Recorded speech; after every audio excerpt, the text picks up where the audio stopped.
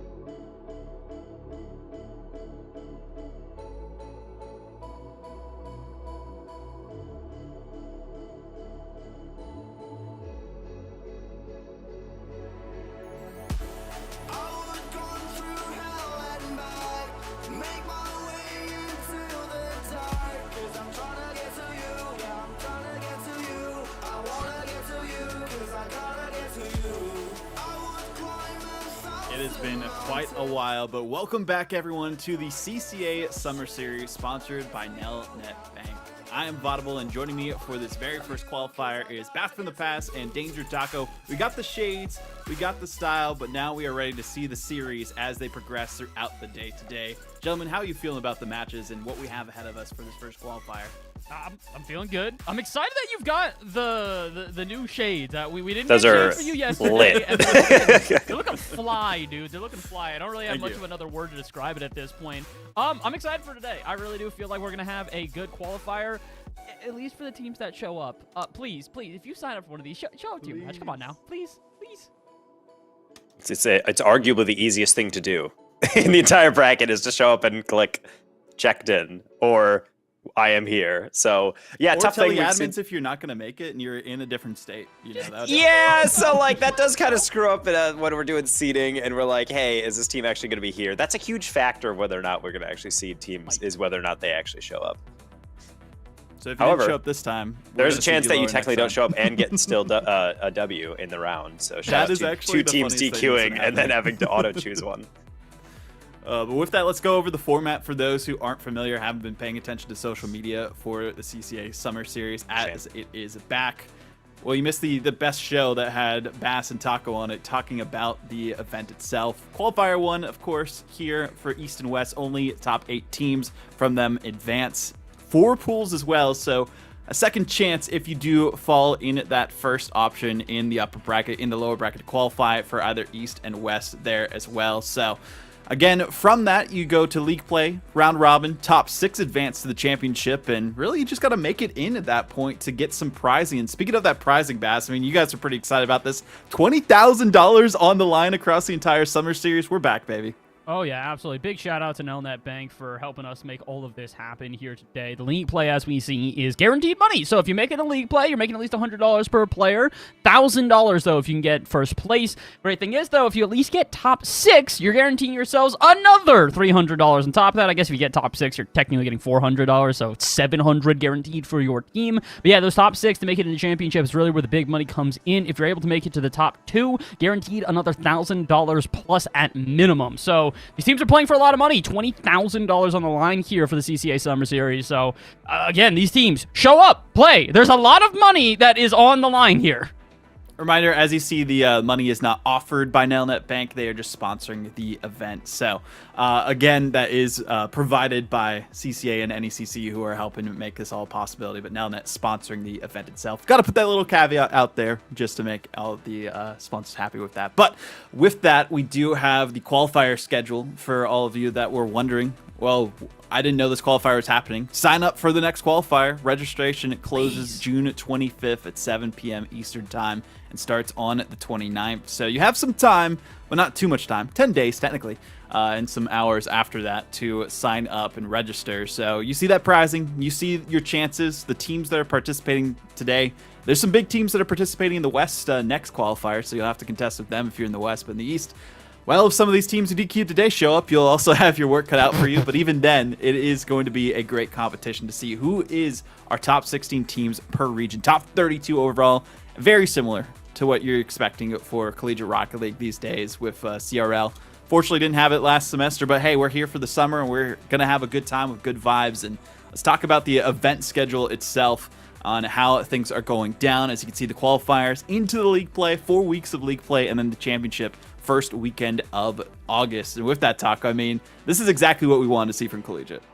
Yeah, and being able to actually get something that's elongated, not just a singular tournament that takes place in one day and then it's done and then everyone's like, cool, and then we can debate about it. No, this is something that we actually get to see some sense of consistency from. Obviously, you have to play qualifiers. Sometimes we'll see them two qualifiers based on results, and then we'll be able to actually launch in a league play, get an actual championship. We get absolutely every single aspect of, I would say, these elongated formats that people know and love. And honestly, love to see league play back. I love round robin format. It's like my favorite thing to do, to be able to create storylines and be able to see arcs that teams take off on. So to see it back, it warms the heart. That it does, and we will see a pretty good series starting off here as well. We're just waiting for the teams to check in themselves. We can check out the bracket while we are waiting for that too. Our first matchup, of course, in Pool 1 is going to be Davenport versus USM. This isn't Cam playing, by the way. If you did watch the recent Champ League podcast yesterday, we were talking about how he was picked up by Davenport University, but it is Balti, Brock, and Tater, which is still a very strong squad. We expect to do well in this qualifier. I mean, Bass, what are your expectations for this series, but not even just the series, what we're seeing so far? Also, got to shout out Florida State University. They are doing better than we thought they would. Fisher, got to give you a bit credit there. Fisher, we got to give credit, but I also want to take as much credit away from Syracuse as possible.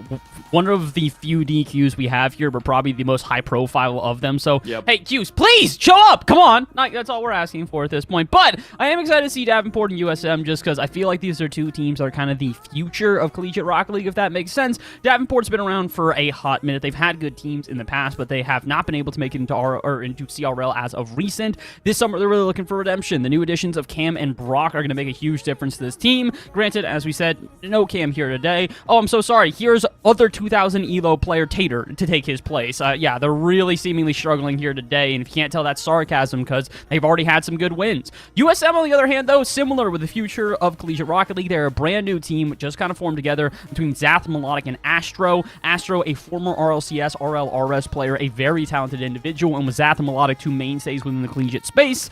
Yeah, it's a good team, so I'm hoping they do well today. I really do feel like both of these teams have a chance to make it out of this group, especially, as we said, with Syracuse not being in this group anymore. Yeah, I'm curious to see who exactly is going to make it through, as you were mentioning their Bass. I mean, Davenport, USM, those are kind of big names that people were thinking would make it through if some of those other teams weren't doing as well as we quite expected. So this is going to be a really good match to determine the pecking order between these two teams. On if it's close at all, then you can kind of flip a coin on who's going to probably qualify after Northwood.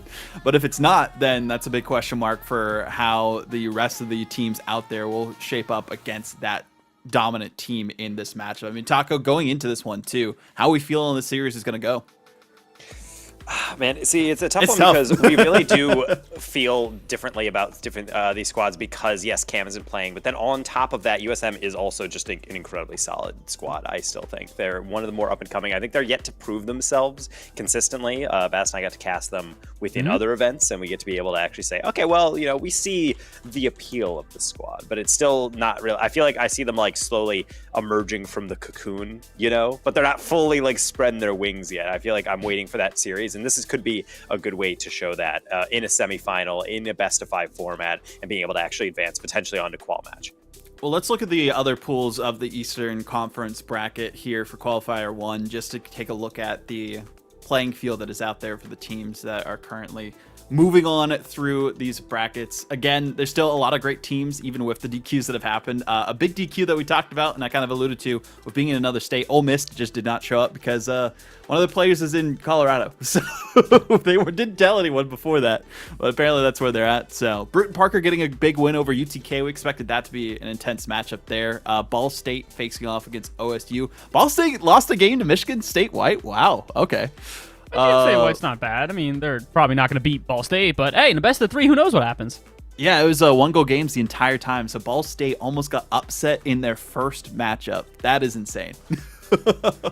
I don't advise they try to do that again. We've already seen teams at the top of the East be kind of vulnerable to wins against teams that you wouldn't really expect it from. I feel like today is kind of just going to be more fuel to the fire at this point because we're having a lot of these top seeds, like we mentioned, either not play to the degree that we are expecting them to, or they are getting DQ'd out of the event. We haven't really mentioned it yet, but when we get to Pool 3, there actually is a top team that did not DQ, but just straight up lost. That has kind of shocked the entire East. Yeah, we got to take a look at Pool 3 here. I mean, I'm sorry, Seb. We were expecting big things for UDEM. And then Conestoga, who is also Canadian, so, Canada did technically get a win there.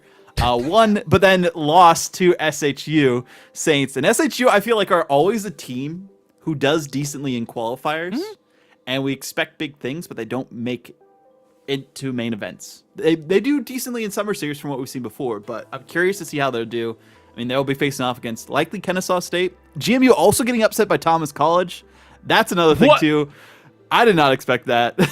Oh, GMU. They do this to themselves. They always do this. Yeah. Every year we have faith in them. We're like, yeah, this is the year. Jihan, what are you guys George doing Mason got this, and then they just take a weird loss you don't expect. Again, this is also coming before the expected loss for them, which is supposed to be against Kennesaw. Yeah, so losing a round early and not taking a single game off of Thomas College is not a good look.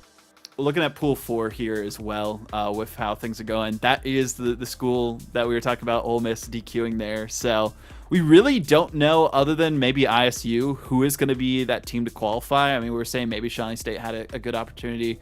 Stockton's also out there too. University of Toronto, Western Michigan, they have a chance as well. But even then, I mean, it's anybody's game at this point with Ole Miss out of the competition there, Taco. Yeah, being able to not have one of the top seeds in your group be able to show up, then that's obviously a huge boost to you because that means your bracket just got about, I'll say 25% easier, just because there's also, with only 4 pools, way more talent per pool, so you still have to fight it out. However, this is, again, the thing I like about Summer Series. Typically, with the differential in sign-up, some of the teams kind of spreading out whether they're only available for Qual 1 or Qual 2. I feel like this is really the window for these teams that were waiting for those moments to kind of show how good they can be to actually qualify in, because CRL, I will say, has always been incredibly cutthroat with only one person per pool, and the pools are like 3 times as large, so it's like a marathon combined with just like gladiatorial combat, trying to like punch down on every single person just to be able to come out on top, and sometimes that's a bit too hard. So anyone at Ole Miss's pool is really just kind of like putting their hands together and saying, oh gosh, my prayers actually got answered, let's go. Yeah, that happens all the time with qualifiers too. There's like a team who gets upset or doesn't show up or something goes on. Their refrigerator's running and they got to go catch it. I mean, there's so many different things that can happen to these teams. It's funny. We're talking about Syracuse and them not showing up for their matches. Kababy on that team responded to a tweet 8 minutes ago. So something's going on there. Maybe one of the players just wasn't available. They weren't having their main roster too, right, Bess? So maybe that's why. And maybe another player just couldn't show up at the end too. I mean, at the end of the day, the thing is just that if you do know that you're going to have these sort of issues, if you're not going to be available for it, just let us know. There's no shame in not signing up for the first qualifier if you're well aware that you're not going to be able to make it and to play for the second. Good examples of that. I just spoke to UNLV yesterday. They said, yeah, we didn't have one of our players. We're not going to play with a sub through the first qual. We'd rather go through the second one. Same for Maryville. They didn't have one of their players available. They're going to skip the first qual, go to the second one. All of these are understandable and okay because they recognize we'd rather play with a full squad and we think we have a good chance of making it when we have that, versus if you are a team that is not going to show up, that is not available, and then we seed you really high, and then all of a sudden your group doesn't make any sense. You see where this is the issue, where this is going? So for the teams at this point, again, it's not a bad thing to, not show up for one of these events. We just need you to tell us ahead of time, because otherwise we get some weird brackets where, again, right now we've got Mount Aloysius College going up against Western Michigan in the quarterfinals. That's not the expected matchup. We should see Ole Miss there. So, again, just let us know. As long as you let us know, there's no shame, there's no issue with this. It's just a bit frustrating when we get into the day, and I think, 6 teams out of our top 30 seeds have DQ'd at this point? Yeah, a lot of teams have had issues with that, so it is what it is. Maybe scheduling issues. I know a lot of it we've seen in the past is just players staying up late and then not waking up. But, set an alarm. Have your friends call you or something. Maybe your roommate be like, hey, just wake me up at this time. There's so many different backup plans you can have for you to actually show up to your match on time. So I'm curious on what that is. But looking at Pool 2, that is the pool of death from what we have seen. I mean, Sino in the chat was saying that like Bruton Parker had to beat UTK, then they have to beat Ball State, then they have to beat likely Durham Lords or Akron Gold to qualify in the upper bracket. And even if they don't, they still have to play those teams in the lower bracket too. So that is the pool of death certified here, Taco. Yeah, I think it's kind of tough to be able to truly fight through all these teams because everyone's like, oh, well, if you have the Northward bracket, that's the pool of death at the number 1 seed. It's like, yes, but at the same time, I think it's more just about the density of how close everyone is at the same level. Like, yeah, it's one thing to have a really good team, but obviously Ball State is that standard. They are the national champions and a national championship runner-up from this past semester for a reason. But yeah, Bruton Parker definitely just kind of sighing, having to be like, all right, well, UTK is kind of like a slightly lower-seeded team. It's insane. Durham is also a team we're waiting to see. Are they actually going to send? In fact, Durham is actually still not done with their matchup, which is a best of 3. It's gone 22 minutes against East Tennessee, which is another team that we seeded pretty high. That's all like 2K players pretty much. And then they only have to go on if Durham wins that. And they get to play Akron Gold, which is another really high level team. So yeah, some of these groups are actually ridiculous. And I promise they're all actually really well seeded. It's just that there's only so many teams to spread around. Eventually they're going to get crammed in somewhere. Yeah, and this is the pool we were talking about, Ole Miss, how they DQ'd there, as you can see on the screen now. Again, exclamation point bracket in the chat if you want to pull up the actual bracket itself. But still, curious to see how Shawnee State will do against ISU. I saw you posted the result from your former team that you coached. USF took it close to ISU in that bracket. Weird game, I gotta say. Weird game. Yeah, it is really weird. It was a 2-0 victory for ISU, and then a 5-0 victory for USF, and then unfortunately, apparently an 8-2 loss in the game 3. So really wild swings in that series, but ultimately, yeah, that's just how quals are. That's what the lower bracket's for. That is what the lower bracket's for. I will say, still, none of these are the most surprising result. Guys, we've asked for 18,000 years at this point. University of Toronto actually showed up, and they're actually playing to the level we thought they could. Beating Stockton, they've made it through now to the upper semifinals. To the winners realistically, realistically, with Mount Aloysius and Western Michigan being the teams that they're expected to play with no Ole Miss in this, there is 100% a world now where they qualify through this bracket. This is why I said yesterday on the Champ League show. By the way, follow Champ League show. But they when we were talking about this on the show yesterday, previewing this bracket, I'm like, I still think at the time Ole Miss and Illinois State should qualify, but very strong and very close third to that is University of Toronto if they wake up and don't just DQ, because they're notorious for that. And what do you know, potentially one of the best Canadian teams, maybe outside of Durham, is actually making a run here. Next time we just got to put like dark horse in quotation mark teams afterwards just to cover our bases. They won't show up if we do that though. Like they won't be here if we tell them to, fair. You know? You know, maybe Ole Miss were scared because they thought we put a power rankings out instead of an actual qualification list. But anyway, we're still getting this match set up. Players complaining about ping. I'm going to call them out on it. I don't care. Because they are prima donnas that are playing in a qualifier, and they want to make sure that they have the best ping possible, that they have the perfect incline on their chair and are as close to their monitor as can be. Yelling down at their mom because they're all at home right now from college. Exactly. And saying, Mom, I told you the AC stays at 70 degrees. And then she's yelling back like, hey, I'm not paying for it. It's going to stay at 73. And it's a whole mess. And like someone's watching like a streaming service on the same like network that they're on, so it's actually their fault. It's not the servers. I will say for the players, we're not just like being casters. How dare you complain about ping? But we have all run enough broadcasts where nothing's more frustrating when you finally get everybody in the lobby. Yep. Everyone's good. You start up a game, and then a player's like, "This is unacceptable," and it turns out they're complaining that they have like 45 ping as compared to like 30, and you're like, "Oh, but I get it. This match is super important for these two teams because Davenport and USM, those are the squads we're expecting to potentially be that number 2. I mean, GVSU is another one out there in this bracket since no Syracuse as well.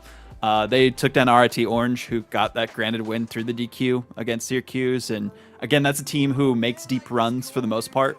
but usually struggles to qualify for CRL.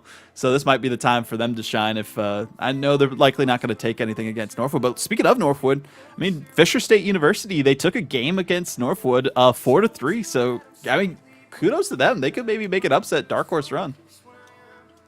I mean, look, at this point, there's a lot of dark horse runs that I feel like are viable, but the big thing people got to remember is that it's not just making it to the winter finals that's going to make it to where you qualify for this. You need to do that, and then after that, you need to go to the lower bracket if you lose, and then beat whatever team has been going through their lower bracket run to then qualify. So again, making it to the upper finals is very valuable. I don't want to take that away from any of the teams that are seemingly on track to do so, but you got to keep that momentum. Just getting some good wins in the upper bracket is not going to be enough. You need to make sure you keep your mental as you go into the lowers, because you've got 2 chances to qualify for league play. You cannot fail both of them, or there's not really much of an excuse.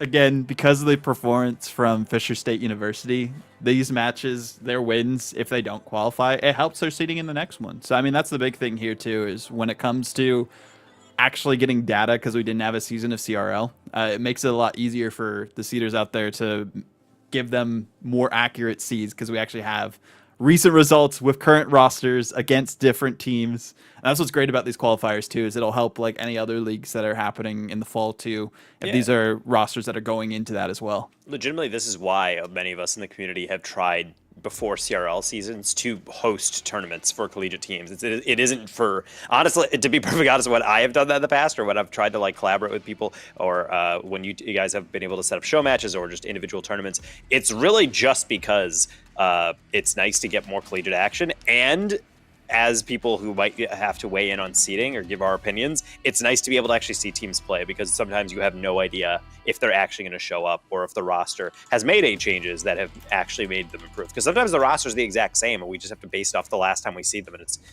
pretty tough to see that.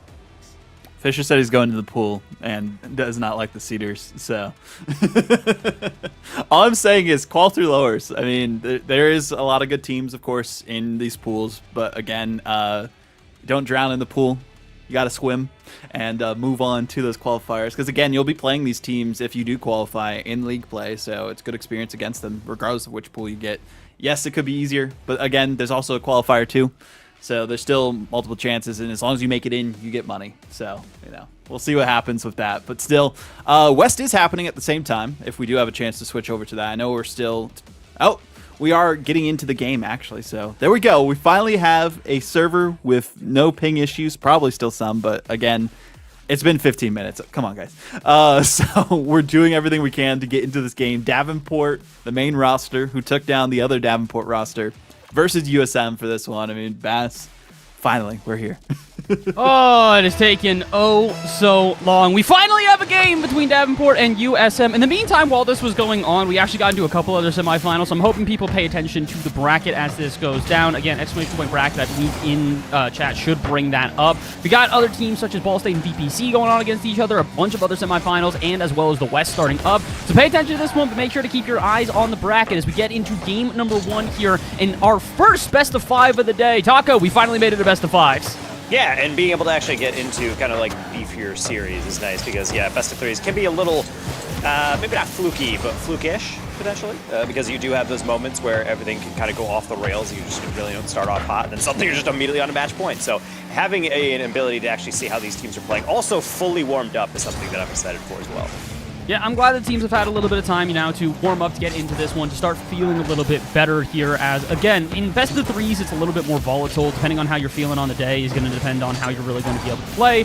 But if you're able to make it into a best of 5, you at least got a little bit of buffer room here, which I think both of these teams are going to be pretty happy about, especially USM, if they can start off strong. The rebound, though, completely intercepted, and Davenport will escape. Being able to, again, kind of show off really their chemistry is what I'm waiting for USM. Davenport came in as one of the top seeds, and for good reason, because the counters are oh so clean. Bolte able to capitalize. And there's the first goal here, and again, this is why we state that this Davenport team, despite the fact that they were playing with a sub on the day, not a team to disregard in pretty much any aspect here. Bolte is incredibly talented, Tater is incredibly talented, Brock is incredibly talented. All 3 of them have the capabilities to take massive wins here, and you know, despite the fact that they're not playing with Cam, who is arguably one of the best individual talents that Collegiate Rocket League has ever seen, there's still very much a real possibility they make it through to league play here today alone just with the sub. Yeah, I think people always forget, and why I kind of bring it up is like, yes, Davenport is seated slightly lower because they are not playing with Cam, but Tater is still a cell-level player that has played for a while on Michigan Tech before transferring over, so definitely a team that is no slouch, especially when they're just taking all these crazy 50s. Bolty's going to get another one. And it's a 2-0 within just underneath 2 minutes here, and it kind of feels like USM maybe not expecting this much of a challenge, is why you're seeing egos on the side that you're not really expecting. Honestly, overall, Davenport not surprising us, but maybe surprising USM. Again, we really did expect USM to be a good team on the day, not necessarily a team, though, that was going to be able to take down this Davenport team if they were playing like this. They got to step up. We know they've got the capabilities. Now it's time to prove it. See Bolte take it yet again across the side, looking for a hat trick, and that is going to be way too rich of an angle, so therefore that should be wide open for USM, and yet they're going to meet the bar anyways. That one sometimes just getting a little bit too locked in on that shot, trying to power it as hard as possible, but there's a reason why accuracy sometimes is more important. You got to be able to turn on that finesse and place those. I don't know how many chances like that USM's going to get again. So far, they're not getting a chance. They're going to have to restart their offense out at midfield here. Melodic, though, a lot of boost in the tank. Not much he's going to be able to do with that one. And the rebound from Zath, a little bit over-aggressive. Not sure if he had much of an angle off the backboard there, and that's why you start to see all of Davenport swarm like piranhas, immediately going back into an offense. And this is kind of something you and I have criticized about USM in the past when we watch them play, is they're very cohesive. They're great at using these passing plays, but sometimes they're a bit over-eager to use these passing plays. You'll see two players connect on the same pass where they're in too close proximity. Nothing's really made from the play, and it can sometimes just disrupt their offense a bit too much, a bit over-ambitious, if you will, and has now led them into a bit of a defensive stand here as Brock tries to take it off the backboard, flip, reset, to lay it down to a teammate, but Tater's demo means they're going to have to retreat as they do not have numbers upfield. Ooh, Bolte, that's a risky play. I'm not a huge fan of that one, but at the end of the day, I mean, if it works, it works, and be able to advance on forward. And since then, we've had these two goals from Davenport, someone on the fast break, and now we're trying to kind of look into USM. How are you going to answer back? Honestly, the answer historically for USM has just been through Zath or Melodic doing something like that. As I say, the solo play emerges, brings us back to a one-goal game. Well, apparently, as long as you're able to just individually be brilliant, you don't need team plays. And honestly, this is about everything they could have asked for out of Zath. Not only being able to get around the first defender, but faking out the final one with just that little extra touch. That's going to get USM back into this game. With 90 seconds to go, there's definitely a world where they turn this around, especially with a good kickoff. This one going goalward. Is anybody there for the rebound? Melodic puts it high, and Zath can't connect on the third man passing play. USM almost able to equalize here, but they will still sustain some offense.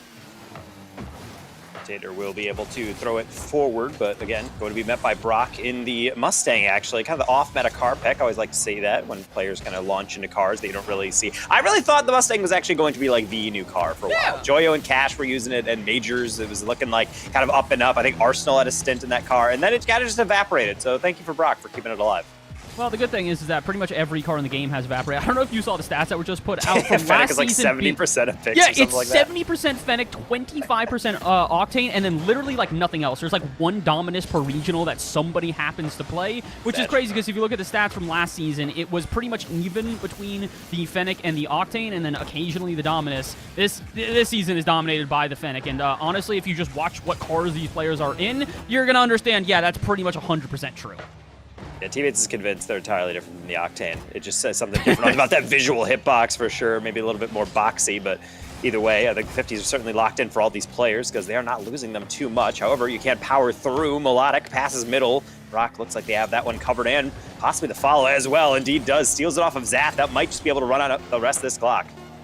Game number one, looking like Davenport's going to take it unless we get a march down the field here from USM, who are keeping this one up. Pass out center, should connect with Zath, but can he do much with it as it goes off the sidewall? Apparently, he'll get it center. Another pass out. Zath keeping it around. Where's the third man for USM? Not there in time. Davenport getting a little bit scary at the end of that game, but still, overall, a comfortable win here in the first.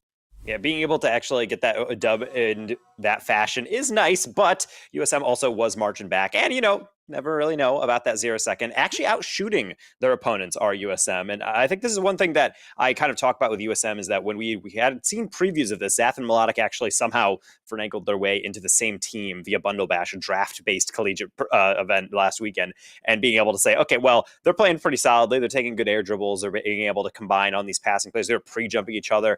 But that doesn't really necessarily mean we know how USM is going to play once they're all back together. And the biggest thing I think you and I have noticed about this squad is that when they do get into a rhythm, they're terrifying. They're probably as good as any really top collegiate team, but it doesn't really matter unless you're consistently bringing that mentality. Otherwise, you just look a little disconnected. And if your gameplay is all solo play, you might as well just be like solo queuing all the way through. At a certain point, you just need to be able to play to what I would say is your peak at a more consistent basis. And that's the issue we have seen many times. Yeah, sorry, the glasses got to go. I am a little bit blind, and if I keep these for too long, we're going to have a migraine on broadcast. No one wants that. Either way, the issue is here is, like you said, is that USM, when they are on, one of the most competent, one of the most powerful teams in all of North America. When they are not on, you can see it. You can see the double commits. You can see the weird passing plays. You can see the team disconnect, if you will. I'm hoping we don't see that during Game 2 because they definitely started turning it around at the end of Game 1. Again, consistency is everything. If this team starts off a little bit shaky, we might have another repeat performance of Game 1.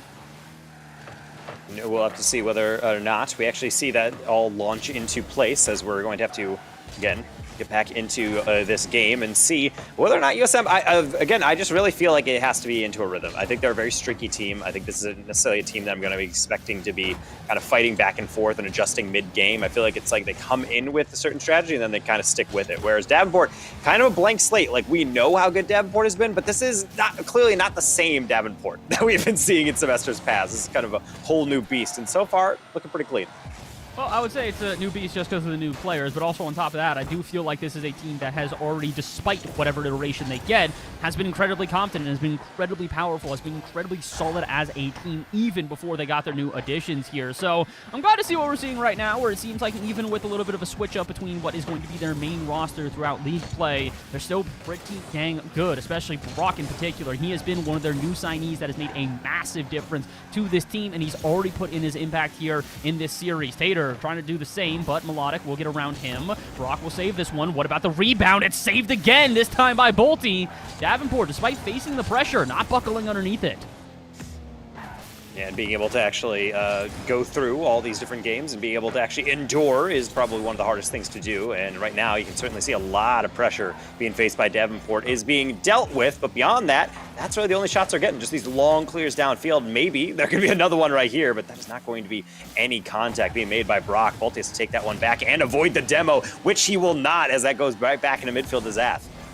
Back and forth so far here. Neither team really being able to gain any traction here on the field. Possession, definitely an otherworldly thing at the moment, as these long balls on either end just seem to be the only thing connecting. That one, a heavy touch off the ceiling. Brock tries to pass it out to, I think, Bolty in the corner, who goes for an interesting touch, does not find it, but will find a demo on the way back as they retreat into defense now. Melodic trying to get around Bolty, cannot. Tater way downfield, which means that this one's a free ball out at midfield, but Astro takes way too much time with it. It's off the bar and out, but Tater saw the same thing I did, which is that USM, we appreciate the solo plays, might be getting a bit too fancy with it.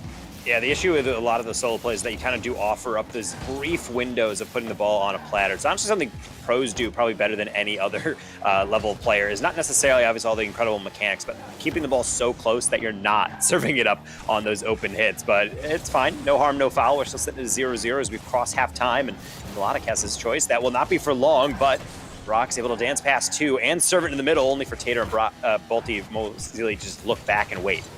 Melodic, let's try again. Let's see if maybe this time we get a competent aerial. Kinda. The flip reset doesn't quite connect, and there's no follow-up, or at least eventually there is. And then it's another double commit. We talked about this. Melodic and Zath both going for the ball, and then no one on defense going for it after. Chaos reigns supreme, and it works out for USM. Yeah, it's a little bit of an awkward one, but sometimes that's actually like the exact mixture you need to confuse the defense, because they're thinking, okay, that's a pinch. We have to defend against this really hard hit across the middle or something. But then suddenly it just goes right on the backboard. A soft lob to the back post, and that can be really hard to read, but that's fine, because when you have a player like Bolty in your squad, you can always get back into it with an air dribble. Zath saw that danger, sniffed it out early.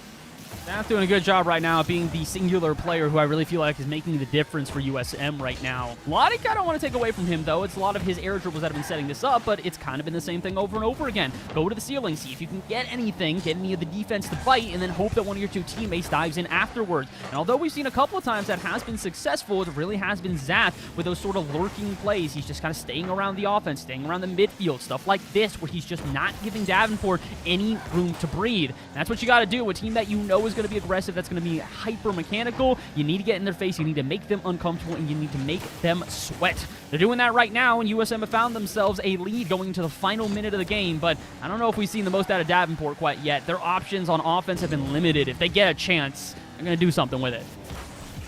Or open net. Shot across, and it was open, except Zath was realizing that, yeah, for some reason we are not on that one, and he will rescue it again, but that's only off the sidewall, which means Bolty, look at that 50, slowing things down, is Astro, and I think for good reason, because now he has a little pocket of space, beats Tater over the top, a flick towards goal. That's past Bolty, but Zath and Melodic both looking at it, they're just too far away. Maybe wasn't expecting that acceleration from their teammate. I got to be careful. We've seen too many double commits out of the two teammates, and it has now led to a goal on the other end. From a huge opportunity on offense to a not great interception at midfield and, well, a lack there of defense on the backboard. And really well done coming in from Brock, being able to air dribble that one, but then also notice how it forces the player on the backboard to not want to clear the ball, risk a deflection. They're just going to try to take a 50 across, and meanwhile, Tater, they're man-marking that play pretty much pixel for pixel. They're going to be following that up supremely well, and unfortunately, USM, all well-laid plans are going to fall apart if they're not careful, especially since you don't really need to leave the door open too wide for Davenport to come barging through. Davenport are a team that you give them an inch, they'll take a mile. Let's find out if they can do that here in the final 10 seconds of the game. Couple of weird plays off the backboard. Melodic, not enough boost to go up for this one, so it's free for Tater. Takes it off the backboard, tries to spike it down, and instead, I think, or not, I was going to say this will hit the ground. Instead, it's USM. March downfield, but no further. At midfield, it will drop, and we've got an overtime here in Game 2. And respectable to be able to bring it to overtime. Not necessarily that USM was completely outclassed in Game 1, but it's got to be frustrating to come in and have some chances, in fact, outshooting your opponents and not being able to close things out. Of course, as I was saying that, I was kind of waiting for the challenge, and it seems like usual, Zath is playing the goal line Maven, being able to get all these savior medals slowly racked on through, but I would love to see them actually escape their half right now. Oppressive 50s coming in from Davenport. Davenport doing a good job right now at using all three of their players in the correct positions, but breakaway play, and Bolty's got no boost on the backboard. Luckily enough for him, Brock will interfere and give him time to pick up some boost, and I think he was trying to make the march down pitch, but immediately challenged, and same with Tater. That means two players, though, from USM are all the way downfield, so numbers advantage going the other way. If they can move in time, though, Brock a little bit slow on the rebound from Tater after the 50, and USM get yet another offense. They need to sustain this, and they need to make plays off the backboard. Davenport, a singular miss, and Zath once again to the rescue. Zath got up so quickly, I thought he pre-jumped from the ceiling at first. I saw the tail end of that one. That is incredibly fast, but also very good comms coming in from the squad mate. USM, they're for real. They're trying to make the run, and a win like that is going to give them a lot of ammunition in that argument. Gotta say, we're not surprised to see USM doing well here. I think the only surprising thing for me is it's definitely Zath with a hard carry, in my opinion, at the moment. The the 2 goals for his team in that game, 4 saves alone. We think all 3 of these players are talented, but a lot of people do look at Astro as probably the leader here with RLCS experience, high-level play at a consistent level for multiple years. But it's Zath who has probably the most collegiate experience out of the 3 of these players, playing for Ball State, making it into CRL with Ball State in that roster. He's incredibly talented, and he's showing here today that if his 2 teammates might not be feeling it individually, they'll make up for it. Yeah, and I think players like that are also really just powered by sheer force of will, and Zath is one of the best examples of that, is that Zath would rather die trying than lose a series. And because of that, you will see performances like that from time to time, getting 2 goals, getting a bunch of saves. He's all over the place, going left and right. But at the same time, he's also still high level enough where it's not just him throwing himself into every challenge. It's him actually being able to say, all right, I need to be able to activate here and be able to cover the spaces that maybe were a little bit lacking in rotation. But of course, that is not a sustainable strategy. Once you start playing against teams that are starting to take advantage of the fact that you might be diving in or maybe not being able to actually cover everything, you're going to start to see those goals go through. We kind of saw that preview with Tater getting that goal off the assist from Brock, where the clear is a little bit mismanaged on the backboard. I think if USM wants to be able to stay competitive in these games, that's the number one thing that they have to watch out for, is being able to not let Davenport create and be able to just slowly take those air dribbles at you, because any fan of the Bundle Bash knows Bolty alone can and be able to completely tear apart your team, much less an entire squad in comms. Well, we've got game number 3 here out of our best of 5 officially underway, and at this point, I'm not really sure who to bet on. Davenport has been playing well, but so have USM, but it's the individual brilliance that has really stood out to us. I'm waiting to see a team plays be a little bit more influential. Not really sure what else to say besides that. We need to see somebody step up. Ulti. Delayed flick. That's over 1, getting past everybody except for himself because he's not able to actually gather that one. Looks like Tater will have to rescue things. One's main with a nice little flick into the corner. Should be something for Brock to think about, but I like that. Absolutely locked on in. Doesn't even go for the challenge, just steals the boost and goes on out.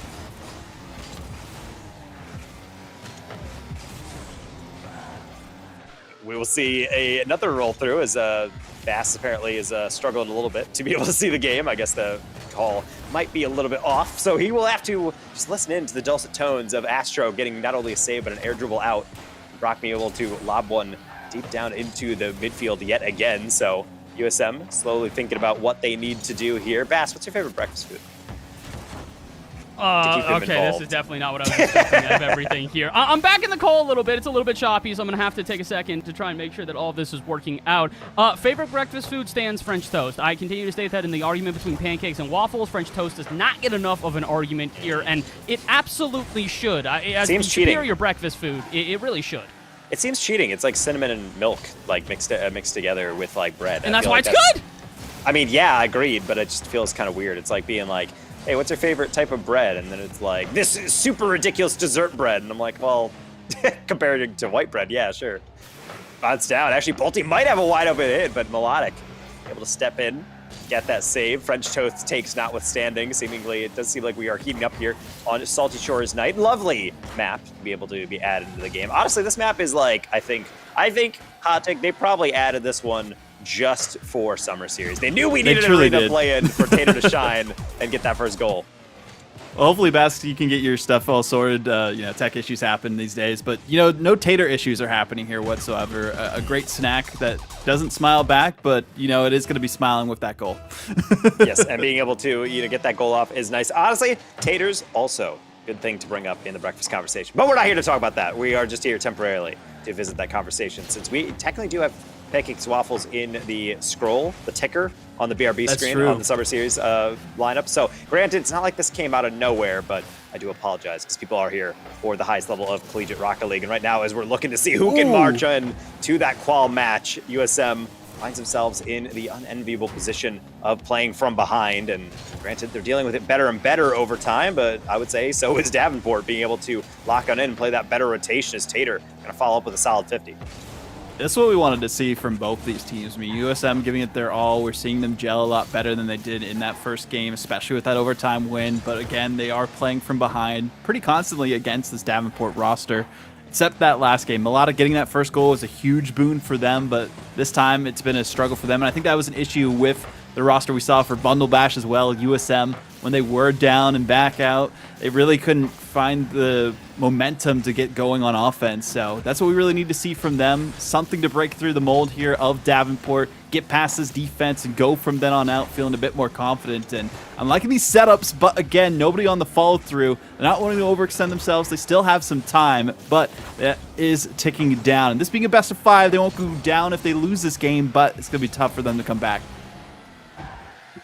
We'll see Bolty being able to catch that one and then be able to slowly take that one forward. And I really do like those feints worked on in, being able to kind of slow down the defense and make them kind of doubt whether or not they actually do have that read in time, which means that slowly opens door for Brock to encroach on this one. A lot of twos play from that guy, and also for a while, usually one of the higher ranked threes players as well. In the top 100 leaderboard, trying to make his impact here on this hard read to the back post, but he's not able to actually tuck it between the posts to be able to extend the lead. He's going to turn back for another 50, but into midfield again we go.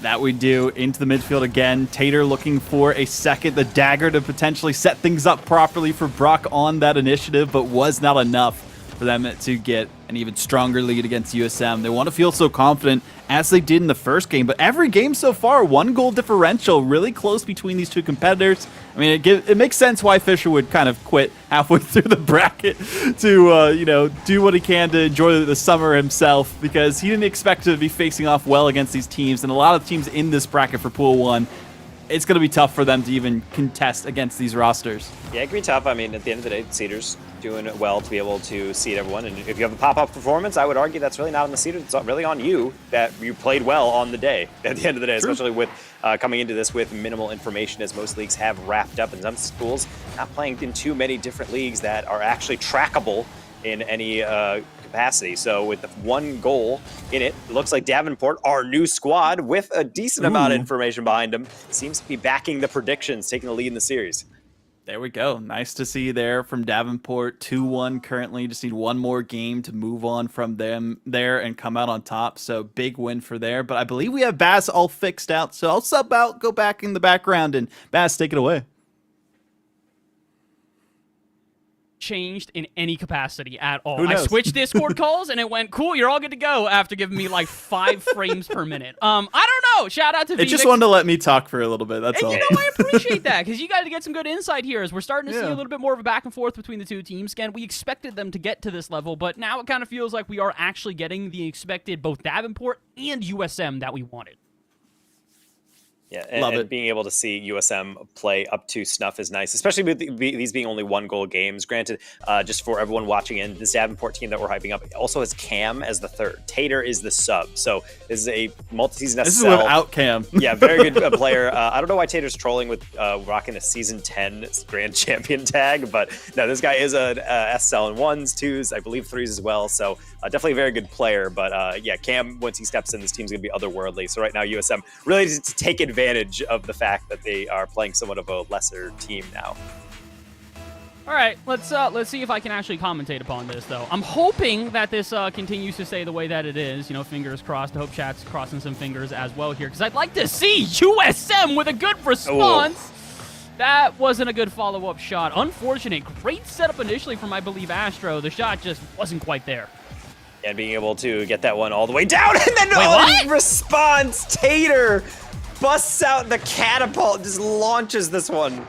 This is a boomer of a shot, but I definitely did not think it was making its way in. But Astro just misjudging it a little bit, thinking that's going to be a little bit less power. And, well, it's 1-0. Davenport on their way to taking a victory here and making it to the grand finals. USM, never mind an immediate response. Yeah, I mean, that's just natural. That's just classic Rocket League. At any level, you are bound to have one moment where it's saying, okay, guys, we're really getting into things. We got our opening goal, and never mind, we're right back to everything. Especially right off the bat. We're not even 30 seconds in. I both love and hate these type of games. Part of me is enthusiastic because it means that we're going to get a little bit more chaos versus the 1-0, 1-0, 2-1s that we've been getting in this series. At the same time, though, we were just talking about the two teams finally playing to their peak, and kickoff goal is probably not included in that. Breakaway plays probably not included in that either, and Brock, as he fails the Psycho, is going to leave his team in a little bit of defense. Tater misses that one, and what happened in between games? It was looking so good when I wasn't on mic. Yeah, being able to actually see some of these teams actually somewhat play up to snuff is great, but then you also have these moments where I think they just get weird. And I think part of it is because teams have to get more experimental. Also, the ice starts to crack a little bit because you have to say, all right, I absolutely have to get this finished. There's only so many wide open shots you get, and really, I think the more time you have to look at some of these shots, or maybe the more time you have to set up or be creative, be able to bust out the true mechanics in the clutch, it can be even more difficult than just playing instinctively, which is why Brock has been a great addition right there. He had a lot of time to think about trying to avoid that demo and able to do it superbly and get the clear, but he needs to do it again. He's going to miss that one. Bolty trying to rescue and use all his boost to escort that one out of the corner. Bolty having a little bit of difficulty. Oh, no! I was going to say on defense, Davenport, despite having a good midfield and offense, it's been these weird challenges off the backboard, and, well, I guess speak of the devil, and they will show themselves. And being able to see Astro just stay in front of that one and definitely see the solid way of staying on front of that. That's exactly why it is an art to be able to take, not necessarily an air dribble, be able to get that delayed flick and be able to stay directly behind it. Because every once in a while, the defense is just waiting for you to slowly throw it away. And when you actually are right next to the ball the entire time, sometimes you just get dunked into their own net. So good job by Astro, keeping their team not only in it, but in the lead. Bolty has something to say about that, trying to combine with Brock, but not really going to be able to fully bring everything together, as I was not sure if Astro had that next read, but indeed he does, and he finds Melodic. Bolty, Boomer out, hopefully trying to get received by Tater, but Zath again gets in the way, and this is where USM made it problematic for Davenport as they just continue to interfere with these transition plays. But this isn't exactly the coordinated offense they're looking for, as 2 dives in a row don't make much contact, and now an offense for Davenport instead. Out to the sidewall, Brock getting the demo and the boost steal, which means a numbers advantage and some room to breathe.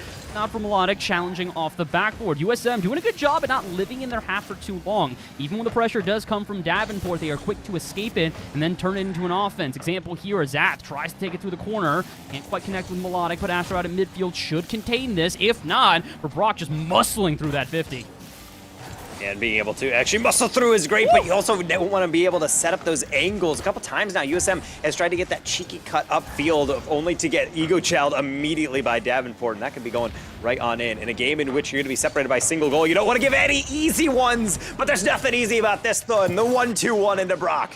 Brock's starting to step up here, and he's not just being the assist master now, although, to be honest, he almost got an assist from that one, too. A 1-2-1 passing play will find all of USM just a little bit off guard, and that is actually Brock's first goal throughout this entire series. Otherwise, he has had assists across the board. He's been great at facilitating, but if we start getting Brock a little bit more involved in offense, this series could be over. And Melodic knows that, so he is going to become the Brock of Southern Mississippi, as some have called him, as of me right now, and only me. But either way, he will be able to step up along with Zath. Astro cheating upfield, maybe a pass down middle, but that bounce was not charitable. It almost just got glued to the corner instead. Brock not able to get a 50 there, though, which means USM now a chance to respond with 100 seconds to go, and a 1-goal ball game just on the horizon. This is a crucial goal for them. That's a tough one from Tater. Normally, that's pretty much guaranteed clear, double it off your sidewall, put up the line, and that is really what it's like to be able to play in this high level of a lobby. You miss one double, and suddenly you just have a laser to the top shelf. That is a beautiful shot and potentially a great way to get us to game number 5 here. USM need to win this if they want to survive. Granted, they do have the lower bracket, but as we've seen, lower bracket can be a treacherous place with a couple of teams dropping down there that you wouldn't exactly expect. And in what we've called the pool of death here in pool number 2, yeah, I don't necessarily recommend doing that. So maybe try to find a game 5 here, as with, I was going to say 75 to go. We could be tied up all over again, but Melodic, a good transition out of his own half. No boost to work with, so this rebound off the backboard will have to be intercepted. But USM now, with a minute to go and a 1-goal lead, if they can hold on to this, we should have an interesting game 5 in store. Melodic able to loft it up and over. Brock has plenty of time to take on this one, but the problem is they didn't really have any boost. They're forced to give it away. Bolty trying to clean this one up. Nice deflection. That's a double commit in the middle. Actually, 3 players up for it. Is that just in on its own? Melodic, how does he get credited with this one? The defense, again, just too shaky here. I hate to keep on calling out Bolty in particular, but it really has been his difficulties on the backboard that have allowed USM to lurk in that front third for so much longer. We've seen wink clears, we've seen captures on the backboard that are supposed to be possession-based that get a bit too far away from the defense, and all of a sudden, USM find another goal. With 40 to go, there's still a chance for a comeback, but it is becoming slimmer and slimmer by the moment. That needed to have a rebound. Brock and Bolty both around in the corner. Neither one of them turn it into a shot.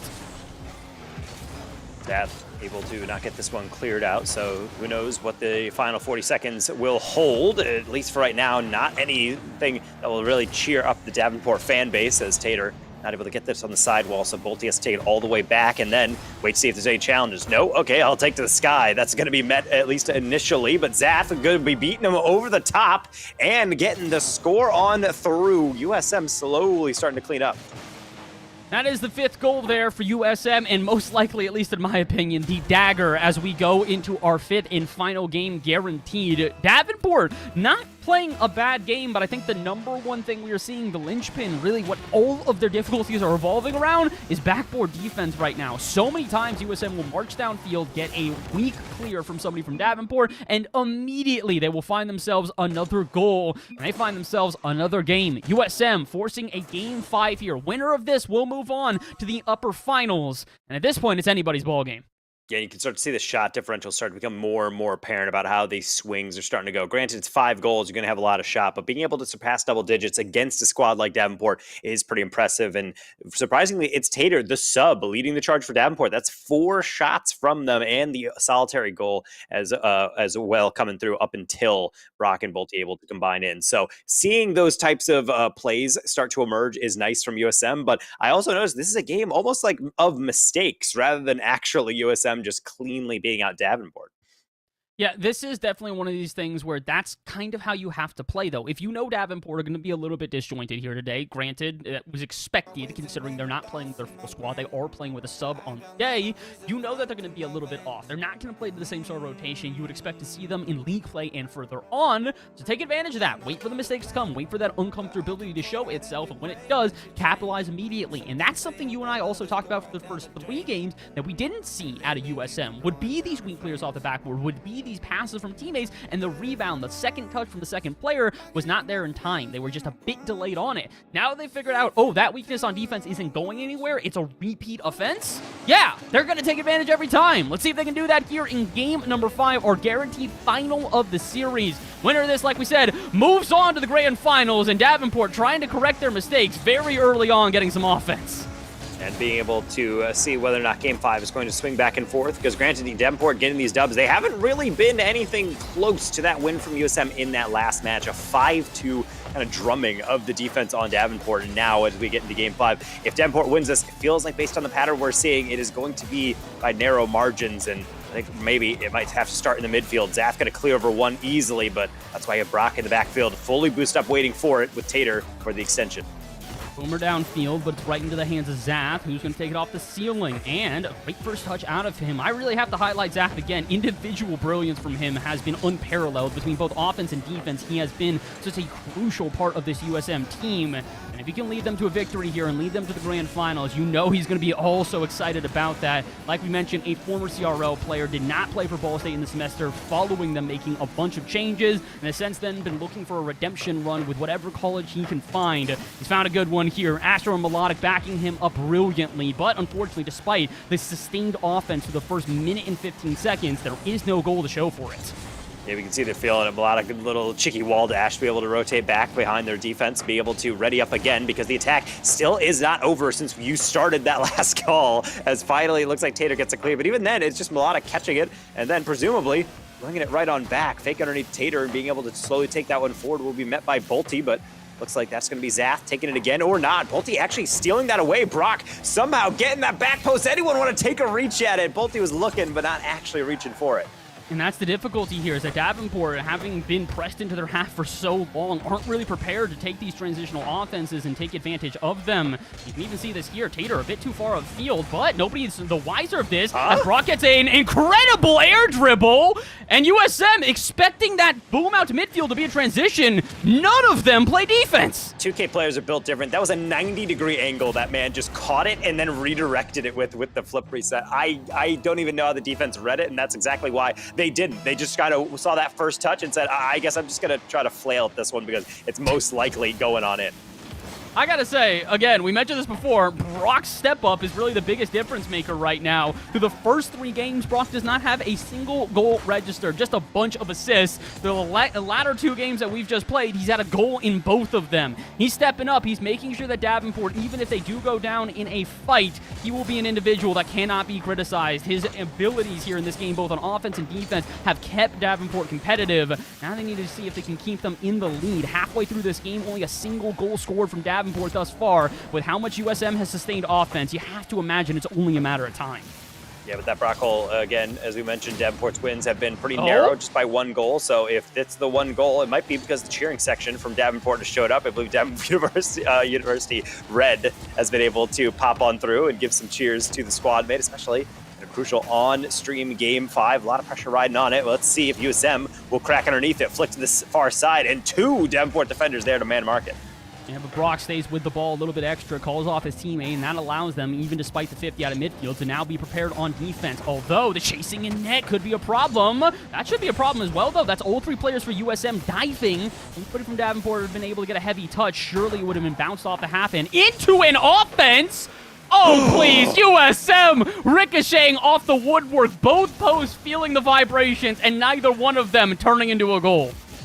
And that has to be a brutal one, especially with Tater, that side flip almost finding its way into the exact top corner of that near side. Dunk from the sidewall, almost going in yet again if Tater had his way, but that deflection this time will be able to escort it to the far side. Brock trying to cook up something again, will flick past one, and that's a difficult catch from Melodic because he has to immediately take a 50 and then try to regain for the second one. It will not happen. Bolte thinking about it, does not go. Fortunately, Brock all the way back to prevent the goal for just flying on in. Yeah, but that's just a shot directly at net, and with the defense prepared for it, all it's now done is give a chance for USM to get some offense, and nothing more. It's Davenport now. They get a chance to break out. Tater with a heavy touch, though, and a miscalculation from two different USM players. I'm going to assume, and I have no reason to believe this, that Melodic called them off and said, I got this as third man.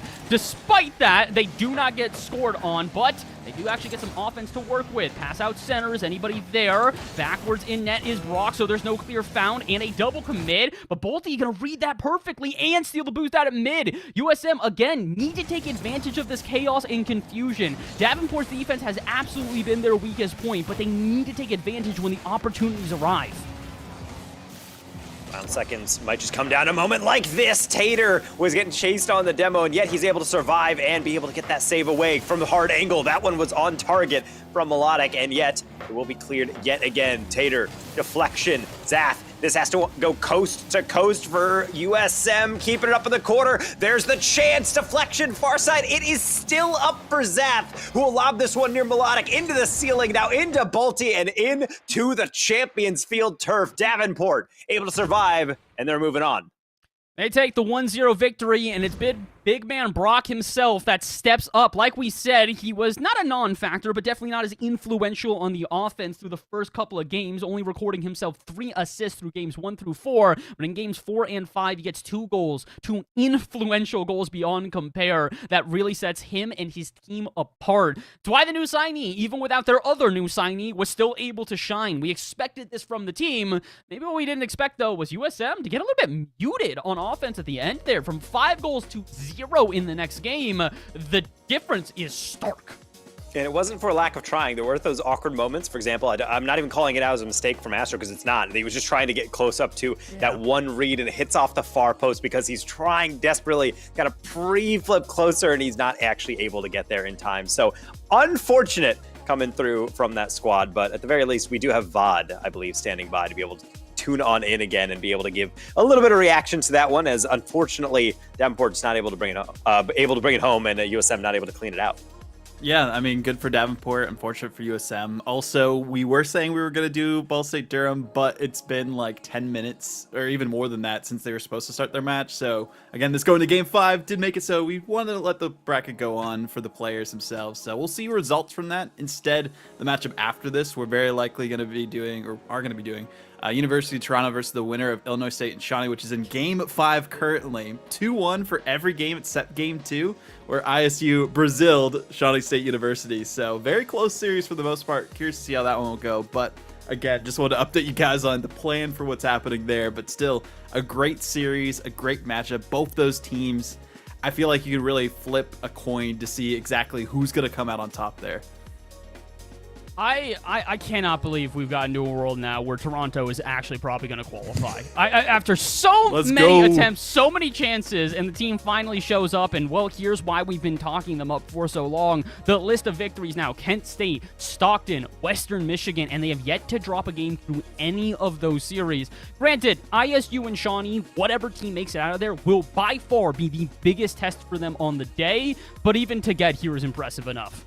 Yeah, let's take a look at the West brackets too while we're waiting for this as well. We do have to show them some love, so we will take a look at them. Again, eventually we'll be going into those matchups after we do one of these winners finals for the East side. But I do have to call out North Texas. They didn't have a single team show up to their matches. They DQ'd out of everything. North Texas has fallen from grace. Didn't qualify for CRO for the first time ever, and then haven't showed up for Qual 1. What are you doing, North Texas? What are you doing? I'm gonna hope. I'm honestly, I wish I could just like log into log into Twitter and be able to see some post that says, hey, unfortunately, every single Wi-Fi network in all of the North Texas campi have been removed. But I also know that most of these players are probably playing from home. So something happened, just a cascade of failures coming in on the UNT side. But sometimes that just happens. So we can glance the West brackets here instead and be able to see how things are working out in these slightly truncated brackets. Yeah, I mean, Boise did take some time to start their match, but they got through it 2-0. Not really surprised there. NAU, a team that we're looking at, we're doing some decent work there. Again, unfortunately, Texas Longhorns, also another Texas team, didn't show up for the matches. CU Boulder, we're expecting big things as well, so they're playing off against Mizzou. Curious to see how that one will go. I mean, taking a look at Pool 2 as well. That has some interesting matchups as well. St. Edwards and GCU currently playing. That's the one that I think we were looking at the most out of the matches that had potential to be a good one for the semifinals, because GCU, heavily underrated from what we were talking about. I'm sorry. Am I saying this right? Did Utah lose to Oklahoma Christian, or not Oklahoma Christian, actually Oklahoma City? And then UNR also lost them. Okay, Oklahoma City. I'm noticing that there are a couple of good teams from Oklahoma apparently here. UBC though, taking the loss that, I'll be real, I feel like a couple of us expected. 6-0 and 4-3. Okay, yeah, so a little bit dominantly. Seb's probably not thrilled about this today. Or maybe maybe he is. I don't know. I'm not sure. I mean, UDM, who he was saying yesterday would be a team that would qualify, lost to St. Clair in the lower bracket without their main roster. So I don't know what's going on over there, Seb, but we do got to talk a little bit about that. Let's take a look, though, at the next pool here as well for Pool 3 for the Western Conference. OC Esports, no surprises in how they're doing. The biggest surprise, though, we were talking about University of Kansas, maybe a little bit of a downgrade while they lost to EA OSU. Ouch. I'm just happy that EA OSU has been standing up. This is a team that has been like one of my sleeper picks, but it's a team that I'm like, until you guys actually make a run in West, I can't truly vouch for you, because it has been a team that I play a lot in ranked. I see them in tournaments. They've used to volunteer a lot for kind of on-air show matches, and they always look pretty good, but when they get into quals, it's like they get like 2 rounds in and then they're like, nah, I'm good. And then they just like peace out and go to lowers and then get eliminated later on. So it's like they're not really making those like matches where we know, for example, like GVSU or GCU make, where they're getting like 2 qual matches consistently. So this could be a chance for them, except they have to go through their top seed in their bracket, Bass in OC. Yeah, and then we got, some good results too. UTA and UTD actually showing up, so they're playing against each other. Actually showing up. So apparently not all of Texas has their internet out. Actually, that already was proven with Taco being here, I guess. Regardless, I do want to see kind of what happens out of this bracket, because it does kind of feel like any of the 4 teams that are currently in the winners semis could end up coming out on top. Granted, True. I do think that there's a pretty difficult road ahead of them with OC Esports. Again, not playing with Chicken for the summer, playing with North instead, and as we stated, probably one of the, I'd say, like more linear changes for a team. To have North as your sub is a pretty dang good sub, and now that he's a part of the official roster, it's just a matter of time before that team gels. I expect OC to make it out of here, but I am impressed by both UTA, UT Dallas, and EA OSU all showing up in pretty impressive fashions. Also looking at Pool 4 as well. I mean, we were talking about this in the production room too. A sleeper team that Taco was saying, keep an eye on Iowa State, 2-0 sweep over Missouri S&T, and it wasn't really that close with that series. So, big wins there, 5-2 and 4-0 for that one for the best of 3. Borrego's also losing to, is it Weber or Weber? I always mix it up, but regardless, Weber State getting a confident victory, a 6-0 in game 2 there as well. So, interesting stuff happening there.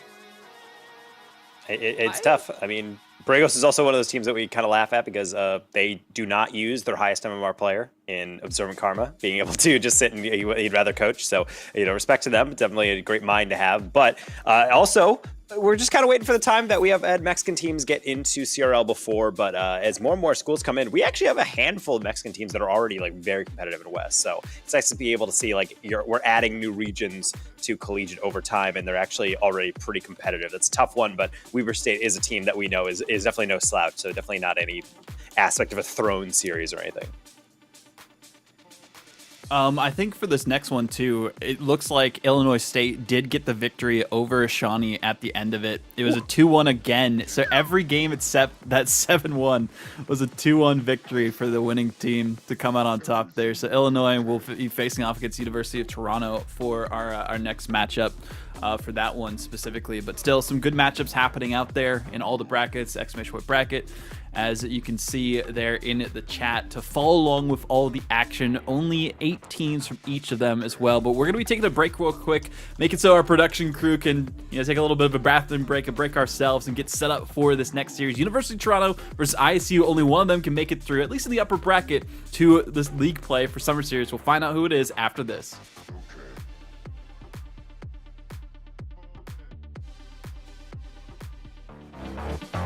Move.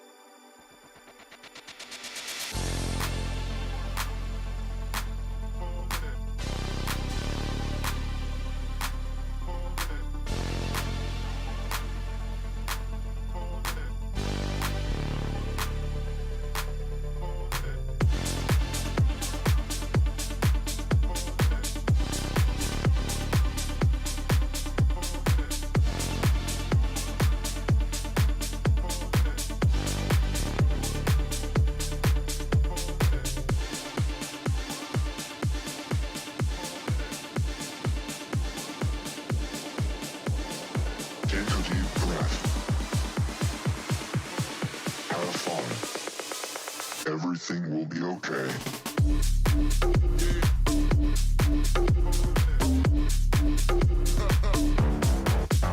Move.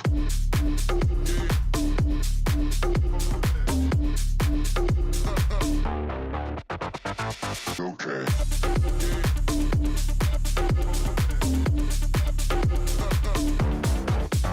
Move.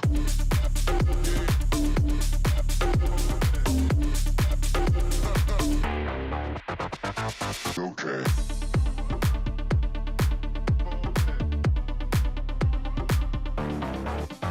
Move.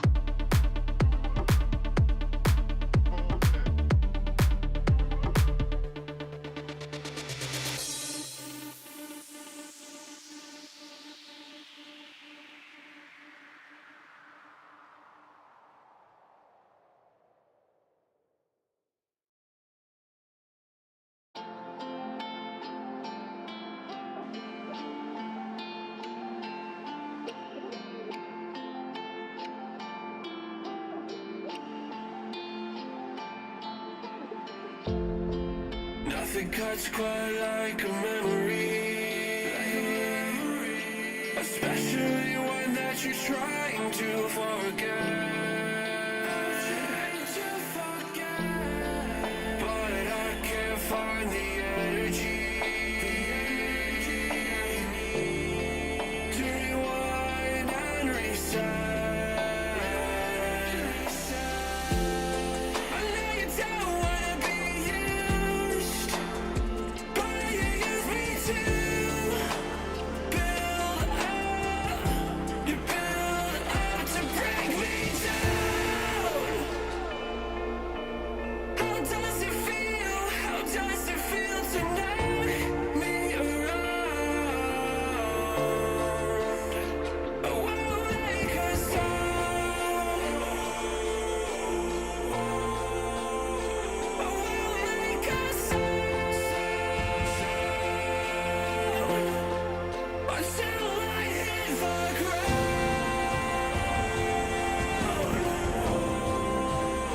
I won't make a sound. So don't shoot me down.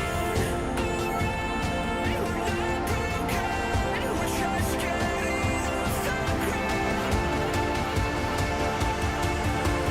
Afraid of the surround.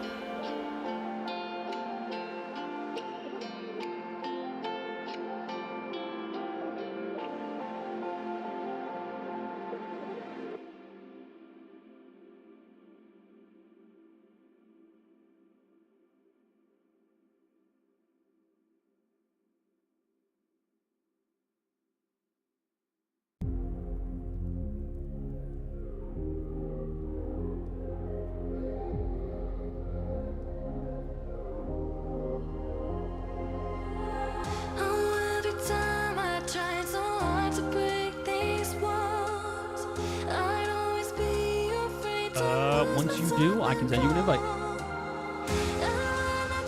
Welcome back, everyone, to the CCA Summer Series, sponsored by Nelnet Bank. We are back after an intense matchup between USM and Durham's in another one. Davenport, there we go, another D team.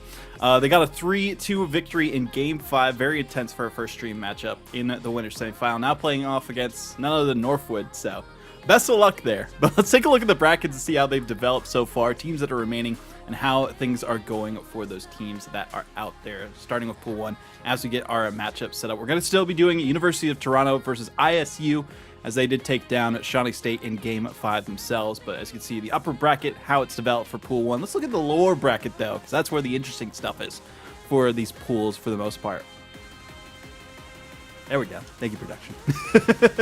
Yes. Slowly bringing it together. Yeah, the lower bracket is where things get really interesting because you get to see whether or not teams actually are just like flailing out. Because honestly, I don't really even mind when teams fall into the lower bracket because eventually you're going to lose. And sometimes you do get a little jump scared by a squad and you're like, oh my God, now I have to deal with, my last life. But I would say Niner Esports Gold in the bottom. They're a pretty solid team we highlighted, but unfortunately they're going to have to run up against GVSU. So again, the bracket of death is also going to be just as deadly in the lower bracket with USM and GVSU and Niner Esports Gold potentially facing off, but not to rule out Florida State by any means either. It's going to be interesting to see how those teams do throughout the lower bracket. Again, I'm curious if Fisher will come back to Florida State and play, or if he's still at the pool. Really curious on how it's going. But let's take a look at Pool 2 as we are talking about the results that are out there. Current matches still going on themselves. We were going to do Ball State Durham Lords, but now they're already like 30 minutes into their matchup, so good thing we let them go. Currently fetching the data for that, it was 2-0 Durham Lords over Ball State, then 3-1 Ball State, 3-2 Ball State, so it might be a 3-1 victory for Ball State if it continues that way. I'm not really surprised with that result. What about you, Bass? No, not necessarily. I think that pretty much everybody expected. The first seeds in almost every group are the expected ones to come out in some capacity. If they don't, it's probably the most major upset. And it's not because that we're looking at this going, oh, the rest of the teams aren't good. It's just the first seeds are very clearly like the best that we have to offer. In both East and West, we've made it to where I would say like the top 8 teams or so are really at a different cut above everybody else.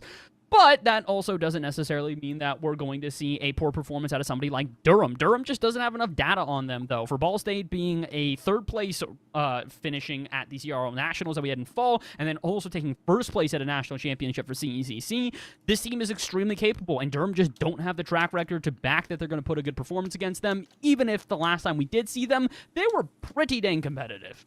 Oh, and Pool 3, no surprise here, West Virginia, 3-0 over Kennesaw. Didn't report what the actual score was. Said it was 1-0 across the board. I don't believe that, but again, could have been. But with the roster that we saw for WVU last time, same roster this time. They won Summer Series. Returning champs are back into Summer Series. No real surprises there, Taco. No, and being able to see these usual teams come on through is kind of nice for consistency. It also shows that we're actually, ready to go and be able to actually get into the next iteration. But I will say the one thing that everyone needs to be aware of is that even though this is kind of like a typical collegiate tournament in which we will be able to see our favorites and be able to see all these players pop off and, really show off what they take, this is also a massive hiatus for a lot of squads. A lot of squads have basically been on competitive like hibernation. So not only is this like a return to form, it's also a way for people to show like what they've been working on and how their individual development has really improved. Well, we got the match ready, I believe, for us. University of Toronto versus Illinois State University facing off against each other. Very curious how this goes. The best chance currently, at least for a Canadian team to make it through the bracket. I know Seb was saying UDM were going to be it, but they lost to St. Clair and Conestoga, so there's still a lower bracket potential for those teams they lost to, but even with that, a lot to ride on this University of Toronto team. They showed up, they're here for the match, they are ready for it, and this is going to be a good one, Bass. I'm excited for this one, but I'm going to reiterate what we've kind of been talking about in between when we had the break and what I've been putting into our production chat. If Toronto lose this, I don't think they qual in this qual at all. I think this is their best shot by far, and it's not only because of the momentum that they have in this upper bracket, but it's because they will not have momentum if they fall to the lower. You know who will have momentum in the lower? That is one of the most terrifying players on the planet if they have momentum, Slayer and Shawnee. We have seen this dude in so many different iterations basically go, Truly. all right, I lost. never again. And he does this frequently. At a certain point, you have to expect it. So for Toronto, I think they have to win here. If they don't win in this best of 5, I don't know if they have as good of odds in the lowers, and I think they will miss one of their best opportunities considering, again, Ole Miss DQ. This is huge for them.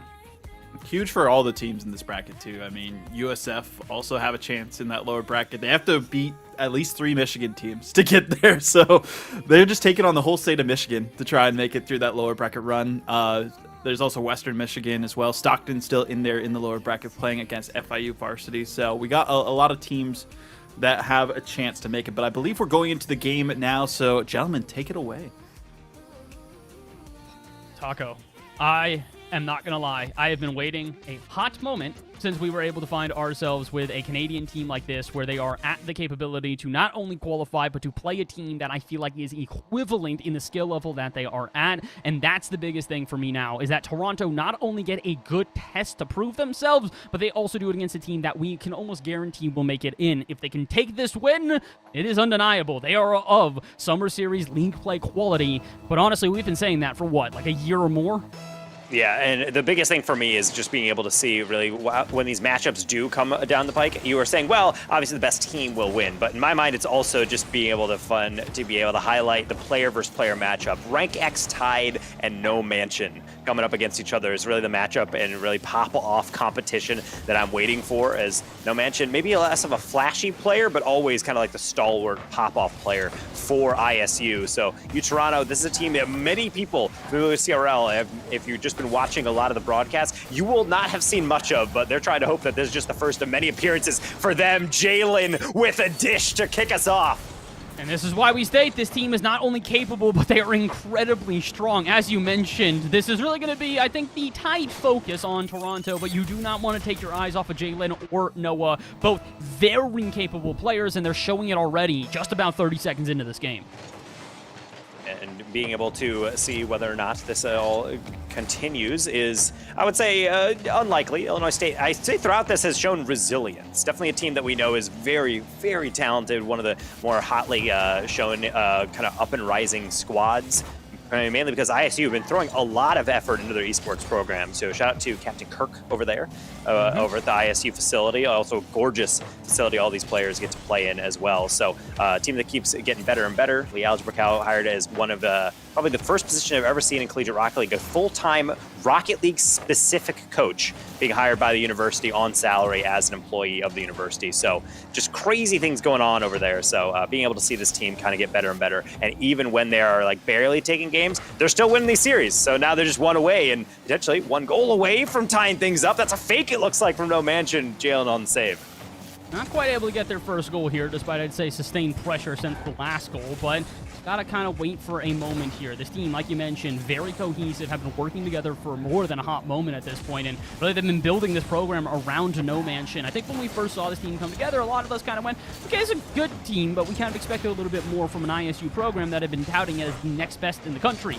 And then very quickly, we all shut up because we realized, oh, no, they are actually that good. There's no way you can criticize this team. The results all across the board have been impressive, but it's been the inconsistencies that have left us wanting more. A good team that takes massive wins, but also takes some strange losses. And a loss here against Toronto wouldn't necessarily be out of the norm, especially considering they've been playing pretty much exclusively offense since the last goal, and they still don't have a goal of their own.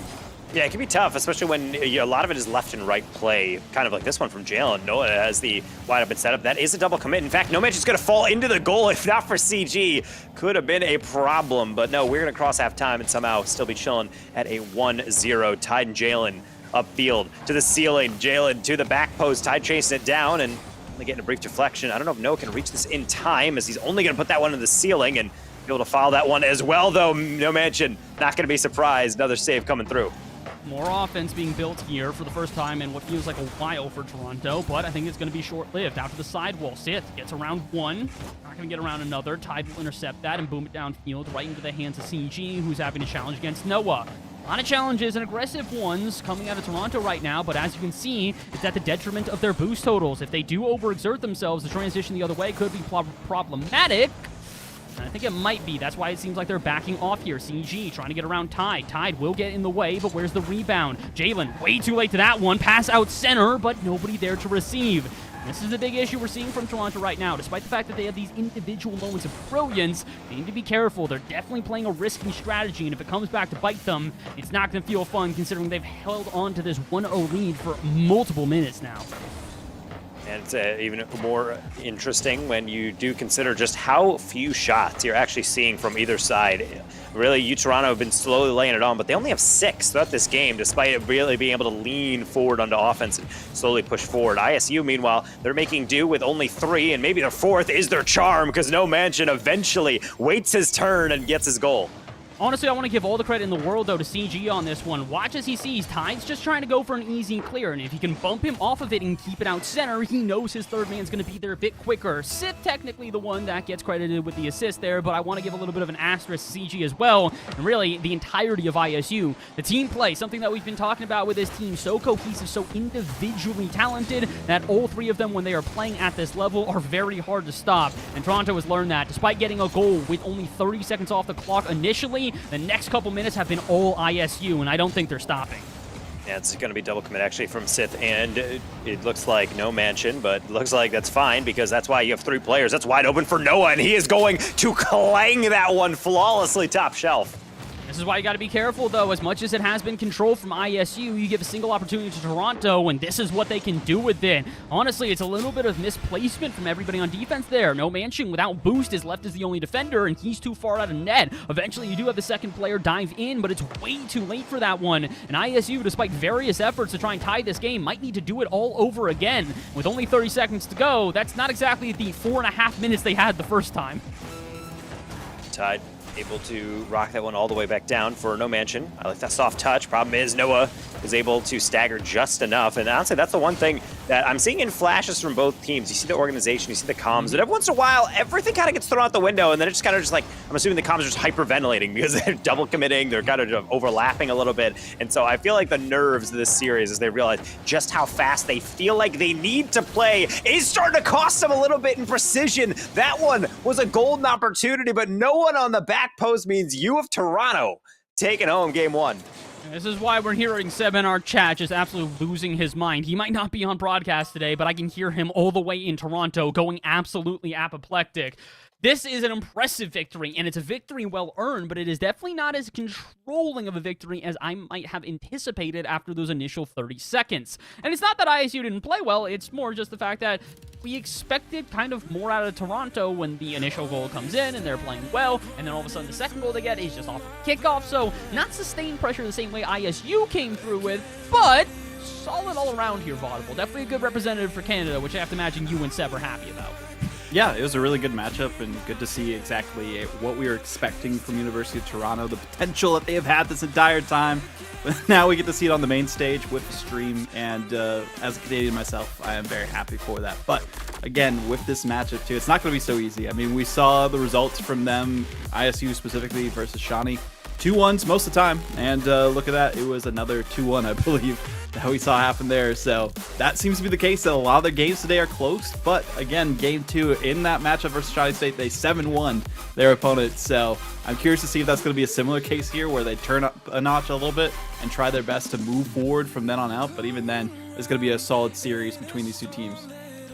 Excited, and I think Vaught, now it's you and I that get to do a little bit of cast in here. As I think we're trying to bring in the Canadian in order for you to be able to talk a little bit about the Canadian teams here. Toronto, trying to do your country proud, but they're only one step of the way there.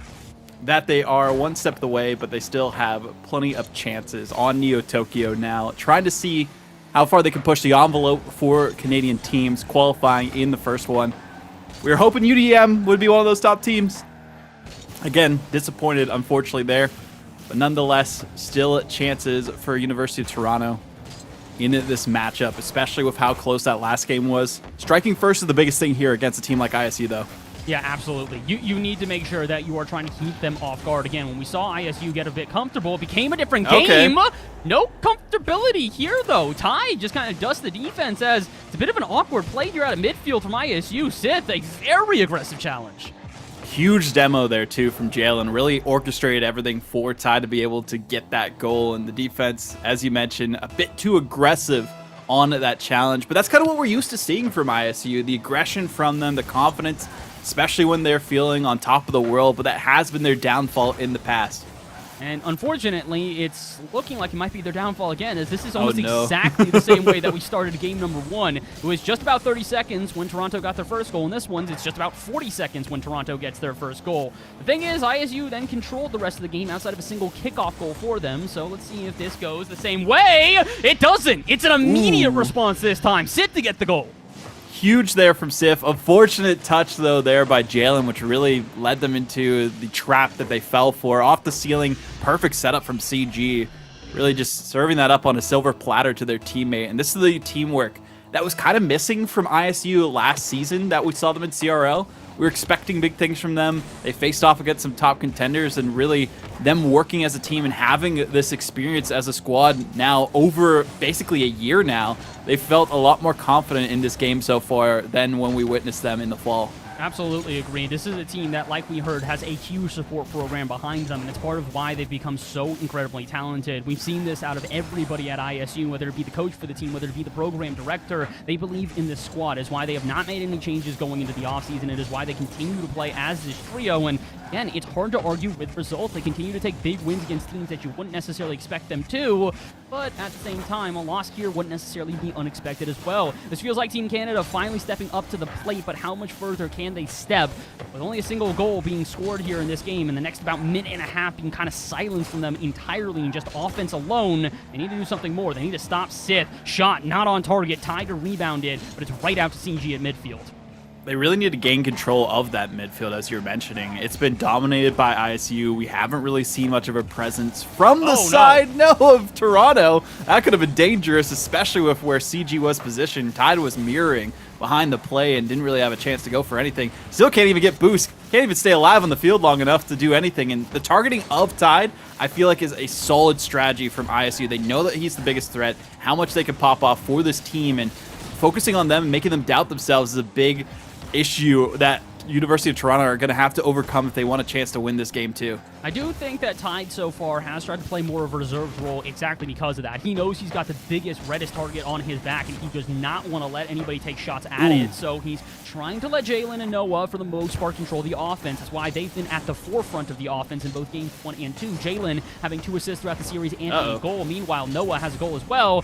How is their defense, though? About to find out. 2 players commit. CG dives in late. And this actually could be a transition goal. Tied in a 1v1 versus No Mansion. He actually gets out of the 1v2, and now a transition. Sith, that's not the shot I was expecting, but they do escape the defense. I think they are feeling the pressure on both sides of the pitch here, Bass. That's where the mistakes are coming out, because I know they are one step away, just a couple of games at least for both of these teams to qualify and get that tuition money, as we were talking about. Guaranteed at least something if you make it into Summer Series. So that's a big boon for these squads who haven't been able to compete since CECC really finished up, and even the NECC stuff finished up a little bit ago. So now looking forward on the horizon for that next goal. Both of these teams, I'd say ISU a bit more favored in getting that goal, but it really comes down to the defense. Might have cursed it a little bit there, and Jalen will take that gladly. They got to be careful here. It's the second time ISU have bit off a bit more than they can chew out at midfield. Jalen kind of baits No Mansion into this, and honestly, it's not even a challenge out of No Mansion that's problematic for me. It's that he's the one patrolling midfield, and he's got 0 boost. Boost management just hasn't been there, and it's what's created these desperation challenges. We saw it from the initial goal from Sith. We see it from this one out of No Mansion. ISU, you play a great offense. You play a great all-around midfield, but you have to be careful. You are diving in on challenges you cannot afford to lose. Unfortunate for ISU, but they are in the bed that they have made, and they need to lay in it for a second to wake up. There's less than a minute to go for them to try and tie things up, send us to our first overtime here against their opponent. CG so close to sneak that underneath the crossbar. Tide barely had anything to really work with to get there and take it away. And Noah, Tide and Jalen, a double commit. That's going to be a goal. No chance for anyone to get back in time. The mistakes continue to pile up for both squads, but I'd say that's the biggest mistake we've seen from Toronto all day. I mean, we keep talking about how midfield presence is going to kind of separate the 2 teams in this game. I didn't think would be who is worse at midfield would be the main thing that would separate them. That has been pretty much every goal outside of maybe the first for ISU, where it has quite literally just been the defense overexerting themselves at a time that is unnecessary. And that truly is unnecessary. You had 2 players back. If just one of you challenges, that should be enough. enough. Instead, CG. we now see them in defense again. This is an open net. CG Wow. will get credited, but it's really the lack of backup from the defense on the backboard. Noah went for the challenge, completely missed. Tide went into the stratosphere after getting the initial challenge and just dipped. I don't know what quite happened there, what their strategy was. They hit the ball and then realized, oh, I have no boost and no chance to save this. And maybe was expecting one of their teammates to be there to back them up. Bit of a miscommunication for sure from the side of Toronto. But again, for those just tuning in, wondering about how this stream is going, we aren't really holding many matches that are out there. We're just trying to take the ones that are available to us, keep the bracket progressing, and follow along with the action. So make sure you are following along with the bracket, the other streams that are happening out there from the schools to see exactly what is going on, as we do see potential for a cross-court carry from Toronto. But again, we talked about the midfield, and that is where they die in the second game. This was not exactly the game I was expecting out of Toronto. For a game one where they didn't necessarily hold control, but played pretty even to their opponents, this one was littered with mistakes that were just not expected. Whether it be the misses off the backboard that were just uncharacteristic out of Tide, or the lack of midfield presence, which ISU, I wouldn't even say they dominated midfield. They just didn't make as many mistakes. And for a University of Toronto who played such a good game one, you are surprised to see it. But maybe not if you actually look at the goals they got in game one. It's the initial goal that they get just underneath 30 seconds into it, which surprises everybody. And then it's the kickoff goal after. So it's not as if they were earning goals through sustained pressure versus ISU, who seemed to be doing that. Granted, again, they did get sustained pressure and then see a mistake, and that's where they capitalized. But that's the point of sustained pressure. You bend them until eventually they break, and when they do, you pounce immediately. And that's what we saw happen every single time. Once University of Toronto felt comfortable, overcommitted a little bit, or were awkward sometimes on defense like we saw with that last goal, that is exactly where Illinois State was ready to capitalize on. Just the consistent pressure, the shots that we saw from them as well. I mean, 12 shots is insane. 6 from Sith. That was the aggression we were expecting from them and needed from Illinois State University. And also the demos from No Mansion. We had 5 total demos across the team. That is what we need from them to come out on top. It wasn't as dominant as I was talking about a potential Brazil, but I did expect them to bounce back in game 2, and that's exactly what we saw here. So now going on to Salty Shores, the Summer Series stage, we'll see which of these two teams can get the lead for themselves in this qualifying matchup. I have to imagine it's ISU. If they had scored there, I definitely would have imagined that it is ISU. But it definitely still does feel like ISU are in the driver's seat right now. And if they get an early goal here, they should have got an early goal. That's 2 times in a row they've now had the opportunity and kind of let both of them fall to the wayside. This is a good 50. Maybe they can make me eat my words and finally capitalize. But the first 30 seconds, it still kind of reaffirms what we're stating. Despite not getting a goal early, they are very much the team in control right now. That they are. Also, as expected, updates in Northwood 3-0 Davenport to qualify. No big surprises there with Creams coming in, another Canadian representative. So, hey, we have at least a Canadian in Summer Series if Toronto make it, Seb. I mean, yeah, but that's not a Canadian school, and I think that's probably what Seb's looking for here after the death of St. Clair, if you will, just not really being able to play with their best player throughout this Summer Series. It was kind of expected that we weren't necessarily going to guaranteed have a team from Canada make it in. You could imagine that it might be Durham. You could imagine that if they do sign up, it would be Ottawa, but at the current moment, they really did look like the best option until Toronto now. Toronto, you have a great chance here. You've played a good game, but as we've mentioned, I really do recommend taking the win here in the upper bracket. If you run into a Shawnee who's feeling good and playing well, it's going to be a very different game. We do have to talk about Durham a little bit, too. They did fall to Ball State 3-1, as we were kind of expecting based on the way the results of that series were going. So, one team down into the lower bracket for Canada. Toronto here with still wings in their sails, enough to try and cross the finish line before they have to go for the second chance in that lower bracket. But again, very close defensive game between these two squads. They know what they need to work on. That's exactly what we've seen. A good initiative, just not quick enough from University of Toronto to get that first goal. They're trying their best right now, but unfortunately, no one has been able to pierce the back of the net here. And it might look like it's going to... Whoa, okay, wait a moment longer. At least I initially thought. Then we get the miss there at ISU. And now it kind of seems like Toronto, they smell blood in the water. Can they do anything with it? No, they just leave No Mansion for a free clear out of midfield and the challenge. And no one's prepared for it on defense? I'm sorry? All of ISU just kind of stare at that one. They don't get punished for it, but the complacency right now is uncharacteristic of them. That is insane to see how that is going down for both of these teams. Neither of them really giving up any option. Even with the mistakes that are happening, nobody's really been in a position to capitalize on it. Do have a chance here from ISU. Jalen barely getting to that one in time. Still having some backup, though, from Noah, and that's exactly what Toronto needed to do. Make sure that they have the defenses shored up a little bit more here on Salty Springs, or Sandy Shores, excuse me. Salty Shores, there we go. There's a lot of names at this point. We've also a lot of this similar map, names. like, we have times, so many times, so yes. you never really know what to call it at a certain point. For right now, I'm going to call it the home of ISU squandering chances. They've continued to do this Truly. over and over again. So many offenses that have just not resulted in a goal, and I'm not going to say that Toronto hasn't necessarily done the same, but it definitely feels like, as we've stated, ISU are the ones in the driver's seat. They're controlling and dictating the pace of play here, so they should theoretically be the first to score, but they had 3 minutes to do so and have yet to actually get anything. Maybe here they can change it up. CG locked into the reset, looks for the bump, can't get past Tide, but sit there to rebound. Pass down, I think, was supposed to be received by CG, but he's turning out. Doesn't matter because no Mansion is there, but the shot denied by Jalen. Good denial there as well from Toronto. This is a chance for them if they have the touch. No, they have the touch, but not the angle for the finish. Tide, if they had a little bit more boost, would have been able to adjust a bit better for an accurate opportunity. Noah just playing strictly defense this time for Toronto, and I like the changeup. Put Tide more on the offensive end for these transitions. Speaking of transition, that was difficult and dangerous for Toronto defensively. Illinois State could have gotten it. The demo on Sif really wasn't needed, but it did relieve some pressure so that they could at least hold on to things for now. Less than a minute to go here. This one out to the corner. Sith gonna try to keep this one in the offensive third. ISU really trying to swarm right now. They want to try and find that lethal sting that can end this game. They're getting close to it, but they haven't quite been able to find that big opening that they've been looking for. Again, it's been a lot of mistakes out of Toronto that they've capitalized upon on repeat through multiple opportunities.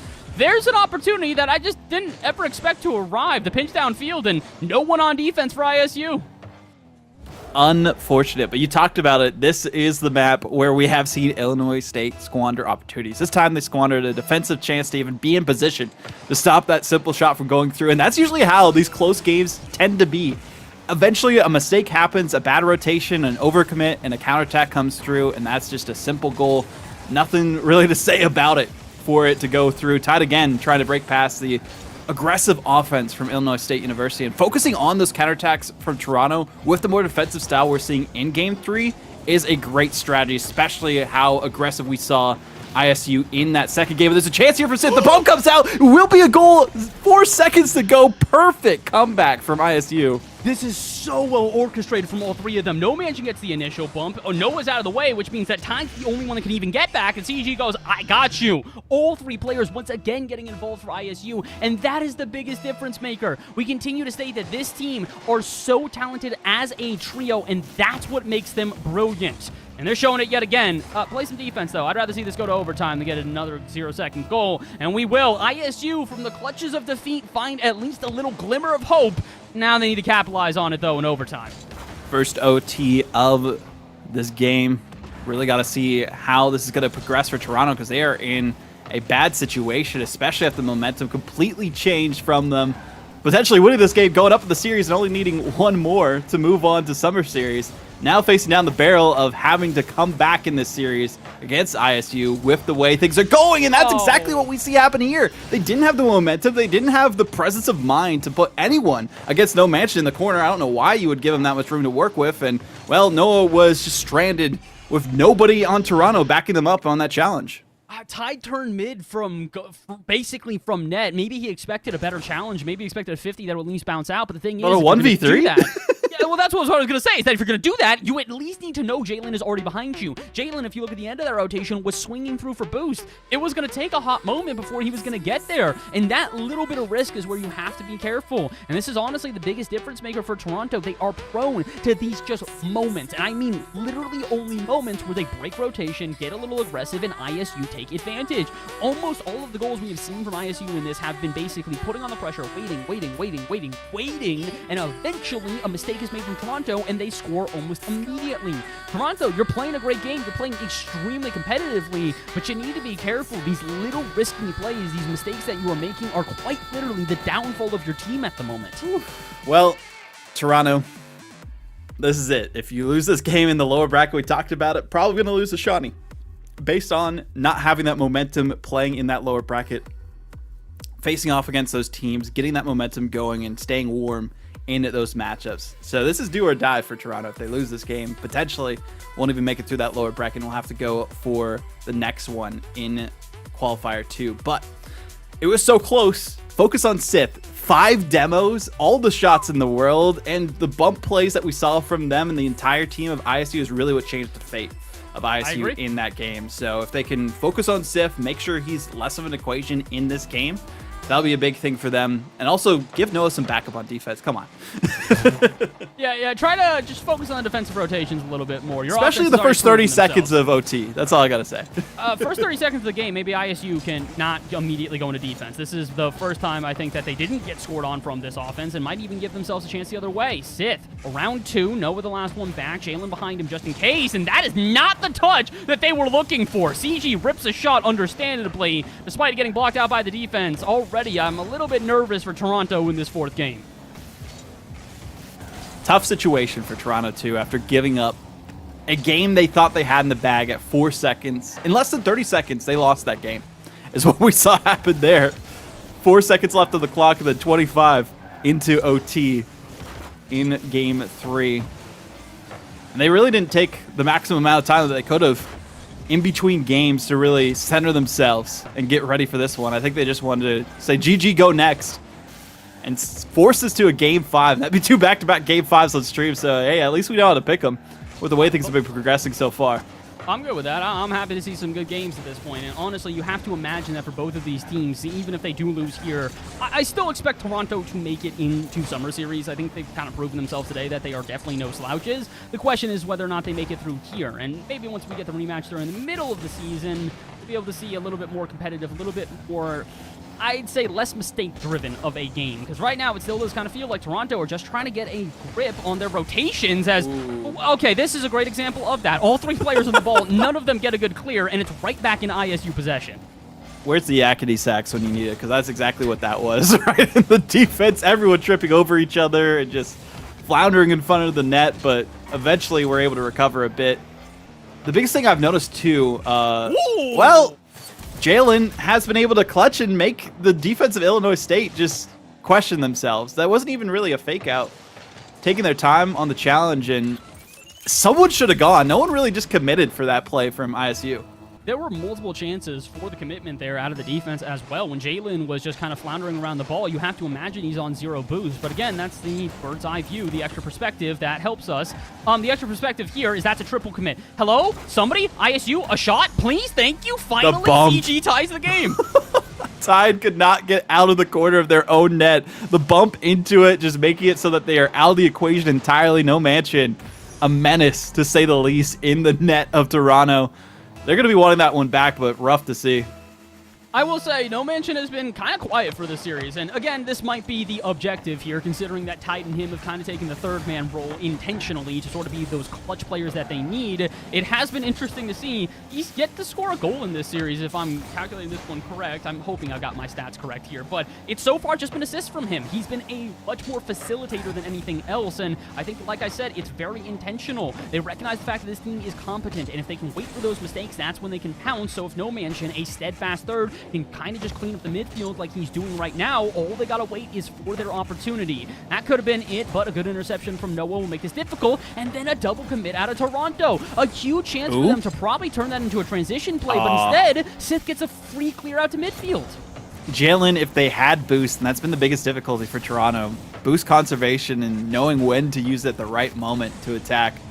And again, Jalen could have gotten higher up on that 50-50 if they used their boost earlier, pre-jumped a little bit, saw the ball where it was coming from, and could have gone for the challenge. And that just goes to show like how strong this ISU team is with the speed of play we're witnessing from them, the demos that are coming out, and the high IQ plays from this squad that Toronto, because they are out of water, it feels like not having as much experience in these collegiate settings as this ISU roster.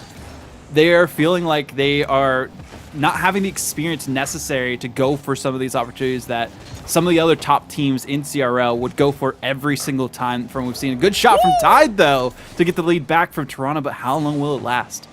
I'm going to hope a little bit longer than the last couple leads they have gained, especially considering this is a well-earned goal as well. Tide recognizing that instead of rotating back, he can just kind of turn on this one, and the placement from him as well is absolutely perfect. Bangs it to the top left, gives them the 2-1 lead. All they got to do is hold on to it for 90 seconds. And as you mentioned, a lot easier said than done. Not if they double the lead, though. CG having to make a desperation save. Here comes the numbers advantage. No Mansion fires it. The rebound out to CG, who puts it off the ceiling. Probably a drop-down pass out to Sith, but with no boost in the tank, it was never received. And Toronto get away with a little bit of highway robbery there. That should have been an equalizer, but just a bit miscalculated from ISU.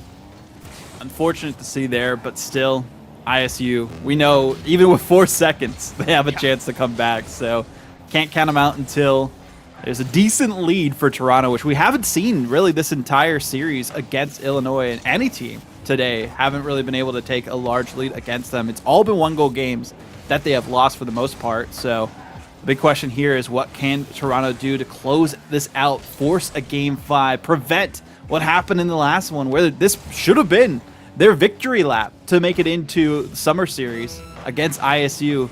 But again, this squad with so much experience, so much potential, and what we've seen, the aggression, no team can really match. It's tough to overcome, but with 20 seconds to go, they just have to hold out for this long, and that was close. I really thought that was going to be the goal to equalize, but instead, they're going to have to restart from their own half. Just about 10 seconds to go. No Mansion does not have the boost to march downfield with. He couldn't pick up that corner pad, which means now it's up to his teammates to find the clear. Noah's not even going to give him that. He's going to take it all the way back to his own half and keep possession. Just try to keep the ball away from them for long enough, and that's why Tide will hand it off to who... Smart. Take this all the way downfield. Okay, Tide. And gets the goal? I'm going to assume that that's literally just ISU going, we can't keep this up, just give it to him.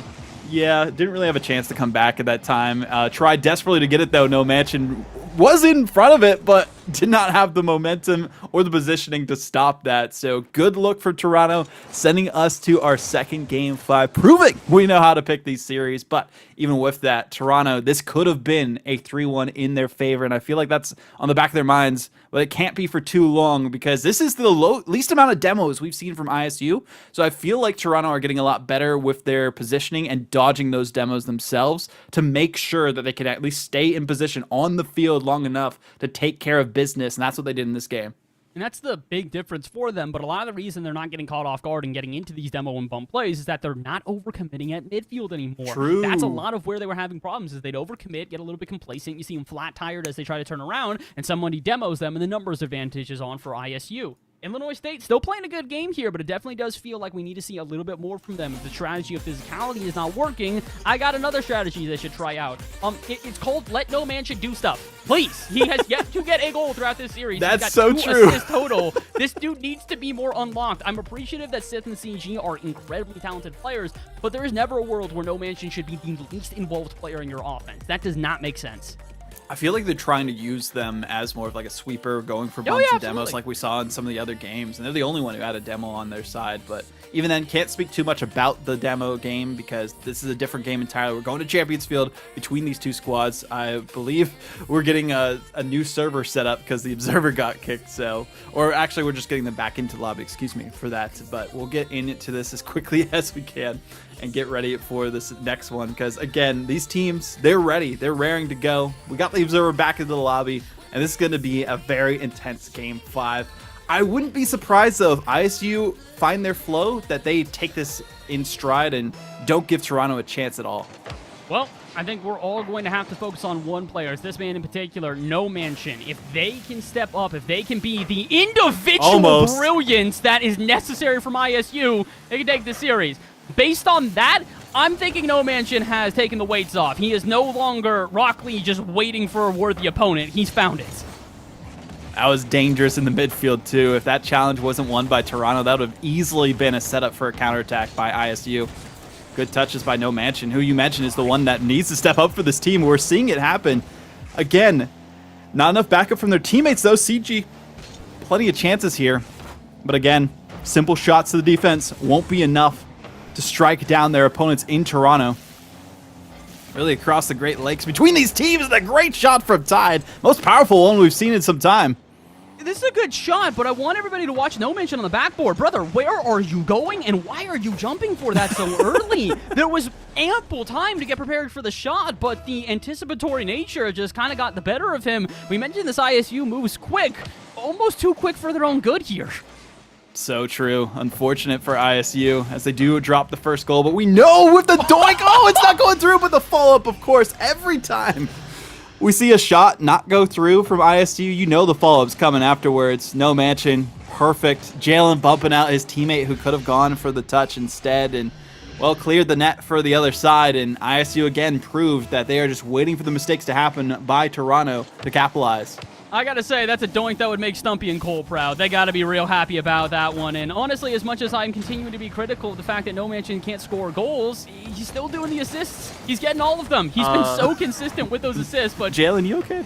I'm not exactly sure. No Mansion gonna go for this one. He's gonna get back to this, but I gotta still see No Mansion get a bit more involved in offense. His assists have been great. I just want to see this man score a goal. I feel like if they do that, it's series over.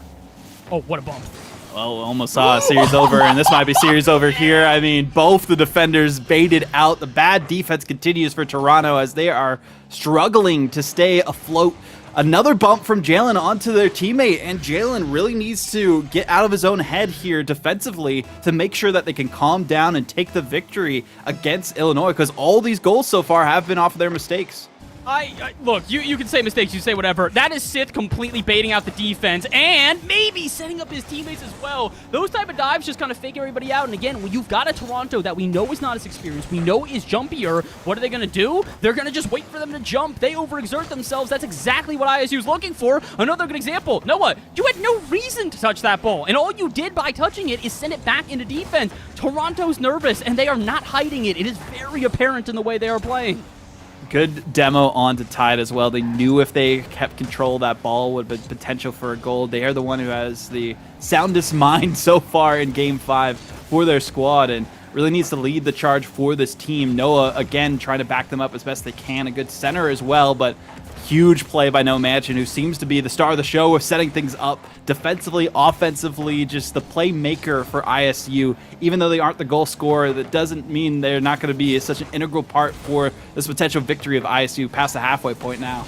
Sith, pass out, not going to be received by CG, but at least No Mansion's there to clean up the mess out at midfield. He didn't have boost, though, so he can't go up for that one, but again, this is where I talk about in Toronto, just looking a bit uncharacteristic versus the first 4 games we have. It is so many heavy touches to nobody. And another good example, Jalen bangs that out to midfield, but Noah's too scared to approach. Then he gets chased by the defense, and all of a sudden, there's no real offense being built here by Toronto. It just kind of feels like they're so adverse to those risks that they're not going to take them anymore. And I get that that's the idea. I get that. Yeah, again, you're just trying to play too passively. You need something more. Come on now, Toronto. Get some courage. I know you have it. ISU are just playing their own game, and Toronto are playing to the tune of their opponents, the Puppet Masters, especially Sith, with the way that they are orchestrating everything, even with the shots that are coming through. No confidence behind them from Toronto. Illinois State are chasing them down, taking their boost, bumping and demoing them at every turn, and making them second guess every situation they find themselves in on these challenges, on their positioning. Everywhere that Toronto is and is trying to be is not where they need to be, because that's where Illinois State are wanting them to be and know that they could go for any opportunity. Great save by Tide, by the way. Might have saved the series for them if they could keep this up and get this away from their side, but No Mansion playing the slow roller, just waiting for time to tick down. You said trolling before. This is the most effective trolling I have ever seen. No Mansion is just in their face, making them uncomfortable, and he doesn't care if he's on 0 boost or not. He's just trying to make Toronto more nervous, get them into bad challenges, bait them into awkward positions, and it's working out. What a great 50 from him, but it's not enough to secure the game yet, especially as Jalen drops the center, and where's the follow-up? Eventually, you see a player from Toronto, but it is way too late. They need to get more aggressive. I understand it's a risky play, but it's now or never. It's do or die. You've got 40 seconds, and even if you don't make that risk, you're losing at this point. I feel like after that second goal went through that they have just sold the game themselves, given up for the most part, and just individually going for stuff, not really working as a team that we needed to see them do against this ISU squad. We talked about it. The inexperience of Toronto is really their biggest downfall, but also ISU just making them scared to even go for anything. Potential pinch would have been nice. The follow-up as well. Nobody in the net, but nobody's following up. up. Tide had a chance and still just waited. Didn't even use most of their boost. I have got to What say, was that? I'm a bit surprised and a bit disappointed, and That's oh boy, game. that's how this is going to end, huh? Yeah, CG, 0 seconds, and they will quite literally flip the script. It was a 3-1 in 0 seconds in Game 4. It's a 3-1 in 0 seconds in Game 5. Only difference, though, is ISU out on top. We have found our first official team, at least here on the broadcast, to make it into league play. Congratulations to Illinois State University. Unfortunate for Toronto, but again, I talked about it before with ISU, but the way it went with Toronto was they made their own grave and put the dirt over top of themselves with the bumps onto their own team, the shaky and hasty plays we saw from them, and unfortunately it just was not enough for them to come out on top. And I kind of expected that after that first goal. That's not how you want to turn things around for the other team. Okay, a bump maybe it happens once, but after it happened a second time, it was all gone from then on out. The mental was broken, and there was no chance for them to come back. I will say there's only one person whose mental is more broken right now, and that is Sebastian Seb. Dot in chat. This poor man, I mean this so seriously. Like, he's in our prod chat, he's in DMs, he's just out here freaking out. Now he's in chat, and he's freaking out as well. What do you mean, get the grin off your face? Bro, this is the one team you did Let's not bring Taco back expect in to here. make it, and they now got the closest out of any of the Canadian teams, except for maybe Durham, which, it's Durham. Durham We expect are in them the to lower make it. bracket. I think we should Yeah, definitely we stream expect that them to one make it. later just to see if they make it. But even then, I mean, we are going to have to switch over to the West. We're getting Boise and Mizzou set up. But as we were doing that, let's bring Taco back in here on to the broadcast. We'll see if production can...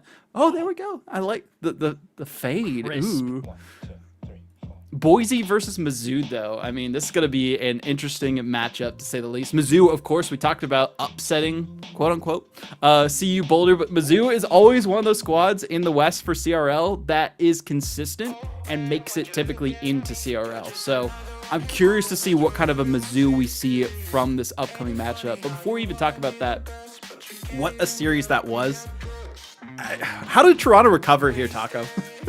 I mean, to be honest, they were just able to, bring it closer and closer. I think being able to use that offense to efficiency, but pointed out by Bell in chat, that was a series of just pure offense, no defense. It felt Truly. like at times. It was just throwing All the ball gas, as no aggressively as breaks. possible, and it's like both teams kind of just sat to each other and said, like, well, if we outscore the other team, we won't have to focus on defense, and that's a great strategy until it isn't.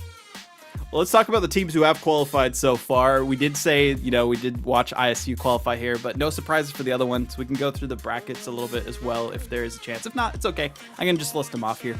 Northwood, of course, 3-0 in from Pool 1. No big surprises there versus Davenport. Looking at the lower bracket, though, USM versus GVSU Blue. Not surprised there either, based on what we were expecting, and the winner of that playing Davenport to qualify. That'll be a pretty solid matchup, depending on if it is that rematch or not. Pool 2, Ball State with the 3-1 over Durham Lords.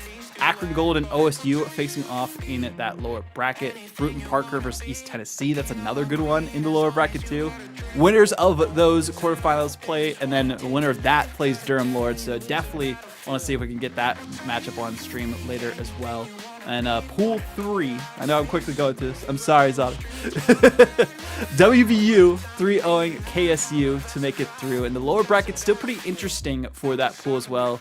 Unfortunately, St. Clair is out, but Conestoga still have a chance in that lower bracket. So, Seb, there's still some chances for Canadian teams. What's going on with Conestoga today? They're on I'll a be tear. real. Dude, they beat UDM. They've beat RPI. They beat Thomas. If they beat Rochester, we might actually have to consider these guys contenders at a certain point. Possibly. That would be interesting. Well, granted, it's somewhat minor leagues until you then get to the next matchup and you have to play Siena Heights and then potentially the winner into Kennesaw. So we'll keep an eye on them. But yeah, you have to play against 3 different teams that have been CRL contenders for several semesters now. So that's not going to be an easy run. But yeah, obviously keep an eye on Conestoga. There's always like one Canadian team that just comes out a little bit of nowhere. Truly. This time, no, Shawnee's out. They lost to Stockton. Let's take a look at Pool 4 real quick. SSU did not make it through. Stockton took the victory 3-1. Unfortunate, but hey, I know there's a lot of people out there that were saying don't doubt Stockton. We kind of did a little bit, and well, they took out the win there. So, I say there's potential for Toronto in this lower bracket now. I agree. I think before this, I probably would have been betting on Shawnee just for probably one of the most undeniable clutch factors in all of Collegiate Rocket League. Without that there, I mean, I am now realizing Stockton are one of the few teams that consistently qualifies through consistent. LCQs and such. So you kind of took out one lower bracket monster and added another. Good luck, Toronto! Toronto did 2-0 Stockton, though, in their series. It was 1-0 in the first game and 6-2 in the second. So a rematch wouldn't be too bad for them if it does come down to that. So we'll have to see how that goes. But I believe the server is good for Boise versus Mizzou. Getting some Western Conference action here. Woo! That will be happening in just a moment. And Bass, I know you're going to enjoy your break a little bit here. So it'll be Taco and I on the cast for that one once we get everything set up for it. But even then, this is going to be a solid series, Taco. I mean, we expect good things from this Columbia College roster. The first time we've seen them without Cam. And no Samba, I think, this time, too, because he's on a break or vacation or something. Busy. Yeah. It can be a weird time to be able to see a squad change after such like a staple of their roster has been kind of like migrated away. So when we do see kind of these changes come in, I'm really fascinated by how teams deal with it, because sometimes their identity are completely gone. So yeah, we pivot to that. I mean, that is something that it is. But that's a good breaking news for some people. Some of the laymen, some of the people who might not follow every single movement across all of collegiate, kind of like we do. Yeah, you don't really get to see those types of moments from being able to see, oh, is that actually going to be really how everything shakes out? Is it going to be the exact same teams every semester? No, teams move around. There is kind of, I guess, a transfer window in collegiate. It is, between semesters, you might just get a completely different new look team.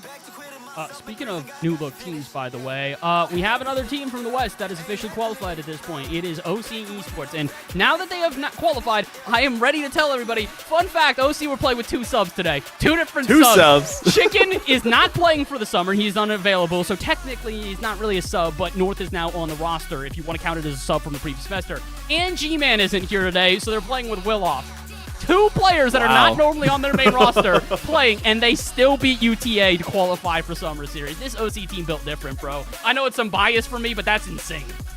That is insane to see. Well, getting into the lobby here, Boise versus Mizzou. Boise, again, top team in the West for at least a little bit here, and they've done pretty decently. Again, they did win a LAN recently against GCU. Almost got completely bracket reset. They did get bracket reset in that first series, but did make it out with the victory. Got some PCs at like $5,000, which is pretty insane to see. So we're getting into the game here now. Boise versus Mizzou. And Mizzou, we've seen Frostbite. We saw Exodia during Bundle Bash, and now Bubs here as well. This is going to be interesting to see how they shape up to the top in the West. Yeah, being able to see Mizzou kind of come in also with a different look, because I believe when you do see Bubs coming into the roster, this is a little bit of a weird changeup or a lot of players for when you look at this roster previously, because you're used to being able to see Crims kind of slide on through and be able to play for this roster. So being able to not see that come on through is a new look from Mizzou, but we've seen a lot of Exodia from the Bundle Bash events recently, and of course, it's going to be him popping up, getting the first goal of the series. Mizzou coming out strong. We talked about Bubs trying desperately to set that up or at least go off the backboard, but even with that, the demo distracted Boise State on defense and made it a wide open opportunity for Exodia to attack. And I like being able to find those little pockets to be able to go into. And I gotta say, Mizzou is just like kind of the old inevitable in CRL West. They're always around, but so is Boise, and for good reason. They saw that nobody was marking that backboard, and they will pay for it. Huge for Boise, and who else but Woozy. Unfortunately for the defense, though, left it wide open for that attack. 2 players went for the read, went for the challenge, completely missed it, and left it completely open for Woozy that time. A doozy for Mizzou on defense that time, but quickly trying to come back from it with potential kickoff opportunity to get it away from their end and build some momentum offensively. Exodia going for the flip reset, being denied by the defense pretty simply, because Boise, they got the mechs, they got the mines, and well, they usually win the matches, so we'll see how that progresses for them throughout this series. Bub's going to be lobbing that one forward, but problem is Frostbite has no more boost. That means Exodia is just going to have to be able to rescue this one. High lob for Durtho to send right on back. Boise squad, certainly a terrifying prospect for any squad to play in. So the fact that Mizzou has been able to get to this qual match is awesome, but still so much work to do. I would say the hardest thing about Boise is just how quick they play. They play at 1,000,000 miles an hour, and yet you will very rarely see them double commit. And then when you do see them actually go for those awkward moments, they're so fast in the recovery that it really doesn't even matter. So I feel like if you are Mizzou, you need to take your shots quickly, take them frequently, and just hope that you're not leaving too few players back on defense, because you're only going to need all 3 of them. That laydown pass nearly set the stage for a second goal.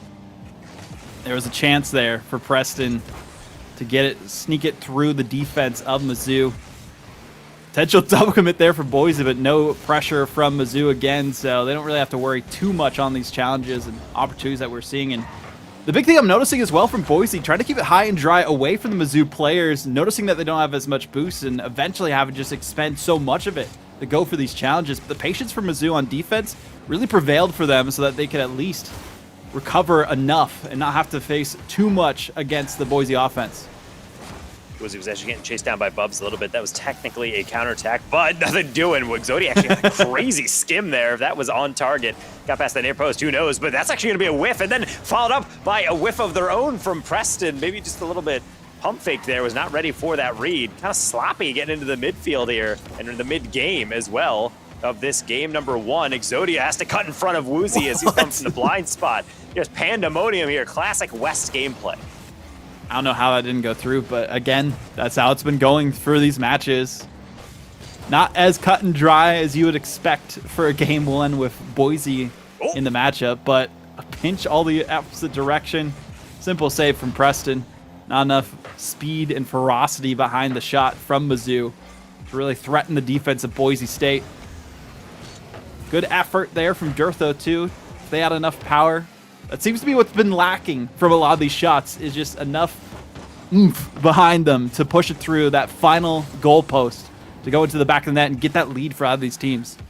I really do like how Mizzou is not shying away from any of these challenges and even setting up some really nice passes. All Boise not ready for that one. Exodia, another wide open shot, and he's going to clang it off the near post. Even worse, that deflection should be Woozy's. He's trying to race it through Frostbite, and yet that will be a deflection. I don't know if he got credited with the save, but that is just hustle. The best defender in Rocket League, the post that time with the save. Second only to crossbar that we typically see for a lot of these goal-scoring opportunities. Bubs really patient in these defensive plays, and I'm really appreciating that from them as well. A different game than what we saw in the last series, where it was all offense, no defense. This time we're seeing pretty decent defense, not as much coordinated efforts on offense, really individual plays and simple shots to try and bait out some of the opposing players on the other end. But a chance there for Bubs yet again. Break past Durtho, picks of the boost. Couldn't have gone for a bump, but might have been a better option for them to take out one of the contenders defensively for Boise State to open things up. Bubs with another slowdown, a good pop-up. Need a follow-up, but nobody's in position, again, to do anything for Mizzou. Less than 30 seconds now. I would say it's a trademark of West to just be a little chaotic, and yet despite that, I am blown away by how often there's been a moment where in my head I'm thinking that's a 100% a goal, and then the last defender just pulls off the most clutch 50 or save or deflection or whatever they possibly can. The fact that it's still 1-1 against the #1 team in all of West is crazy, but of course as I say that, it's one last chance for Mizzou. Bubs to the ceiling, he's got Frostbite support, he's there for the pass, but he's not able to keep it up. OT in game 1. A little bit too much power behind that shot. I talked about power in the regulation time, that it was missing too much that time. Otherwise, they could have gotten the connection, but Woozy, no time to waste here in OT, was waiting for their moment to shine, waiting for the defense to get baited out. Unfortunate for Frostbite, and Bubs, nothing they could do. Perfect read from Woozy to get that OT winner. Honestly, I have to say that probably came from the fact that Frostbite probably called that he had it, and then he did have the read, and it skimmed by the underside of his car. Close. No deflection, and Boise able to get this one. Of course, Boise able to really mow down over time. 7 shots alone from Woozy, leading the scoring as well from Boise. Nice performance, but of course, Mizzou also quite competitive. A nice opening game of the series. Exodia also leading the charge on offense for them, but the saves, the defense from Mizzou is really what kept this close. And I've mentioned this so many times throughout different series. If you're stuck on your own end for such a long time, having to make these desperate saves to stay competitive in a series against a top team, it is very difficult to keep that consistency up game by game by game. So we'll see what happens once we get into this next one, if it will continue for Mizzou, if they can get a lead again for themselves, because again, the only goal we saw from them was in the beginning of the game. So need more where that came from for them to have a chance against this number 1 seed in Boise. Otherwise, it might be a 3-0 sweep. Yeah, one of the issues that a lot of teams run into against Boise is that it's not really an issue of saving shots. It's about saving the first, and then another one, and then another one, and another one. And for the most part, Mizzou's actually doing pretty well. Both those goals that Boise had to score were pretty much these peak plays or really off these kind of crazy deflections. So if they're able to actually stay involved in the midfield and play as aggressive as they are, I'm really liking their chances, mainly because a lot of teams lack confidence in their ability to actually take them on at speed. A lot of teams, I see this against Northwood, I see this against Ball State, we saw it with Toronto in the West with Old Columbia games, where teams just kind of back down. There's these moments where they somewhat lean away and say, I don't want to get peeked on. I'm going to give them that space and kind of play patient. But by doing so, you're giving them even more space to create out of it. You know what Boise does with that. Oh, Dirtho. I mean, that's getting clipped on by Bubs. I gotta say, it's unfortunate there. The angle perfectly, not even touching the ground. Didn't even need the dish either. Just a perfect touch. An outplay from Dirtho over top of Bubs. And the defense was none the wiser. That is the Boise we were expecting going into game 1. Took a little bit for them to warm up. They're trying to let Woozy shine with all the offense we saw from them in the final play. Really unleash the beast that is Boise State. Bubs into Zodia, into Frostbite, and he doesn't get around. You can see him jump too high. He was just so desperate to get to that he actually goes for, it looks like a fast aerial into that deflection. And yet, Redemption Arc potentially. Bubs gotta leave that one. Exodia, that's an angle and a half, but the bump on the near post is what makes it all work. Huge bump. The demo as well into Frostbite, a little bit too delayed. Perfect positioning from them. And the Rule 1 at the end as well. Love to see it. I love the respect from the Boise players there. They could have gotten out of it, potentially gotten the save, but I think they knew there was no chance for them to overcome that in the end, and might as well have fun at the end of the day. Yeah, that tactical Rule 1, something you don't often see, but it's also coming from Bubs, going for a bump earlier, not having it, and then realizing in the follow-through, I don't really have this touch, but that's fine, because Exodia's calling me off, and I'll just take out Woozy, and that's exactly what you need sometimes, wearing down in the Boise defense, and also playing patient when they need to. That's another one, except Frostbite, I think might have been taking that away from Exodia.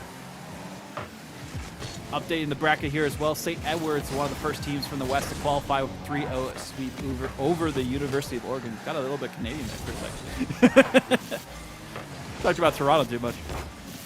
It's what happens. It brings it out of you. It's that regional dialect that will slowly emerge, even though you've been in the States for quite some time. For like a decade. And Dirtho's, been at the top of NA for a while as well in collegiate, off the ceiling, just baiting in that challenge. Didn't even need boost at the end. Perfect timing of the flip. The mechanics we were seeing for Dirtho in this game are unmatched. There hasn't been anything Mizzou have been able to do defensively against this Boise squad. When Dirtho is feeling confident, we talked about it during Bundle Bash that we know the pop-up potential of them, and well, Dirtho did get that win there, so hey, champion now looking to see what they could do to come out on top in some other matchups. Zodia, no boost. Maybe he doesn't even need it because he's trying to go for the flick middle. Dirtho just turning in place just in case Bubs was there. No follow-up challenge as Bubs will just carry that one left to right. Frostbite, 1v1 with Preston, but immediately challenged in. Will keep things at bay. Still a 1-goal game. Bubs with the ceiling into the recovery pinch. And honestly, it seems like Boise, mostly times they're setting up and they're in a decent position, and then it seems like Mizzou just throws them a curveball that they're just not really fully geared up for. Luckily, as I mentioned, the recovery is still on point, being able to keep them clear of this one, keep it in the lead. Time ticking down, a little bit over half of the game remaining. Struggle spot for Mizzou, especially after the bump and clear through from Preston. Dirtho with the hat trick now. Orchestrated entirely, though, by Preston, baiting out Exodia with the perfect pop-up to Dirtho. That was all Preston the entire time. Dirtho just there as a vehicle for delivery into the net.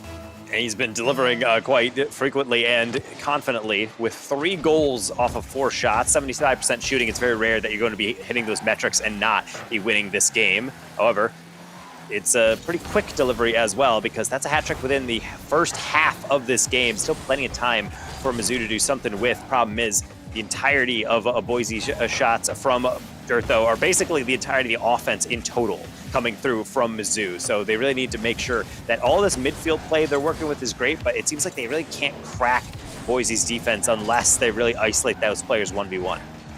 Another upset in the bracket, by the way. Akron Gold is out. OSU Scarlet took them down at 3-1 into lower bracket of Pool 1 for the East. They will face off against the winner of Brent Parker College in East Tennessee. That is a matchup to look out for as well, because we were expecting decent things from that Akron Gold, but they aren't the same Akron of old that we're used to seeing in these brackets. Yeah, it's a little bit of a new look there. We have both Patty and Bullseye, not actually in this qual. I believe that was Jonathan Milio and Oxytocin, one of the new recruits from Akron, 2K MMR2's players. So a shame that we won't be able to see them, but it's fine. You know, there's plenty of other chances, notably Qual 2. Everybody should sign up for that, by the way, if you're a team watching this.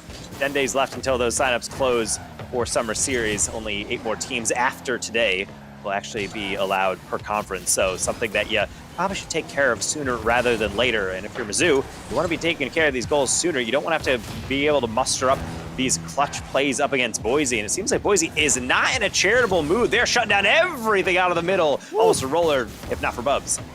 So close, yet so far there.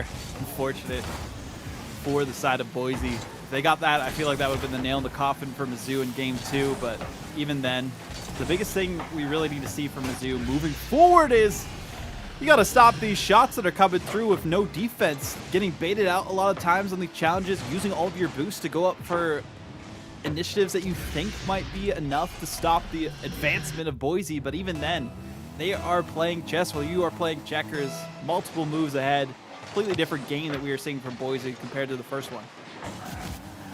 This is where you start to see Boise's like, oh, this is why the #1 seed. It's like where it just all takes is 150, and then they're immediately hopping on top of the deflection as if they knew exactly where it was going to be put on down. Bubs trying their hardest, not able to pound their way through on these 50s. Frostbite will take their effort as well. Bubs quickly up, and that's, again, the speed I want to see. Woozy completely dusted that one. The issue is you didn't have one on the same page. Exodia kind of out to lunch on this one, getting boosts instead. Time ticking down. Mizzou looking forward to that next game, hoping that they could at least take one against the Giants that are Boise State. The undefeated runs we've seen from them in the past, and, well, continuing here. Haven't dropped a game really so far up to this point, but even then, I mean, this is a great look for Boise, especially Dirtho. Star of the show that time. Yeah, and being able to show off exactly why Dirtho was Esports Player of the Year back in the day for some of the esports awards, some of the scholar awards coming in on collegiate, because he is kind of that guy. Preston and Woozy also incredibly talented players, but at the same time, Dirtho is still kind of the player that I think Boise State's kind of built their program around. He's a good leader, definitely is someone that has that pop-off potential, and this is the moment where you see him get a couple solo plays and just bury every single one, it seemed like. Poor Mizzou. I think this one got away from them. Definitely going to savor this 60-second timeout to kind of rethink things going into Game 3. Yeah, smart from them. And I did misspoke a little bit. Boise did drop a game against NAU Gold. It was the first game of that series, too. 6-1. They almost got Brazil in that first one. So I guess Boise just today taking a little bit to warm up in these series when we kind of saw a closer one than we expected in game 1. It's more par for the course for Boise in game 2. Now on to Salty Shores here. Will this be the final destination for Mizzou in the upper bracket for Boise, poised to move on, joined OC Esports, joined St. Edwards, and some other great teams. I believe Columbia College is currently playing against, they just won against Weber State University 3-1 in that matchup. So the teams we're expecting to qualify in the upper bracket are qualifying so far, as long as they show up. As we would like to see, it's nice to be able to see the seeds really pay off exactly the way we wanted them to, and yet there's still early game shenanigans. Exodia getting his second of the series within the first couple seconds. I think this is his third, actually, if I'm not mistaken. Got the first goal for their team in game 1, and now the first goal here as well. Great looks for Exodia to make sure that they are the difference maker for their squad, but need a little bit more from the rest of the team on offense for them to have a chance against this Boise State. Another pass middle. Exodia, that's a solid shot and even better finish. Okay, Exodia. Bubs the playmaker here, though, for this team. The way that they are setting things up properly for Mizzou and making it so that they have a case for themselves as a contender at the top for the West, even if they do potentially go down at the end of the day to Boise. The entire lower bracket is going to be scared against this Mizzou roster with the way that they've been performing. Yeah, and certainly something to be able to look out to is just another player that it's so hard to be able to keep on top of everything in collegiate because there's like a trillion players going around. But shout out to Bass saying, hey, Bubs is pretty impressive. Let's look into it. 2,100 MMR player in 2v2 coming in for Mizzou as one of their newer players. So certainly a great pickup for a history program in West. And you can see just how well he fits into the team. Incredibly fast aerials, really just getting right in the face of Boise, and it would be helpful if he could also stay on the field as Preston taking him out with the lead demo. Things that might open up for Woozy if not for that 50, and another bump in the midfield means that Mizzou able to settle back in and maybe be able to get comfortable in this lead. Not something they've really been able to enjoy for long in most of these games. Have to see what they can do here. Make sure that they can hold on to this lead because the defense has been a big struggle for them, and I talked about it after game one. Eventually something has to give, and that's what's been given every time after these setups from Boise State. Even with Durfo clearing the net, threading the needle, Preston putting that through. Yeah, talk about threading. I mean, there's two players jumping for that one. And they still just can't quite get it. I think both of them actually tried to play the deflection out or be able to just get the actual hard read, and yet Preston's able to just find this tiny sliver of a chance to be able to get that one through.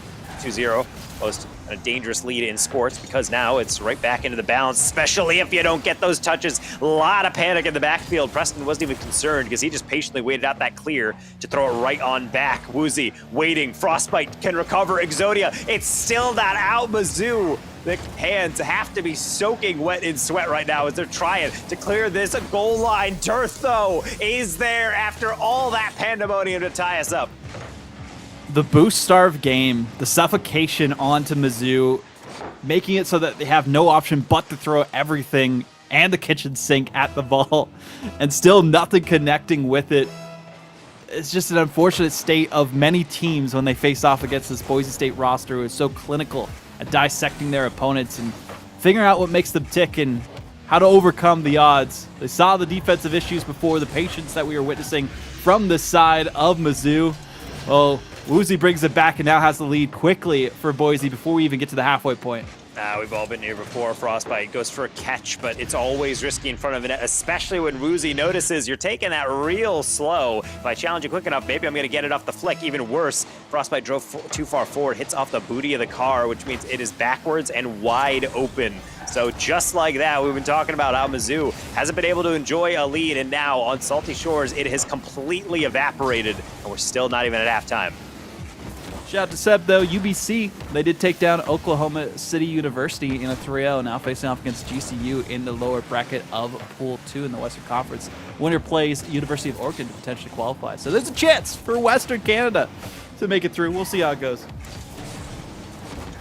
Woozy near post, and now Frostbite 1v1 Durtho. Durtho does well to completely miss that ball on the read, but then spawns it on a deflection. I was thinking if that was an own goal, that would have been the most unfortunate thing I have ever seen.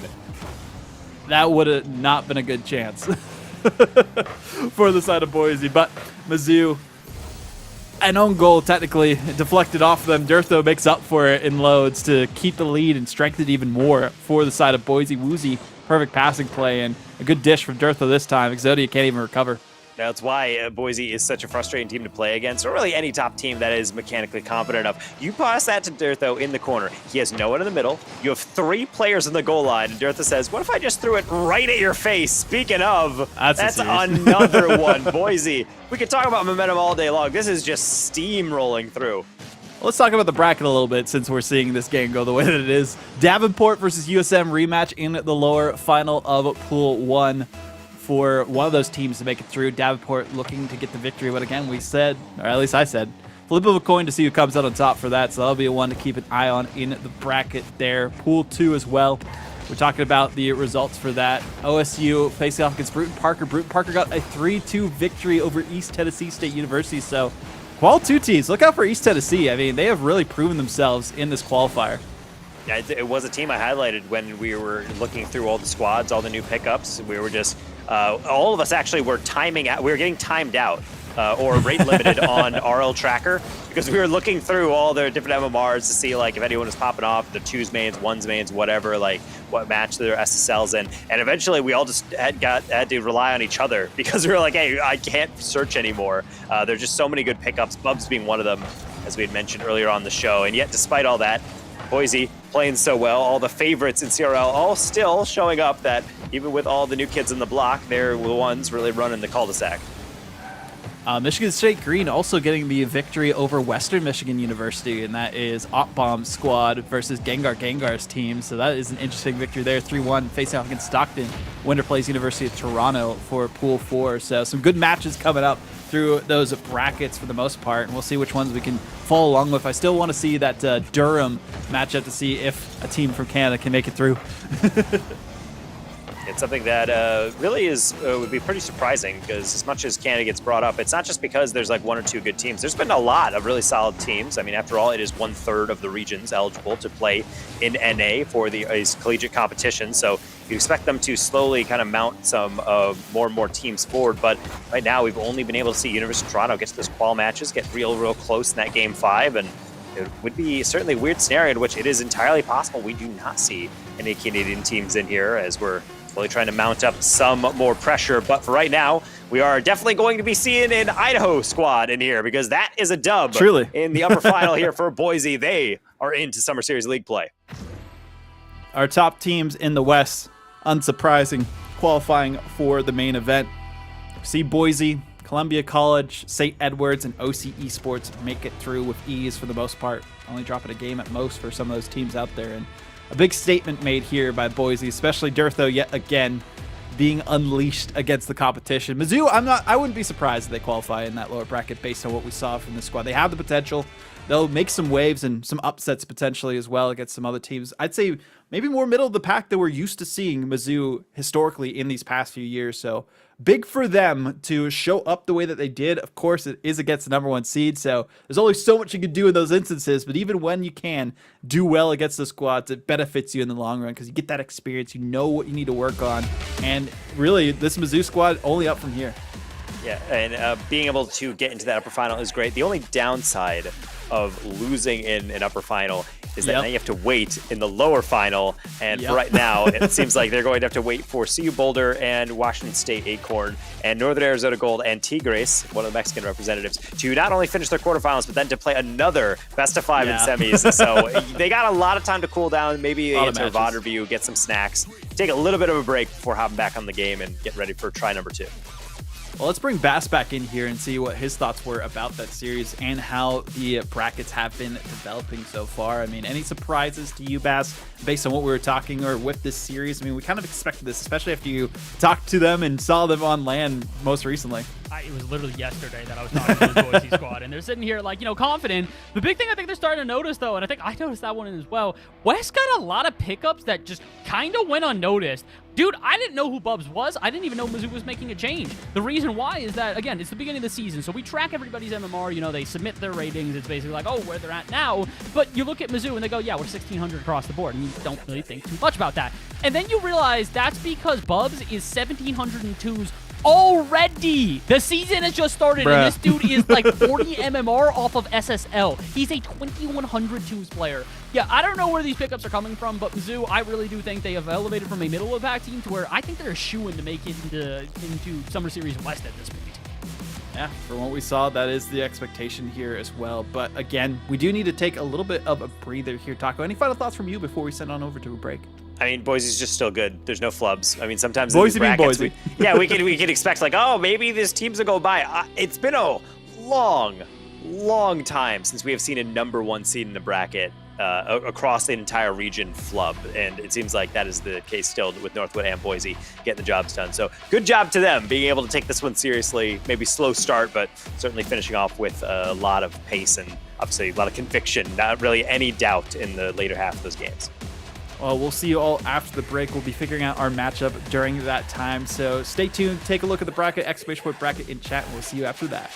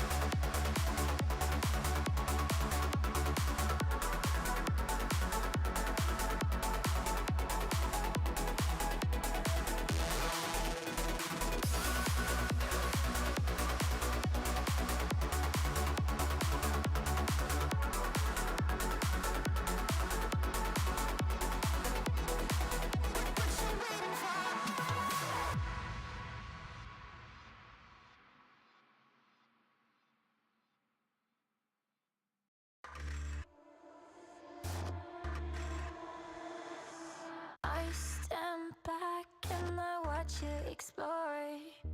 Imperfect visions like I've been here before. Falling faster, I try to ignore. I see you, I see you.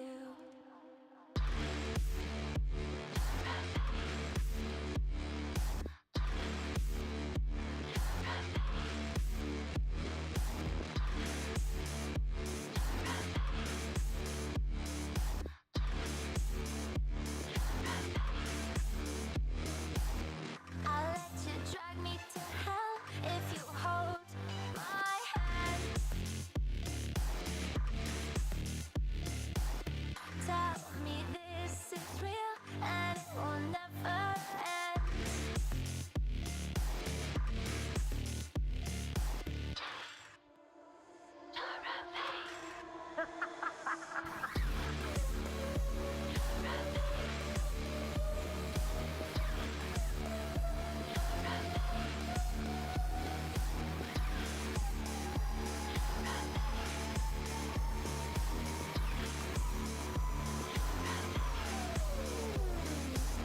This is not what I came here to find. Memories show that I'm out of time. See a shadow, don't know if it's mine, but I see you, I see you, I see you, I see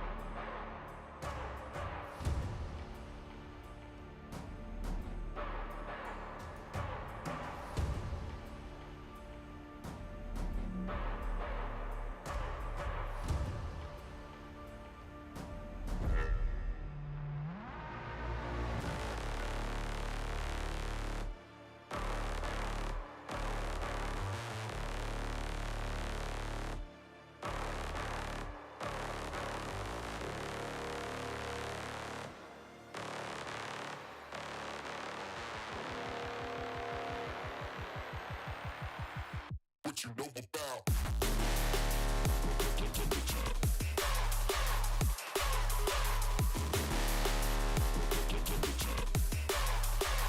What you know about?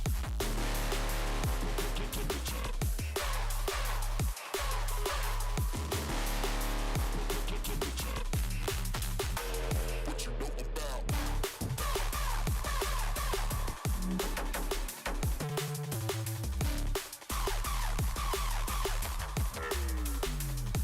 you know about?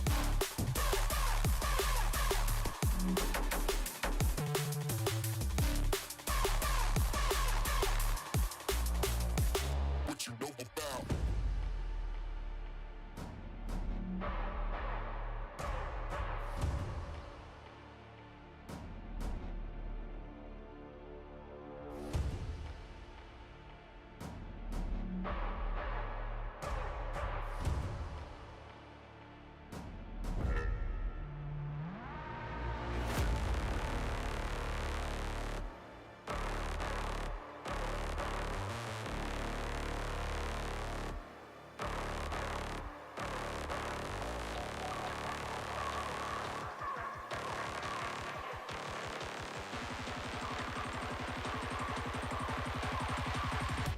Double tap.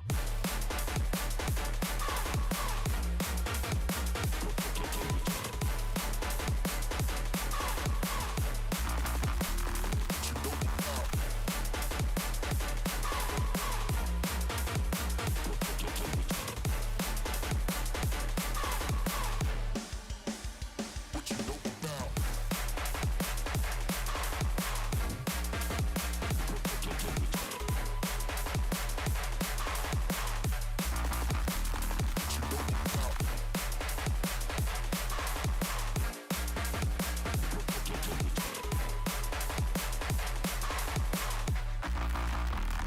know about?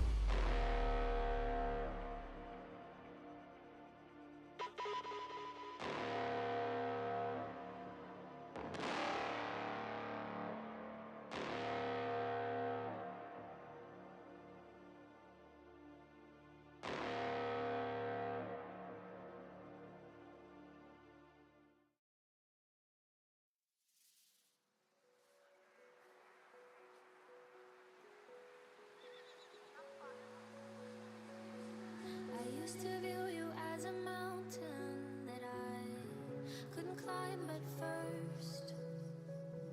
but I've only stumbled over diamonds, and I no longer fear the worst. Welcome back, everyone, to the CCA Summer Series. We already talked about the qualified teams, but we'll go over them again real quick before we get into this next matchup. We have on the eastern side of the bracket Northwood, WVU, Ball State, and then ISU. No surprises there for the most part, but also Davenport just booked their ticket as the first team in the lower bracket to qualify in a 3-1 over USM. So Davenport, even without Cam, made it in.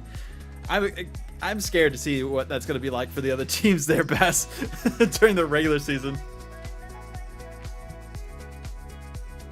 Almost went through an entire soliloquy without having my mic unmuted. I've realized not to do that. No, legitimately, though, I fear for anybody trying to play Davenport at this point, because we've kind of realized that it's like, not only is this team very good, but their sub is a 2000 MMR player. Like, that's problematic. It means that no matter what iteration you get of this team, they're going to be threatening. So if they're good enough to be taking down teams like USM, who most people are looking at as a top 10 team within the East, while with a sub, the sky's the limit for this team. I really cannot wait to see what they're able to do against competition like Northwood, like Ball State. I'm just curious at this point, and honestly, I just hope that Qual 2 kind of blows by us quickly enough that we just get right into league play and I don't have to ask any more questions. Yeah, and we saw in the Western Conference as well, it was the usuals, Columbia College, not St. Clair, excuse me, St. Edwards, OC Esports, and then also Boise making it through. So those are the teams we expected there. In the lower bracket, though, Weber State playing off against SDSU in Pool 4. In Pool 3, UTD, I believe, were the ones who went down recently to EA OSU. So they're playing against Arlington to see who out of those teams will qualify. So that's a match to keep an eye out on, as that one's already started. UBC Gold and GCU still playing, so I'm assuming they're going for a very long series there against each other. And it is Game 5. GCU wins 3-0. UBC is out, so Canada losing their chances here. But we do have Kennesaw and Rochester coming up for one of our first matches. We're going to be doing a bit of a red zone style once we get a second match in. Potentially that Durham matchup, we'll be going to that one as well. But we're starting with Kennesaw facing off against Rochester. This is a match we've seen happen many times in qualifiers.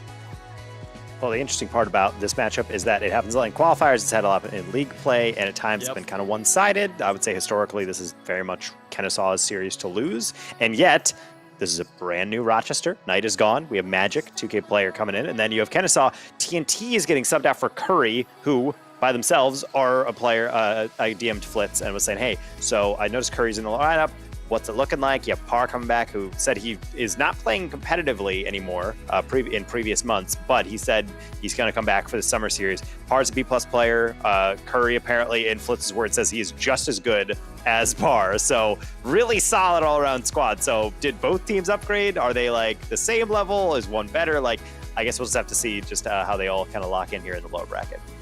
It's going to be interesting once we get into this, though. But again, Broome Parker did it 3-0 OSU, so they'll be playing off against Durham Lords in their qualifying matchup as well. That's another one we'll be kind of doing a red zone style, switching in between the matches between those two. So that's definitely one to look out for as well. Just waiting for that result to come through, but still a pretty dominant series for the most part. Apart from Game 1, it was 3-2, then 2-0, then 2-0 for Broome Parker against OSU Scarlet. So they had their toughest matchup against East Tennessee to get to that point in time. So now we'll see how it goes for that matchup as well once we get this kind of style for Red Zone going. But I believe we're getting into this first matchup with Kennesaw and Rochester facing off against each other.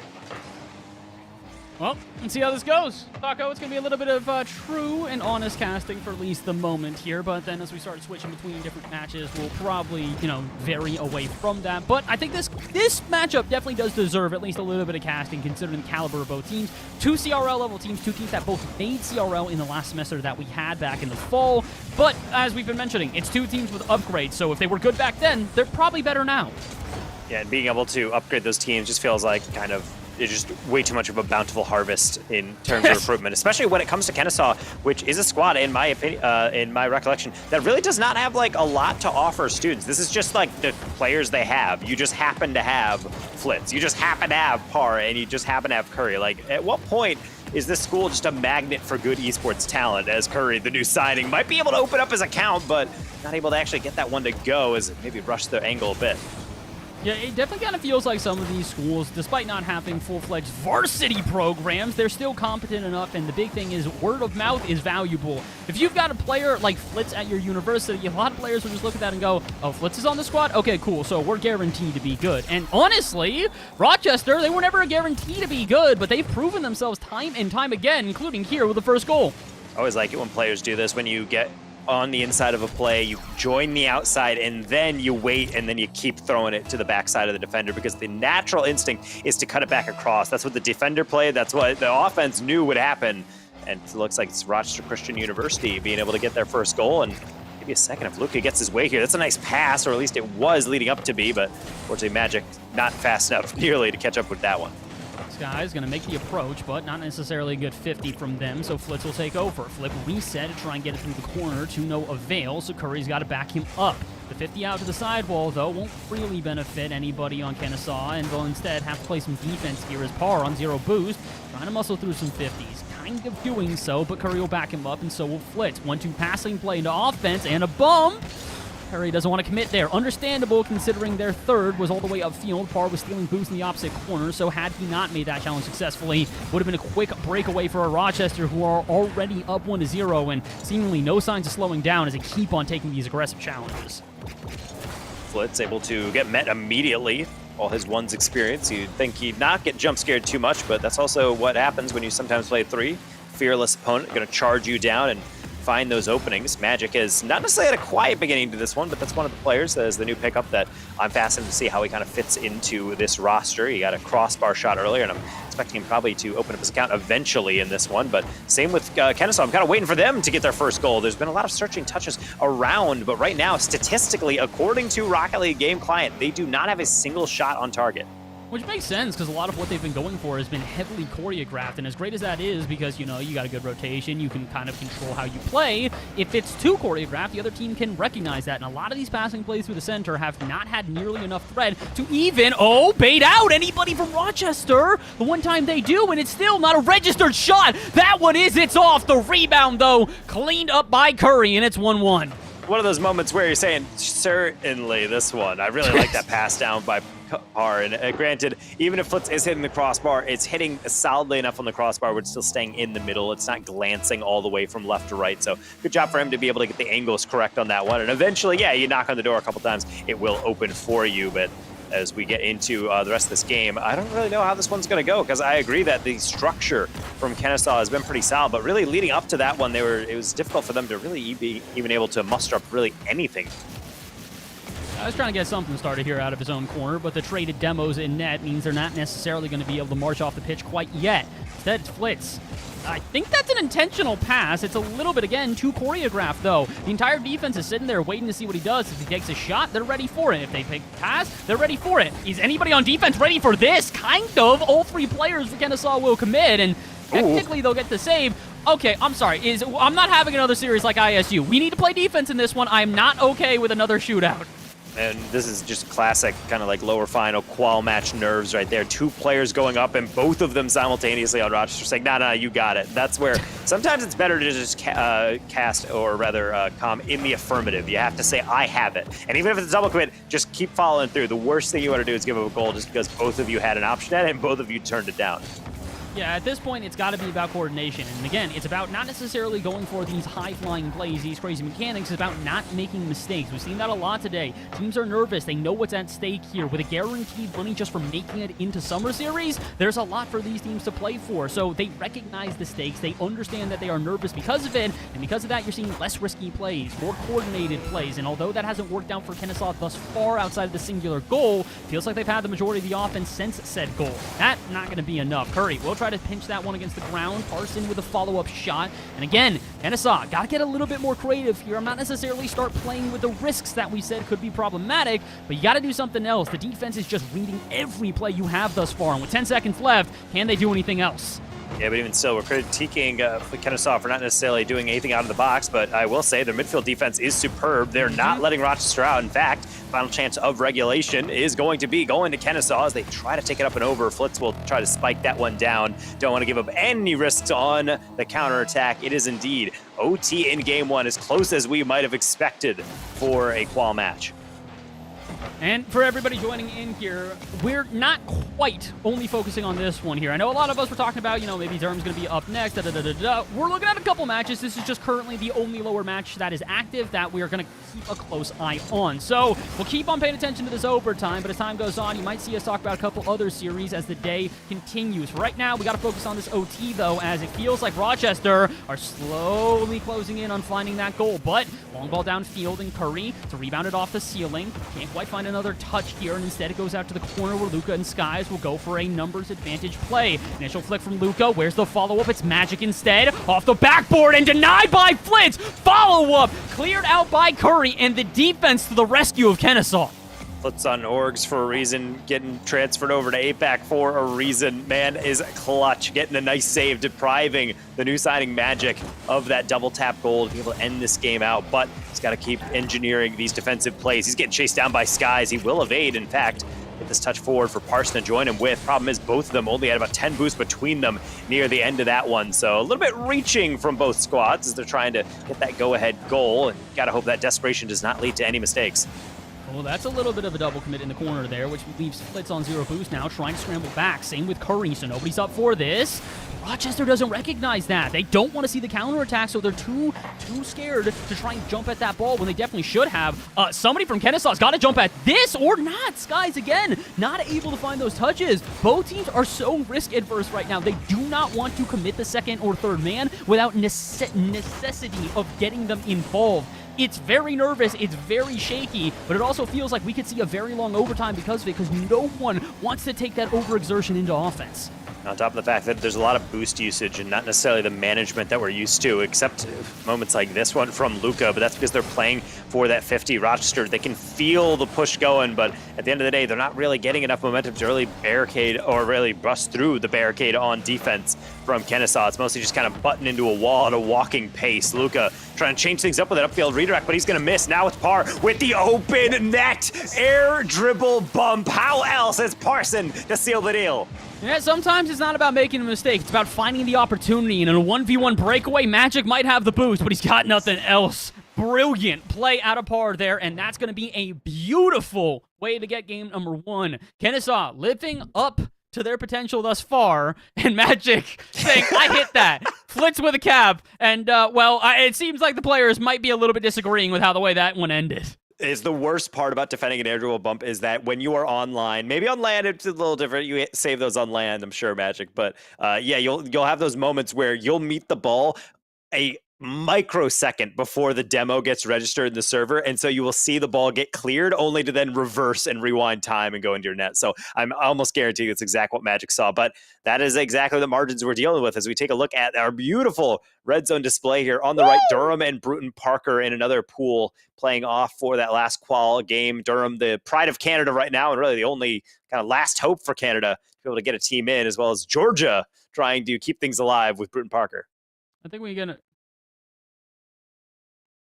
Oh, good point, good point.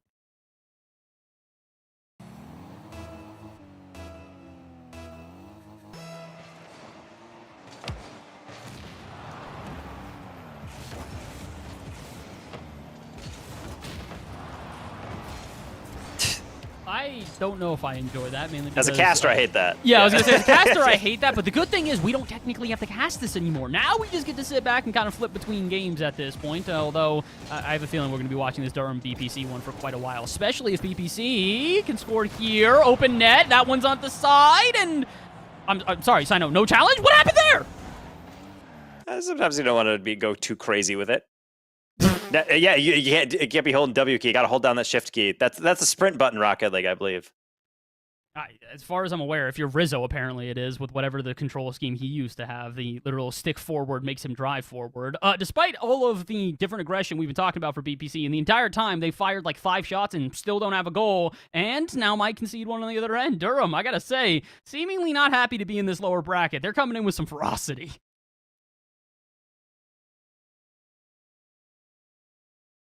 That first goal. They've been waiting quite a while, though, for their matchup, and that's the biggest thing for these teams that have been waiting for such a long time. If they're going to be able to wake up enough in those first few games so that they don't have to pull off like a reverse sweep or anything. Kennesaw looked good. Durham, though, getting that first goal is huge for them, but need more than that. Oh, I was muted apparently. My Oh. bad, guys. It's okay. I was muted and Canada scores. That's all Wait, it we cares had about. almost simultaneous goals going in, actually, on both sides. Both blue teams scored almost the exact moment, and it was Kennesaw with an absolutely nutty read off the backboard, and then pretty much the same thing going in from Durham. I'm getting a little bit nervous. I'm kind of feeling like Rochester are slowly starting to get exposed by Kennesaw here, not because they're playing poorly, but because Kennesaw is, Kennesaw. I don't want to see this be a 3-0. I do feel like Rochester are a more competent team. Oh my goodness than that. Yeah, see, that's what I'm saying, bro. I'm getting a little bit nervous. Well, I mean, it happens when you have Flitz downfield, just kind of throw a ball anywhere in his direction, but it's disgusting. I'm sorry. On that left screen, for anyone who's trying to figure out where to look at. If we're talking about Flitz, and we'll probably be talking about him a lot, that's definitely the Kennesaw side. Oh, please, no, not again. Oh, par. Open space. That's off the backboard, and nobody's going to commit from Kennesaw. Okay, that's not the worst thing we've seen so far here. But, again, right back into offense. I feel like for Rochester, they got to start playing as a team. Yeah, the individual plays have made a pretty big difference, but it just kind of feels like they're jumping at the ball right now to interrupt Kennesaw, and that's not exactly the same. Durham, though, is anybody really surprised by this result? No, I'm not really surprised by this. I mean, Zoshion, perfect setup.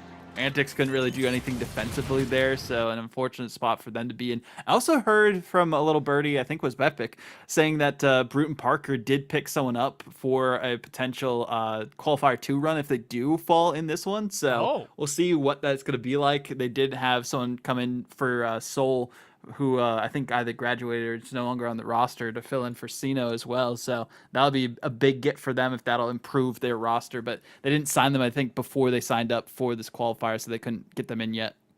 Yeah, shout out to Adam Stanley, the coordinator over there at the site of Bruton Parker. Travels with his teams to all the land, super friendly guy. But on top of all that, very clear that he's trying to build this squad up, try to make sure that one is getting Bruton Parker kind of on the map slowly. I will forever be a fan of Manny. I just think he's such an individually talented player. It'd be nice to see if he, gets a new player on the roster over at BPC. Even if he isn't the same name that he once was, I still have the same sort of, fanboy behavior for him. He's just a talented player. Unfortunate for Bruton Parker to have to face up against Durham here, though. Despite the individual brilliance from this team, I still feel like we have to kind of bet on Durham to be the one to take this. Okay, hold up. Manny trying to stunt? Manny setting up his team? Okay, never mind. All I got to do is say that Durham's got this in the bag, and I guess BPC hear me.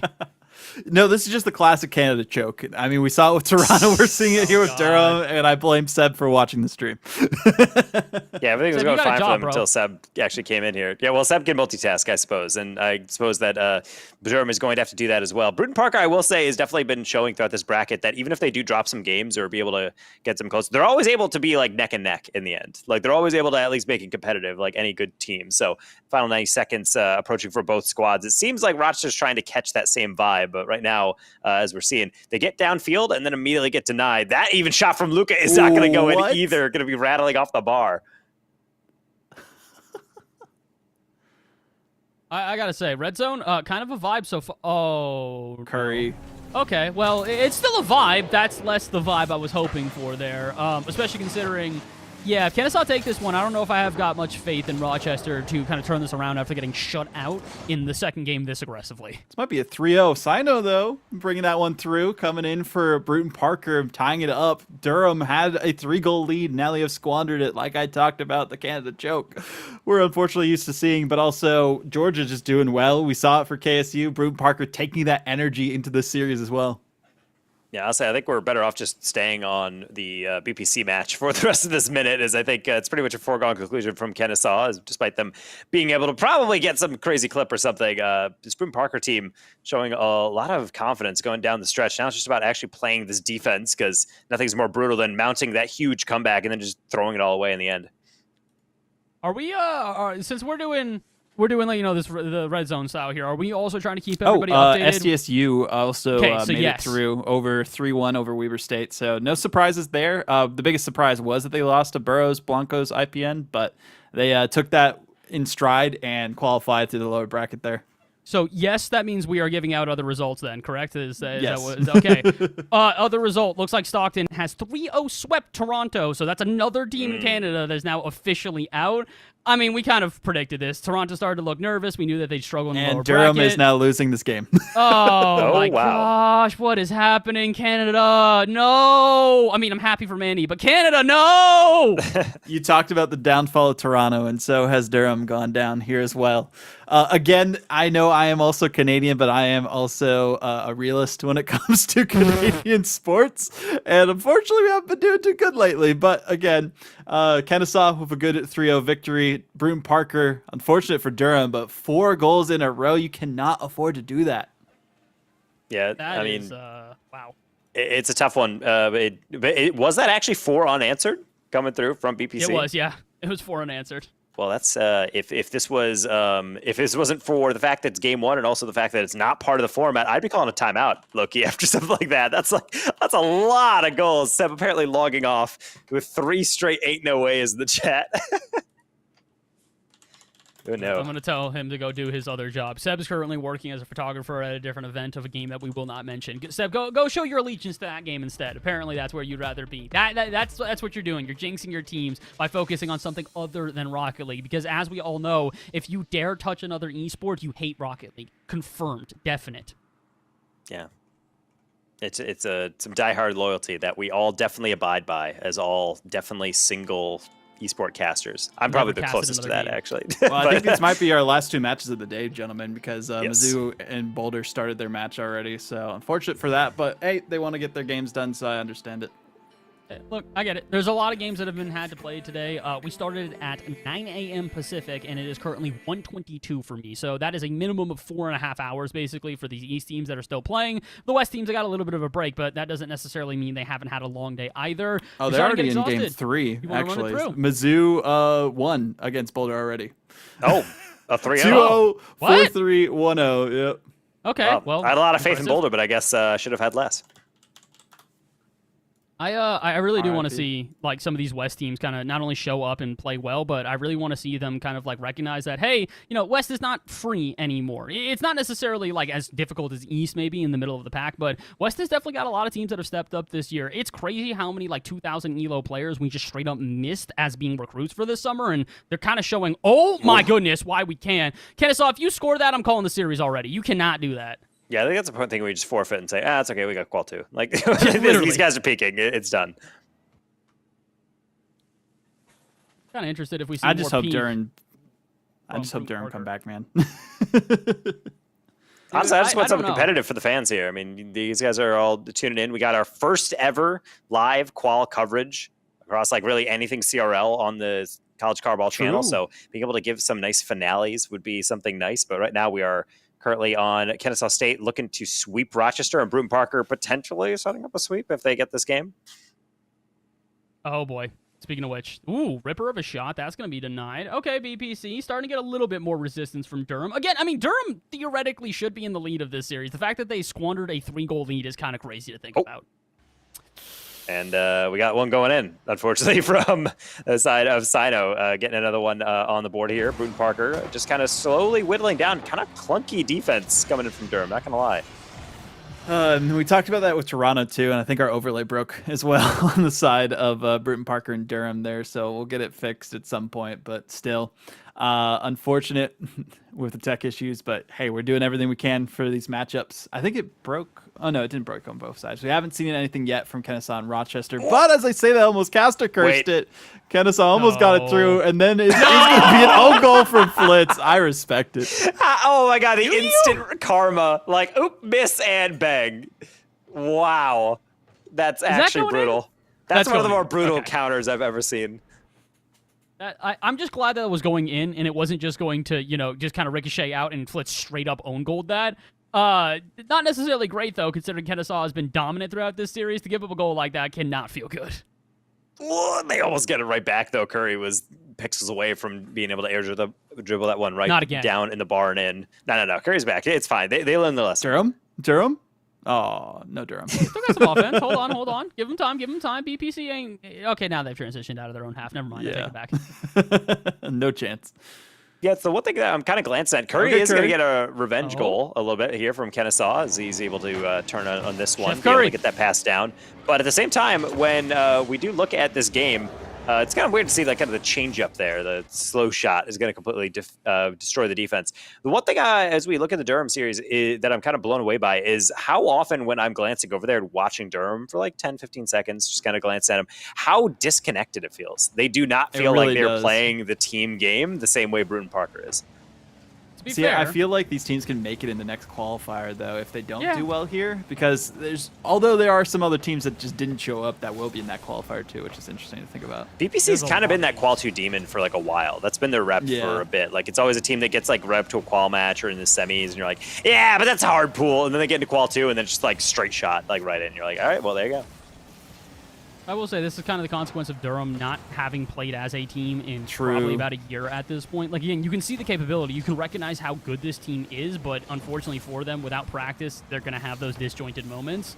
I don't know if it's completely, fallen apart at this point, but it definitely kind of feels like Bruton Parker took about a half a game to get them red, and now that they've figured them out, Durham don't really have much of an answer to switch this up, and they got to figure it out soon. Okay, Magic gets a crazy dunk on this one. Look at this angle again. It's hard just trying to delicately, wait, what's the worst that could happen? This. Boom. See ya. It's like Qualified those back. NFL TikToks you see where they're just like boom and someone gets like tackled and all that. Hey, and we also see Antics get a goal as well on the other side. So Bruton Parker doing pretty good. The orange side's dominating a little bit here, but Curry also trying to make a name for themselves in Kennesaw State. Durham, after that 4-goal comeback, have now given up 6 goals without scoring one, mind you, after game 1. So interesting. They're getting absolutely dominated right now, and that's probably another goal for Rochester, huh? Yep, that's a That was a- triple commit yeah. out of Kennesaw. Wow. Yeah, I was about to say, I'm like, that is wow, that's one of the most clear-cut ones. And you know what the worst part is? If you're going to triple commit, how do you lose the 50 to the one player who goes in on that? You'd think there'd be enough bodies in the way, you know? Good Somebody question. at Speech, somebody's got to tell Speech to clip that and put that a part of that montage. So every single triple commit in the history of ever, that dude has seemingly found it. And if he does not use that one, considering it's probably the most clear example of it in a hot moment, I'm going to be pretty disappointed. Definitely the best example I've seen in a collegiate match, but it's Oh, also yeah. one of those moments where ball's bouncing up, it's kind of hard read, and oh my god, the confidence from Rochester. No. They're going to give up away a free one, unfortunately. But Wow. yeah, boys, this game is not won yet. You can't be going for these breezes in the middle of the pitch. Speaking of a one game, though, we see Bruton Parker with just the nail in the coffin for Durham, and I think this one's going to be a 3-0 sweep with the way things are going. I mean, Durham, they looked good in the first game and then completely squandered it, and now we haven't seen anything from them in game 2. How many minutes is that scoreless? Because I'm trying to think about when the comeback started for those 3 goals or 4 goals. It was at from least half a BBC. game. Yeah, so I was it's gonna say, that's like almost I'd say 8 minutes. 8 probably. minutes, yeah. So unfortunate. Car change, maybe. Trying to see what they could do. They have to completely reverse sweep now, so currently likely no Canadian teams qualifying in the first one, but still chances in the next one. Still a couple of chances here for Kennesaw to take this in a 3-0. Oh, Oh, yep, well. Flitspeak. Oh my gosh, Flitz perfectly timing this one out. And that's coast to coast as well. That started in the back corner. And that just shows sometimes the best air dribbles are just trying to extend. Notice how he gets underneath it and then uses the air roll to tuck underneath. That momentum from the air roll alone actually propels the ball forward even further than you would if you just touched it normally. That's a really high IQ play. Oh, please. No, Rochester, do not squander this. You finally look like you were playing competently, and all of a sudden we've got 20 seconds left. And I genuinely think Kennesaw are now in control of this game. Flits on the side wall, can't quite get to it. Pass out center. Curry's looking like he's going to have the final real touch of this game. This one popped out again. Parr just needs to get around Skies, out to the side wall. Parr again trying to pinch it out, and gentlemen, we might have an overtime if not Nope. for Flitz! Oh, what? How? He had that wide open, but unfortunately couldn't scoop it whatsoever to get it into the Oh, net. it's staying up, though. So No way. Still a chance, as you mentioned, right for Curry. No way! Here it goes for Flitz. They carry it forward, but no, denied by the defense. Sky saves the day, potentially the series for them. Otherwise, it would have been game over, going to qual 2. Oh my god, that would have been one of the most devastating losses I've ever seen. Just one mystery in the midfield, and then suddenly your entire qual is over, especially in a sweep. So you have a chance to make something of it if you are the side of Bruton Parker, or rather, if you are the side of Rochester here. But things get really dicey on that back end. You can see Kennesaw is kind of sniffing at that backboard over and over. What was that, Meanwhile- 9 or 10 goals for Bruton Parker? I was going to say, yeah, without that's a single one from 8 in a Durham? row for Bruton Parker. 8 unanswered goals from Durham. Wow. That's not great. It's got to hurt. Oh, man, he's going to do it to him again, huh? Oh, not if they miss the follow-up shot. Never mind. I want Rochester to win this. I'm not going to lie. I'm going to be a little bit biased for a moment. I want to see the series get extended. I don't feel Kennesaw have earned themselves the 3-0 quite yet. If they get a good goal in overtime, maybe. Oh, that's it, huh?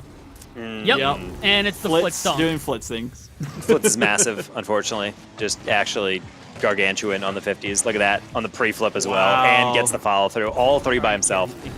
But yeah, GG's. That's going to be the sweep, unfortunately, for Kennesaw. As casters, we're not biased against individual players. We just want to see the teams win that give us longer and more entertaining series. And unfortunately, sometimes results are boring. Kennesaw getting another one in their legacy dominance against Rochester. Speaking of boring results, we might see a similar affair here for Bruton Parker versus Durham if Durham still hasn't been able to score a goal since they had a 3-goal lead in the first half of game 1. They're still looking for something, and there we go. Jordan is going to pop off, crossbar and in. Love to see it here, the Durham comeback potential. We need a lot more where that came from. That's a great shot. That's so well read off the backboard out of Jordan.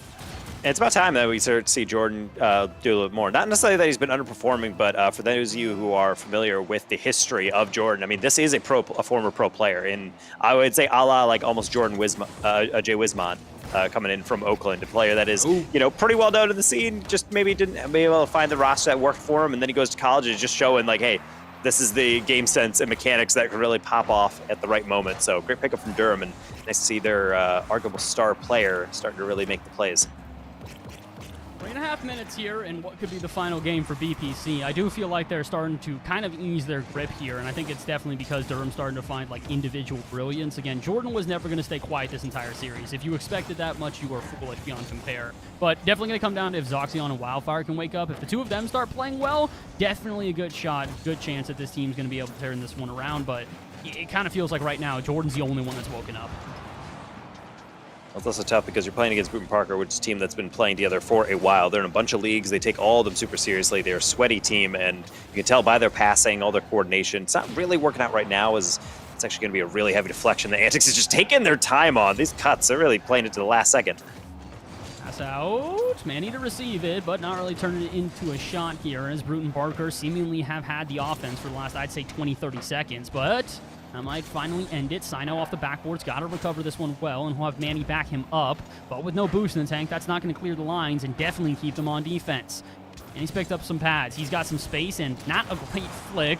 The demo onto Antics is also going to lock them in further, and despite the long ball to get him out, BPC not getting a lot of offense right now. Feels like Durham's finally found a way to kind of extend this pressure for more than just an instant. Oh, might be a chance there, but no, it's not going to be anything. Quick update on the bracket 2. EA OSU 3-0 UTA. UTA has to go into Qual 2, an upset 19th seed versus the 6th seed in the West. We'll see a new school join the Summer Series League. I'm pretty angry, actually, because EAOSU is a team in CRL that I used to rate pretty highly in the West, and then they never did anything with it. And this time I deranked them because of that, and they qualify. So, little salty, not going to lie. But, hey, I had the long-term faith, I guess, or I had the right idea in the beginning. So, congrats to them. That's going to be Oregon State, I believe, in their first event in total. I don't even know.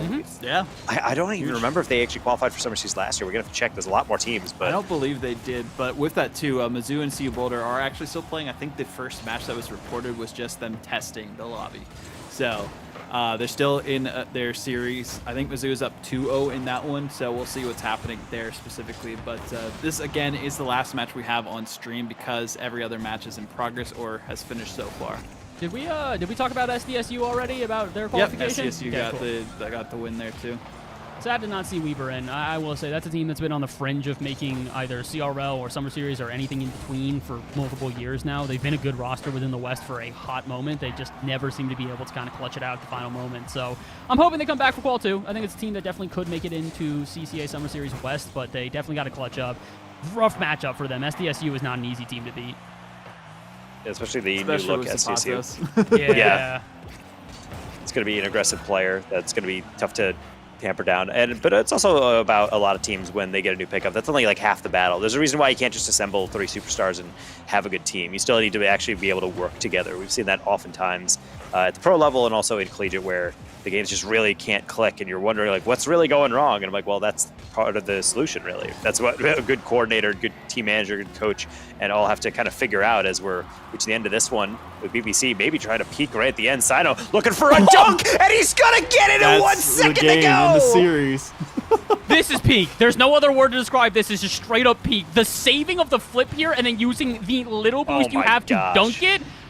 Sino, I honestly, I don't know if you guys have a sub for the second qual. The rest of it, you said you might. Please don't use them. Use Sino. They've earned their spot.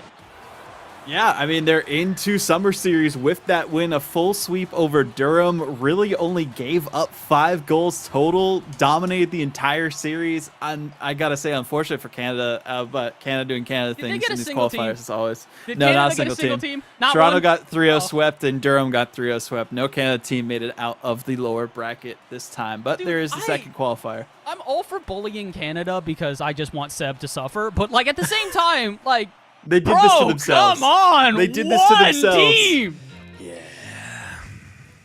You'd think at least one team would sneak on through, but not even West. Not even seeing that UBC, I don't believe. So, yeah, a lot of things going slightly wrong, but that's why there are 2 quals. Again, you got 10 days until that closes, so please sign up for qual number 2 for Summer Series, because right now we have pretty much all of our slots decided. We just have some straggler series wrapping up, and unfortunately we got to witness 2 sweeps to be able to close things out.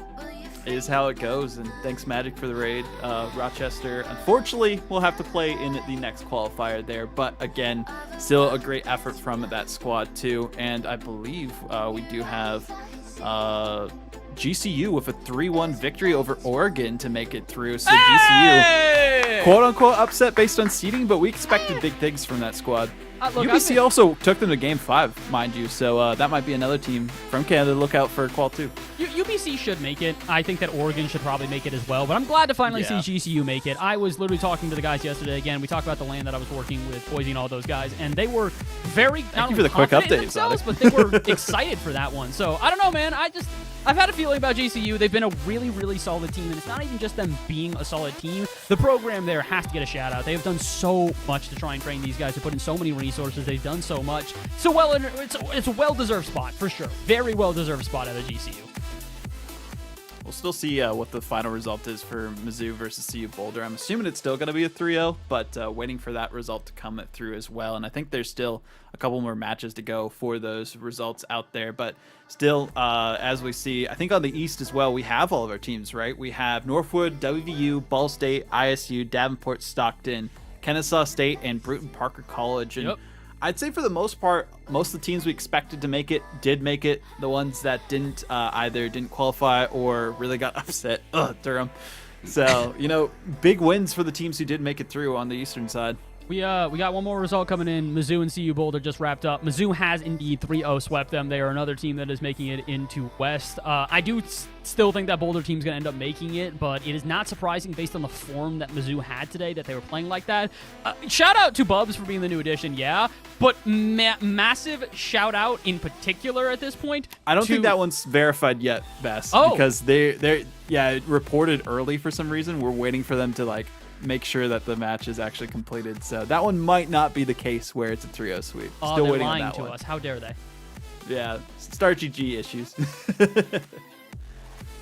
Oh gosh, but let's take a look through the brackets, see exactly what happened, start in the East, go down, and some of the individual matchups as we wait for those final results to come through and get our first 16 teams into league play, into the money as well, starting with Pool 1 on the Eastern side. I mean, Fisher did complain a little bit. Talk about Fisher, the Twitter main, not Fisher College, there specifically to specify for those who might not be as familiar. But they did get a game, the only team to get a game off of Northwood, so congrats to them on that.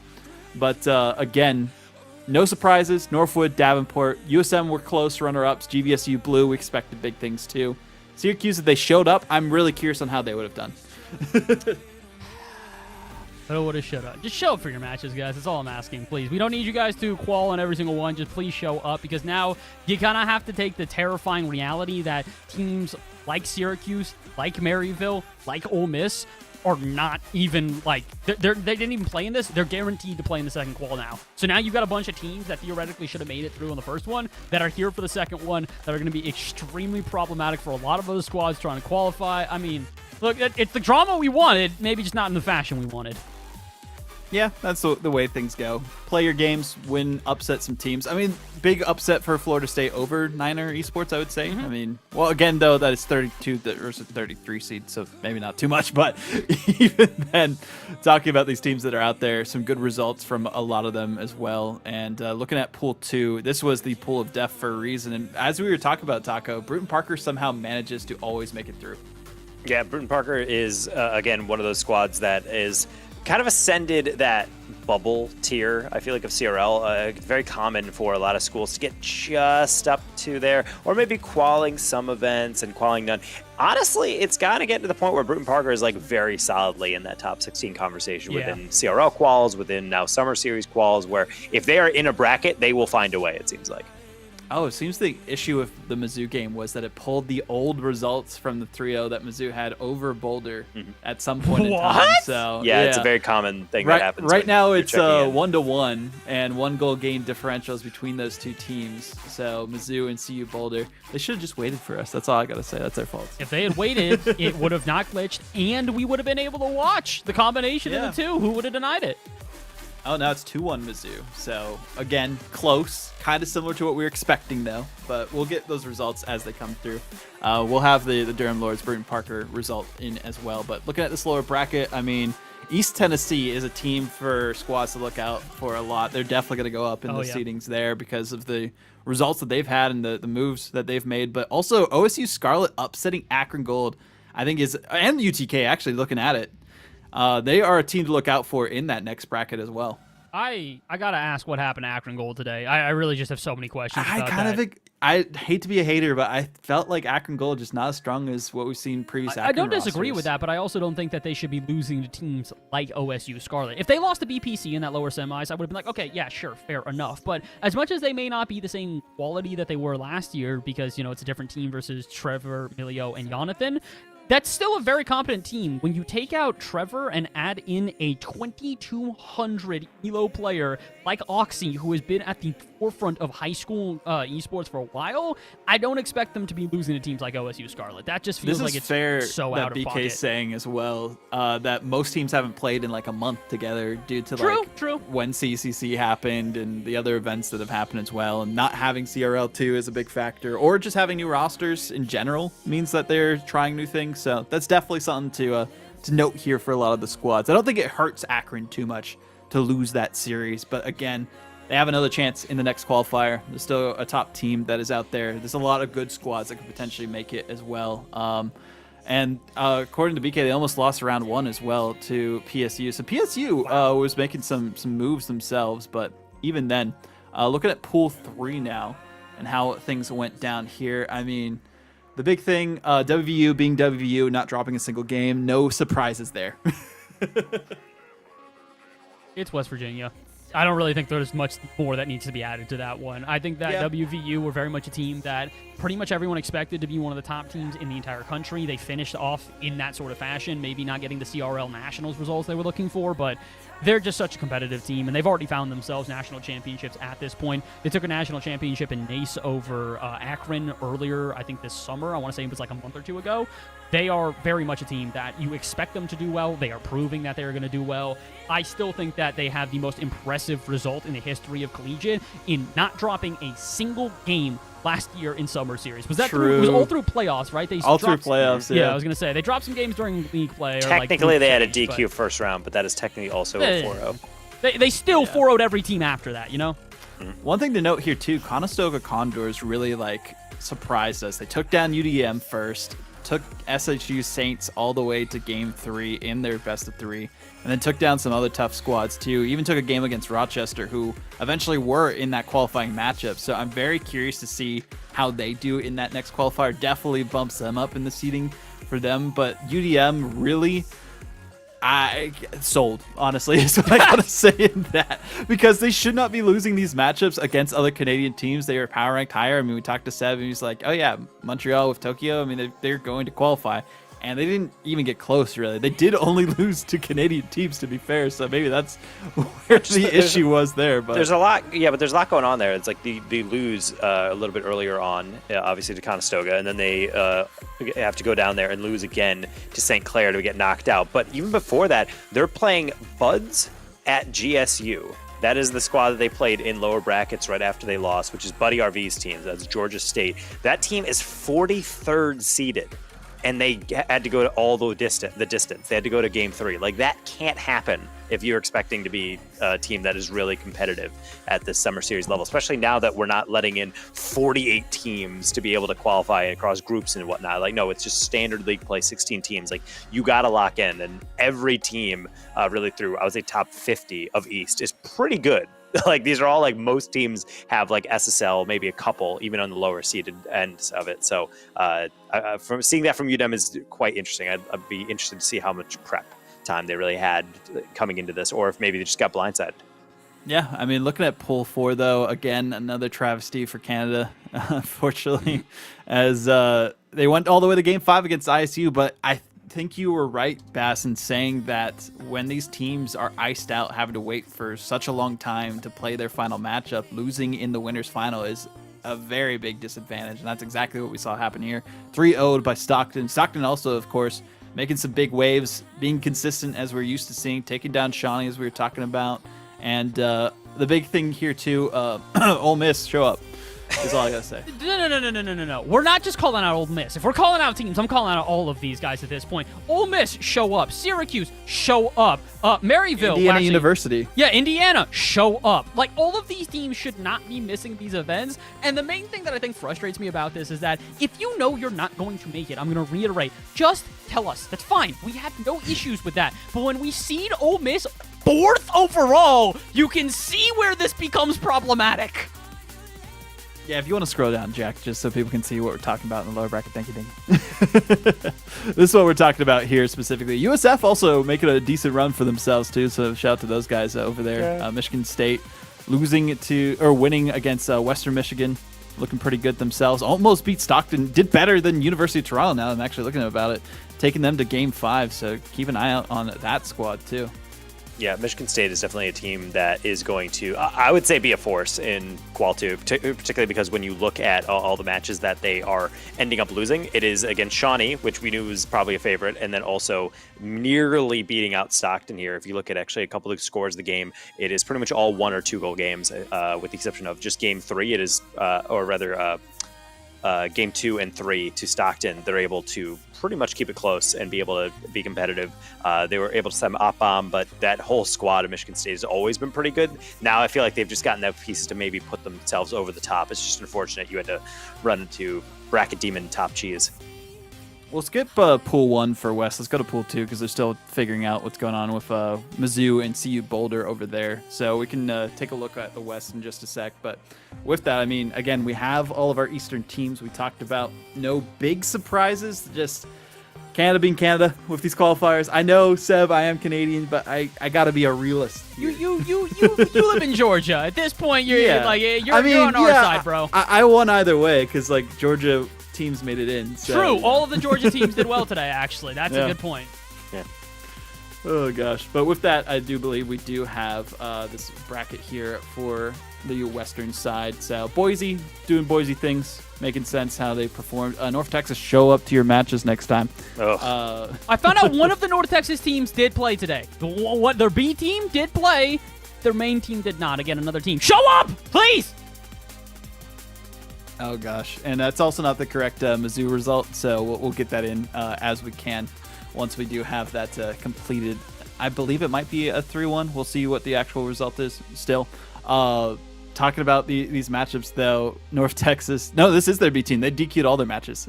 Wait, what? No, their B team. Literally, Iceborg was on Twitter posting about that. What? Maybe that's their C team then, but North Texas, yeah, this is the B team. Oh, that's right. I forgot they don't actually label any of their teams normally. Well, actually, an interesting wrinkle in the tail is that, North Texas, you saw DQing, that's the A team, and then they win against UNR and lowers, and then immediately lose to UBC. So a little bit of a glimmer, a little silver lining for Canadian teams. Yeah, they did play. They just showed up late, I guess. Okay. Showed up late. Okay, so I guess they're saying this North Texas roster is their main roster, not the one that has Taha on it. I mean, okay. Okay, all right. Interesting.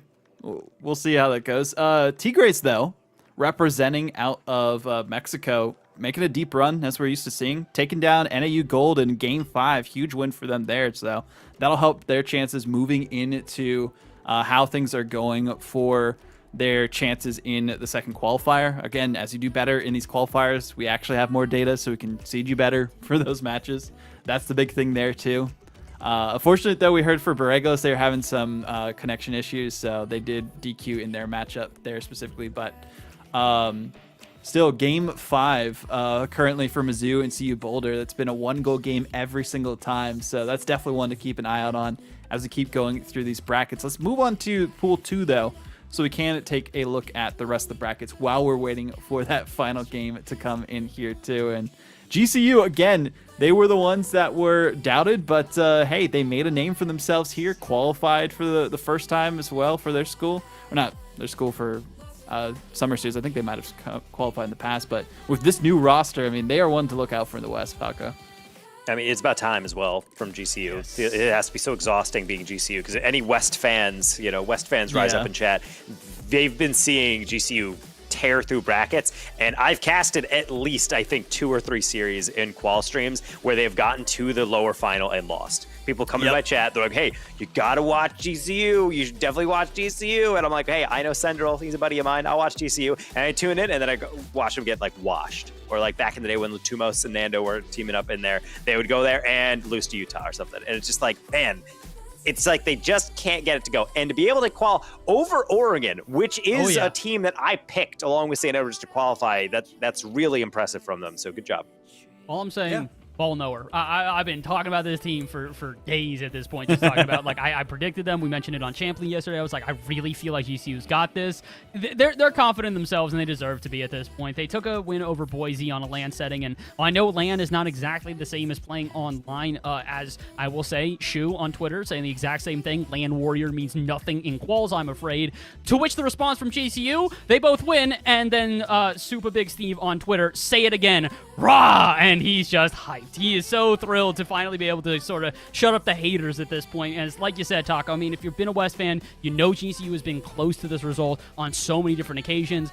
I don't know if they've ever made it into a top 16 within a CCA or CRL event, but the fact that they've made it here in arguably the most competitive summer we've ever seen for a collegiate Rocket League, it's got to feel well-deserved and really good for a team like this. So curious to see how they'll do during the season too. I think they're going to make a name for themselves during Summer Series, and that'll be a big thing to look out for as well. Another team, though, making a name for themselves, EAOSU, as we were talking about in Pool 3 here, as we'll switch over to that as well. They didn't do as well as we would have hoped against OC Esports with 2 subs.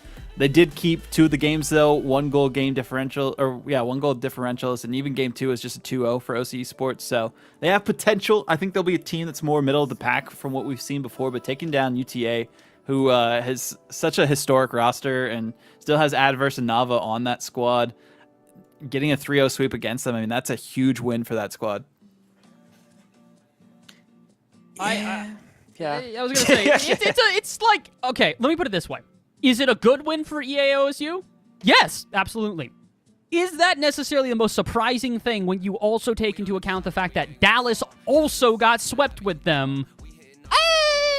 Maybe not as much. I don't know. I kind of feel like the UTA, UTDs, all the teams that are coming out of Texas right now, it's a lot of why we kind of had the slander on Champ League yesterday, is because it's one of these things where it's like the era of the old Texas teams, it's over. Between UNT not even qualifying nor playing today, and both UTD and UTA struggling in the lower bracket here, I feel like we kind of just got to admit, it's the new era. It's the times for St. Edwards and LCU to be the best teams in Texas, and these other Texas teams, I mean, if they want to shut us up, I hope you can, but it's going to take some results to do so. Oh, apparently, according to Oaskull, coming through as one of the players for UT Dallas, they were not playing with Luby today. In fact, that makes sense. Yeah, that so makes a lot of UTD sense, getting 3-0'd by EAOSU. Maybe a different path through the lower bracket as Eastern Oregon State was just kind of running through in the semifinal and the losers final the Texas teams that we thought would be probably relative favorites. So interesting. They had 2 subs today. Yeah, interesting tale. I'm not really sure how 2 subs work when you have 4 players in your roster. But either way, being able to not have those players in, is he going to be available for Qual 2? I guess we'll have to find out because that's exactly where UT Dallas and UT Arlington are going to have to face. Curious how it's going to go. Also, a big note too. We talked about University of Kansas, how it was maybe like a down lateral move. They lost to Wichita State Black in Game 3, so 35th seed versus the 14th seed. I mean, is hope gone for Kansas? Yeah. Yeah, I'm not even going to really try to sugarcoat that one. I'm just saying, yeah, man. I don't know. It's really hard, especially in, like we said, this is the most competitive summer we've ever seen for collegiate teams. We're hearing of signings out the wazoo that we never even knew were happening. So to take or not even arguable, your best player, a rank A player, and to no longer have him on the roster, those are big shoes to fill. Those are clown shoes-sized shoes that you have to fill. And I honestly don't know if there's anybody on Kansas that's going to be able to do so. So I hate to say it, but Kansas has lost a lot of the rep that they built up over the last season, going from a contender to maybe make playoffs in West to now I'm not even sure they're going to make it into West. Rough is all I got to say on that one. Let's take a look at Pool 4 for the West as well. Still waiting on the results for that Mizzou matchup, but should be coming in pretty soon based on just the time these matches typically take. Although I think they've been going to OT for some of those games based on the length of them as well. Columbia College, not surprised there that they made it through. No Samba playing, but again, looking at the bracket, they didn't really have much to worry about for the most part, especially since SDSU did fall so early to Burros Blancos. I think that's the biggest upset we've seen in the bracket for the most part is that matchup there. So huge win for Burros Blancos, and they did make it for a rematch against SDSU in the lower semifinal, but they got 3-0'd there. 100-99 apparently in Game 3 for SDSU. I don't believe that. I'm just going to call cap. I'm just saying. I don't know if I believe that one. I wish we knew the actual score for that because I'm very curious on how it actually went. Clearly you guys are low rank. That happens all the time at higher ranks. Scoring 100 goals in a game. Very common. Seen it happen multiple times, especially in quals when the mental really gets down. The other team's defense is just non-existent. Okay, but do they usually also then get 99 goals in response? I feel like that's the part that I can't believe. Yeah, like 100 goals in a game, sure. Yeah, fine. That happens all the time. 99 in response, though. Beating them out by 1 goal, I don't know. Something seems fishy about that. Yeah, we're going to have to get the ball chasing replay to verify. We got to talk a little bit about the fall-off of Missouri S&T, though. Losing to University of Minnesota, the 37th seed there. Not the best look we would want to see from the squad. They also lost to Iowa State. I know you were talking big about Iowa State as well, but we've seen Missouri S&T. They haven't really changed their roster much. I mean, Smack's burning and bumping from what we've seen them as well. And, I mean, what's going on over there? I mean, the same thing that they're playing with their West GC1 teams. sub today. Okay. Yeah, it's like Why did all of you play with subs and not tell any of us about this? Yes, please tell us next time you're playing with subs, please. No bumping. Yeah, no bumping. But that's also the downside of being able to put that out. Honestly, that's what we should be doing before next qual. They'll just put out a huge tweet and just say, hey, everyone, if you're not playing with your main rosters, reply beneath this let post us know. and just slowly let us know. Because, yeah, that could be a little bit weird. All right, so I guess that kind of removes all conversation about that. It's that does. explainable. Bumping, arguably, kind of like the IGL of that team, the kind of leader, statistically most mechanical player is suddenly not available. So I think we have our final top 16 teams now. Mizzou did get the 3-2 victory. It wasn't a 3-0. It went all the way to 5, so that does help CU Boulder a little bit with their efforts going into Qual 2, but they were hoping for the revenge match against them. They got 3-0 swept in the semifinal. Well, they did fall there afterwards. And again, looking at these rosters coming into this, no real big surprises on who qualified. Well, if you haven't tuned in a bit, you might see Davenport and be a little shocked. But boy, do I have news for you! Yeah. Like that is not the same university that you had known in the past. Definitely nice to see more and more universities start to invest in kind of revamping their rosters, or the teams that are just there kind of lock in and just say, "Hey, we need to get this done. Let's just do some work. Let's grind together. Let's queue up and kind of all lock in." So nice to be able to see both East and West seeing continued development semester after semester. Yeah, and EAOSU is not Eastern Oregon, by the way, from what we've been told. So, they're Oregon State, apparently, from Profile. So we'll get that fixed before we put a graphic out. Thank you for the correction there, Profile. How would Profile it stands ever know for that Esports at Oregon State University. So there we go. That does make sense. That is understandable considering OSU is usually Oregon State. That would make sense. I'm gonna be real. The entire time I know they're playing in West, I've continually heard OSU and went, oh yeah, Ohio State University. Obviously, who puts the A of at in an acronym? I don't like that. That's what I'm saying. That's yeah. I honestly. Okay, but would that's you a like skill issue for EOSU? Like yeah, just put a EOSU sounds lowercase horrible. e. I don't know. Or just put OSU, esports or OSU. even better yet, you could argue you could just do OSU, but it might Okay, just be well, that I might be agree a with that. legalese thing where like this university's like you can't say that, you have to specify it's a club or something. But I don't know. Apparently they according to didn't decide the profile, name. We aren't yeah. allowed to use OSU. All right, I just say they should do the Oregon the side State, thing. yeah. Do the OSU friendos or something. No, you should. At this point, you got to like make up a name again, like Pasta Mafia. If you guys can't use the Oh, official name, you need Pasta like Mafia. something. Love Like you that. guys are the Beavers, bro. Why aren't you guys Beavers Esports or something like that? That would have been sick. A couple different things it could be, but we got it fixed in the end. Again, though, Oregon State and GCU, biggest names I would say that are new on the block, at least for these rosters, making a name for themselves in the West. And then, East, I'd say Davenport's really the newest one if you haven't been paying attention to CRL or Collegiate Rocket League in general in some time. But the rest of the names out there, pretty much recognized throughout CRL and Summer Series all the time from these squads. So these teams made their names, made it into the first iteration of rosters, getting into the first qualifier and league play. Guaranteed money. Let's bring out the pricing again if you can, Zodic, just so these players know and we know again how much they're guaranteed just by qualifying here. $300, $100 a piece at least per conference for league play. And hey, if you get top 8, you gain another $50 and it goes up from there all the way to $1,000 for first place in your conference. Top 6 from the conference, of course, make it into the championship. So a lot on the line for these teams. Can double their money if they want, depending on how well they do there. But I mean, looking at those rosters and early predictions, how are we feeling this summer series is going to be, Bass? This is going to be the most competitive summer series we've ever seen. And I don't even think that's really me. It's not hyperbole. It's not exaggeration. It is quite literally, this is just kind of what it is. We've seen semester after semester that it's always been the argument of it's like, okay, well, East is really good, but West never seems to really get any teams. And then you look at the teams today, and pretty much every team that was playing was just full of SSLs. And it's not as if it was like, hey, it's obvious that they're getting SSLs. We saw signees. No, it's random players popping off out of nowhere that we would never expect. Again, massive shout out in particular to Mizzou. I think probably the starkest contrast between what we saw last year and this year.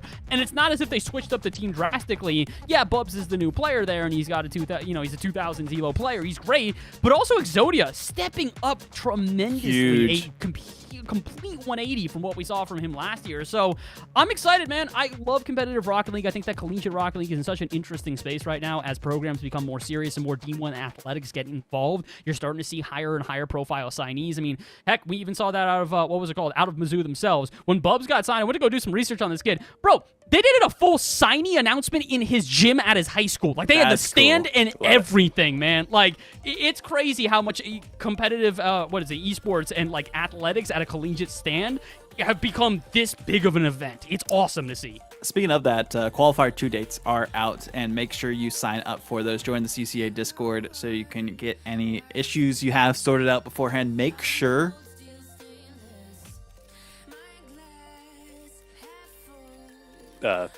Agreed. I muted myself. There we go. My internet died You again. should I make swear. sure. You It's should funny. 100%. This new microphone that I have has a mute button on the top, and I grabbed my microphone to get close to it. Just to be intense. Make sure you sign up, but also make sure if your teammates aren't accepting their invites that you message the admins and say, hey, can you accept their invite for me, so that you actually are registered fully for it. Because if you don't have your entire team accept the invites before registration closes, you will not be in the qualifier. So make sure you do that If you're expecting one of us to just dunk on these teams again before I've the said it deadline. today. Yeah, I'm not. Look, sign up, or if you do sign up and play, and if you don't sign up, that's on you. That's fine. Just don't complain about it. Like, it's like you've got ample time now. It is the 15th. You have until the 25th. Quite literally an entire 10-day period. There is no excuse. Please. Just sign up and show up if you do sign up. Also, don't tell your teammates that you're not going to show up like 3 hours before the event. That's just like Classic. That's wrong, bro. Don't do that. Don't do that. And if you do have to sub out, tell us. Yes, that too. But again, Please. this is just one of those things. This is exactly why the support queue is made. If you're not 100% sure if your roster's accepted, just shoot a DM to people. As long as the inbox clears before signups close, then at least there's a chance that we could say, hey, yeah, we can auto accept or something. We can be able to get you in the bracket, because the last thing you want to do is be able to miss out on qual 1. And I would say maybe second last. The absolute last is missing out on qual 2 because y'all just not taking care of things. I know you're college students. I know you like to procrastinate. Do not do it on this one. Do not wait until Tuesday. Just get it done now. Obviously, you can be on broadcast, but even better, you'll be into league play and be into the big bucks, be able to make some money this summer before fall starts. $300 at least for your team if you qualify. So guaranteed something to go home with. And hey, I mean, that'll help with maybe a textbook, but even then, still a lot to compete on here for these teams. Again, we ping every day in the Discord, so no excuses. Have to reiterate that as well. And hey, if you are a team that does plan to stream your run during the next qualifier,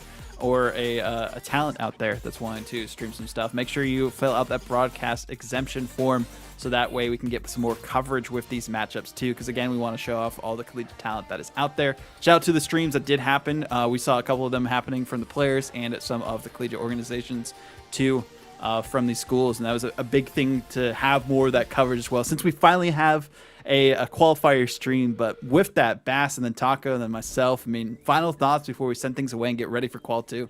Sort of just to kind of echo the sentiments that you're talking about here. Look, all of us kind of came up through the collegiate space through streaming stuff like qualifiers as well. If you are a prospective talent, if you are somebody who is known in the community, I'm looking at people like, I'm honestly just going to call them out because I know they're watching this. Pyro, Betpic, rest of you guys, please just send a message. We would love to have you guys cover some of the games that we can't cover. We know we can't cover all of them throughout the weekends, and we encourage you to please stream them. We'd love to see more coverage, especially from not just the organizations, but people in the community. If you are a community figure and you are interested in streaming, please jump in the CCA Discord. I think !Discord and chat should bring it up, and then you can go in the support channels, and all you got to do is literally fill out a form. That's it. You just need to fill out a form, and you are good to go. You can stream some of these matches, and we'd love to see it. Not just for the sake of, like, again, I want to see more of these matches covered, but if you really want to get involved in the collegiate scene, if you've ever wondered how to do it, it's events like this. You're not necessarily going to just be able to shoot straight to collegiate events. You got to play and, cast in some of them, and that's how Taco and I got into CRO and to CCA. It's how Audible did everything. I mean, it's really how most of us has grown. So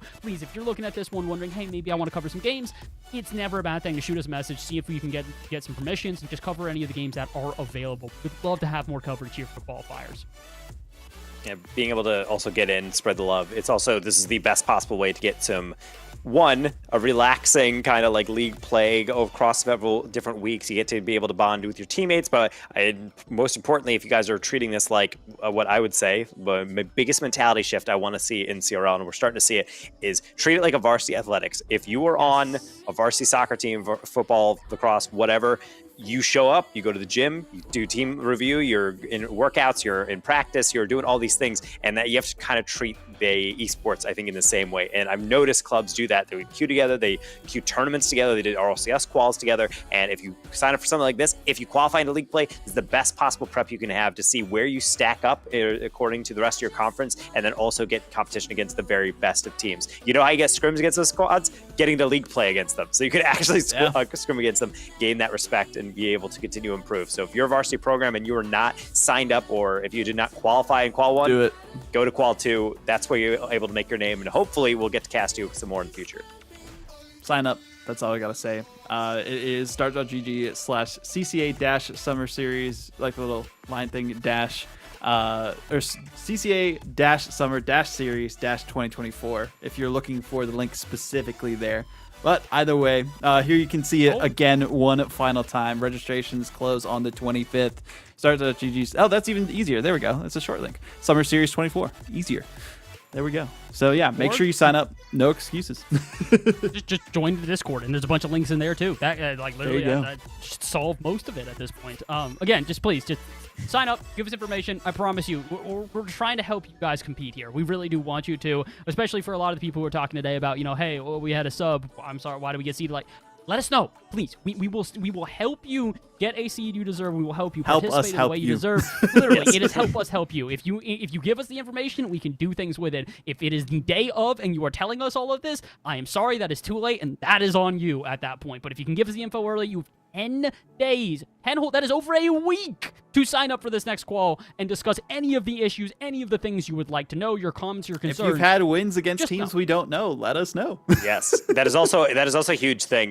Bass, myself, Vod, Seb, really anyone in the CCA atmosphere. I love it when players send me DMs to just be like, "Hey, we just beat this crazy team," or coming into quals, being able to tell us that stuff. Because, for example, like we got. Like, people just will have crazy results and stuff I didn't know about. Boise at GCU played at a LAN that I guarantee next to no one knew about on most of Twitter, because if the players aren't tweeting it out, or if you're not just happen to follow the event that's going on, or it gets retweeted or something, you're not going to know about that. So it's always nice to be able to hear from players, to be able to share their successes with us, because we're casting this not because really it pays a paycheck as much as just we really love this space. We want to be able to communicate with all you guys. So, let us know about that stuff. Well, with that, we've rambled on enough about letting us know and signing up and everything. We have to bid you adieu for qualifier number 1, but we will be back in a couple of weeks for that second qualifier. We will see you on June 29th for qualifier 2, and then league play starts right after that. So we'll see you in just a little bit.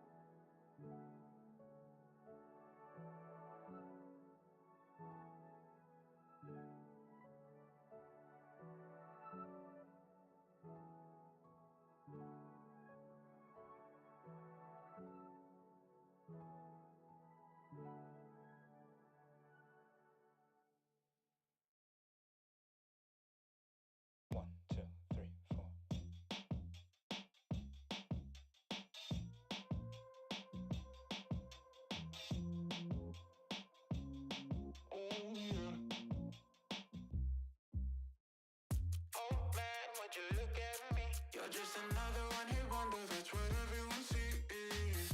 Ain't it funny how you wanna be the best, but you can't even get up and get dressed? Wasted, face it, you're never gonna make it.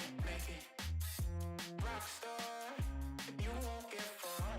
I know you're confused. People tell you you can be anything you wanna be. Wanna go to outer space, superhero in the streets. Oh man, what a lie, what a time to be alive. How have I survived?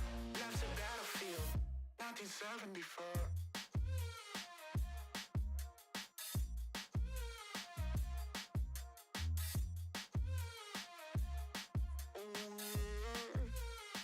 I think I'm going insane. I'm feeling crazy. Can't get it out of my head. Oh no, if the devil inside takes hold, then I just might wind up dead. Wasted, face it, you're never gonna be the one. Rockstar, you won't get far, but at least you had fun. People tell you you can be anything you wanna be, a king or a queen, as long as you got a dream. Oh no, it's a lot, they just wanna take your life. Try to tell you it's a battlefield. People tell you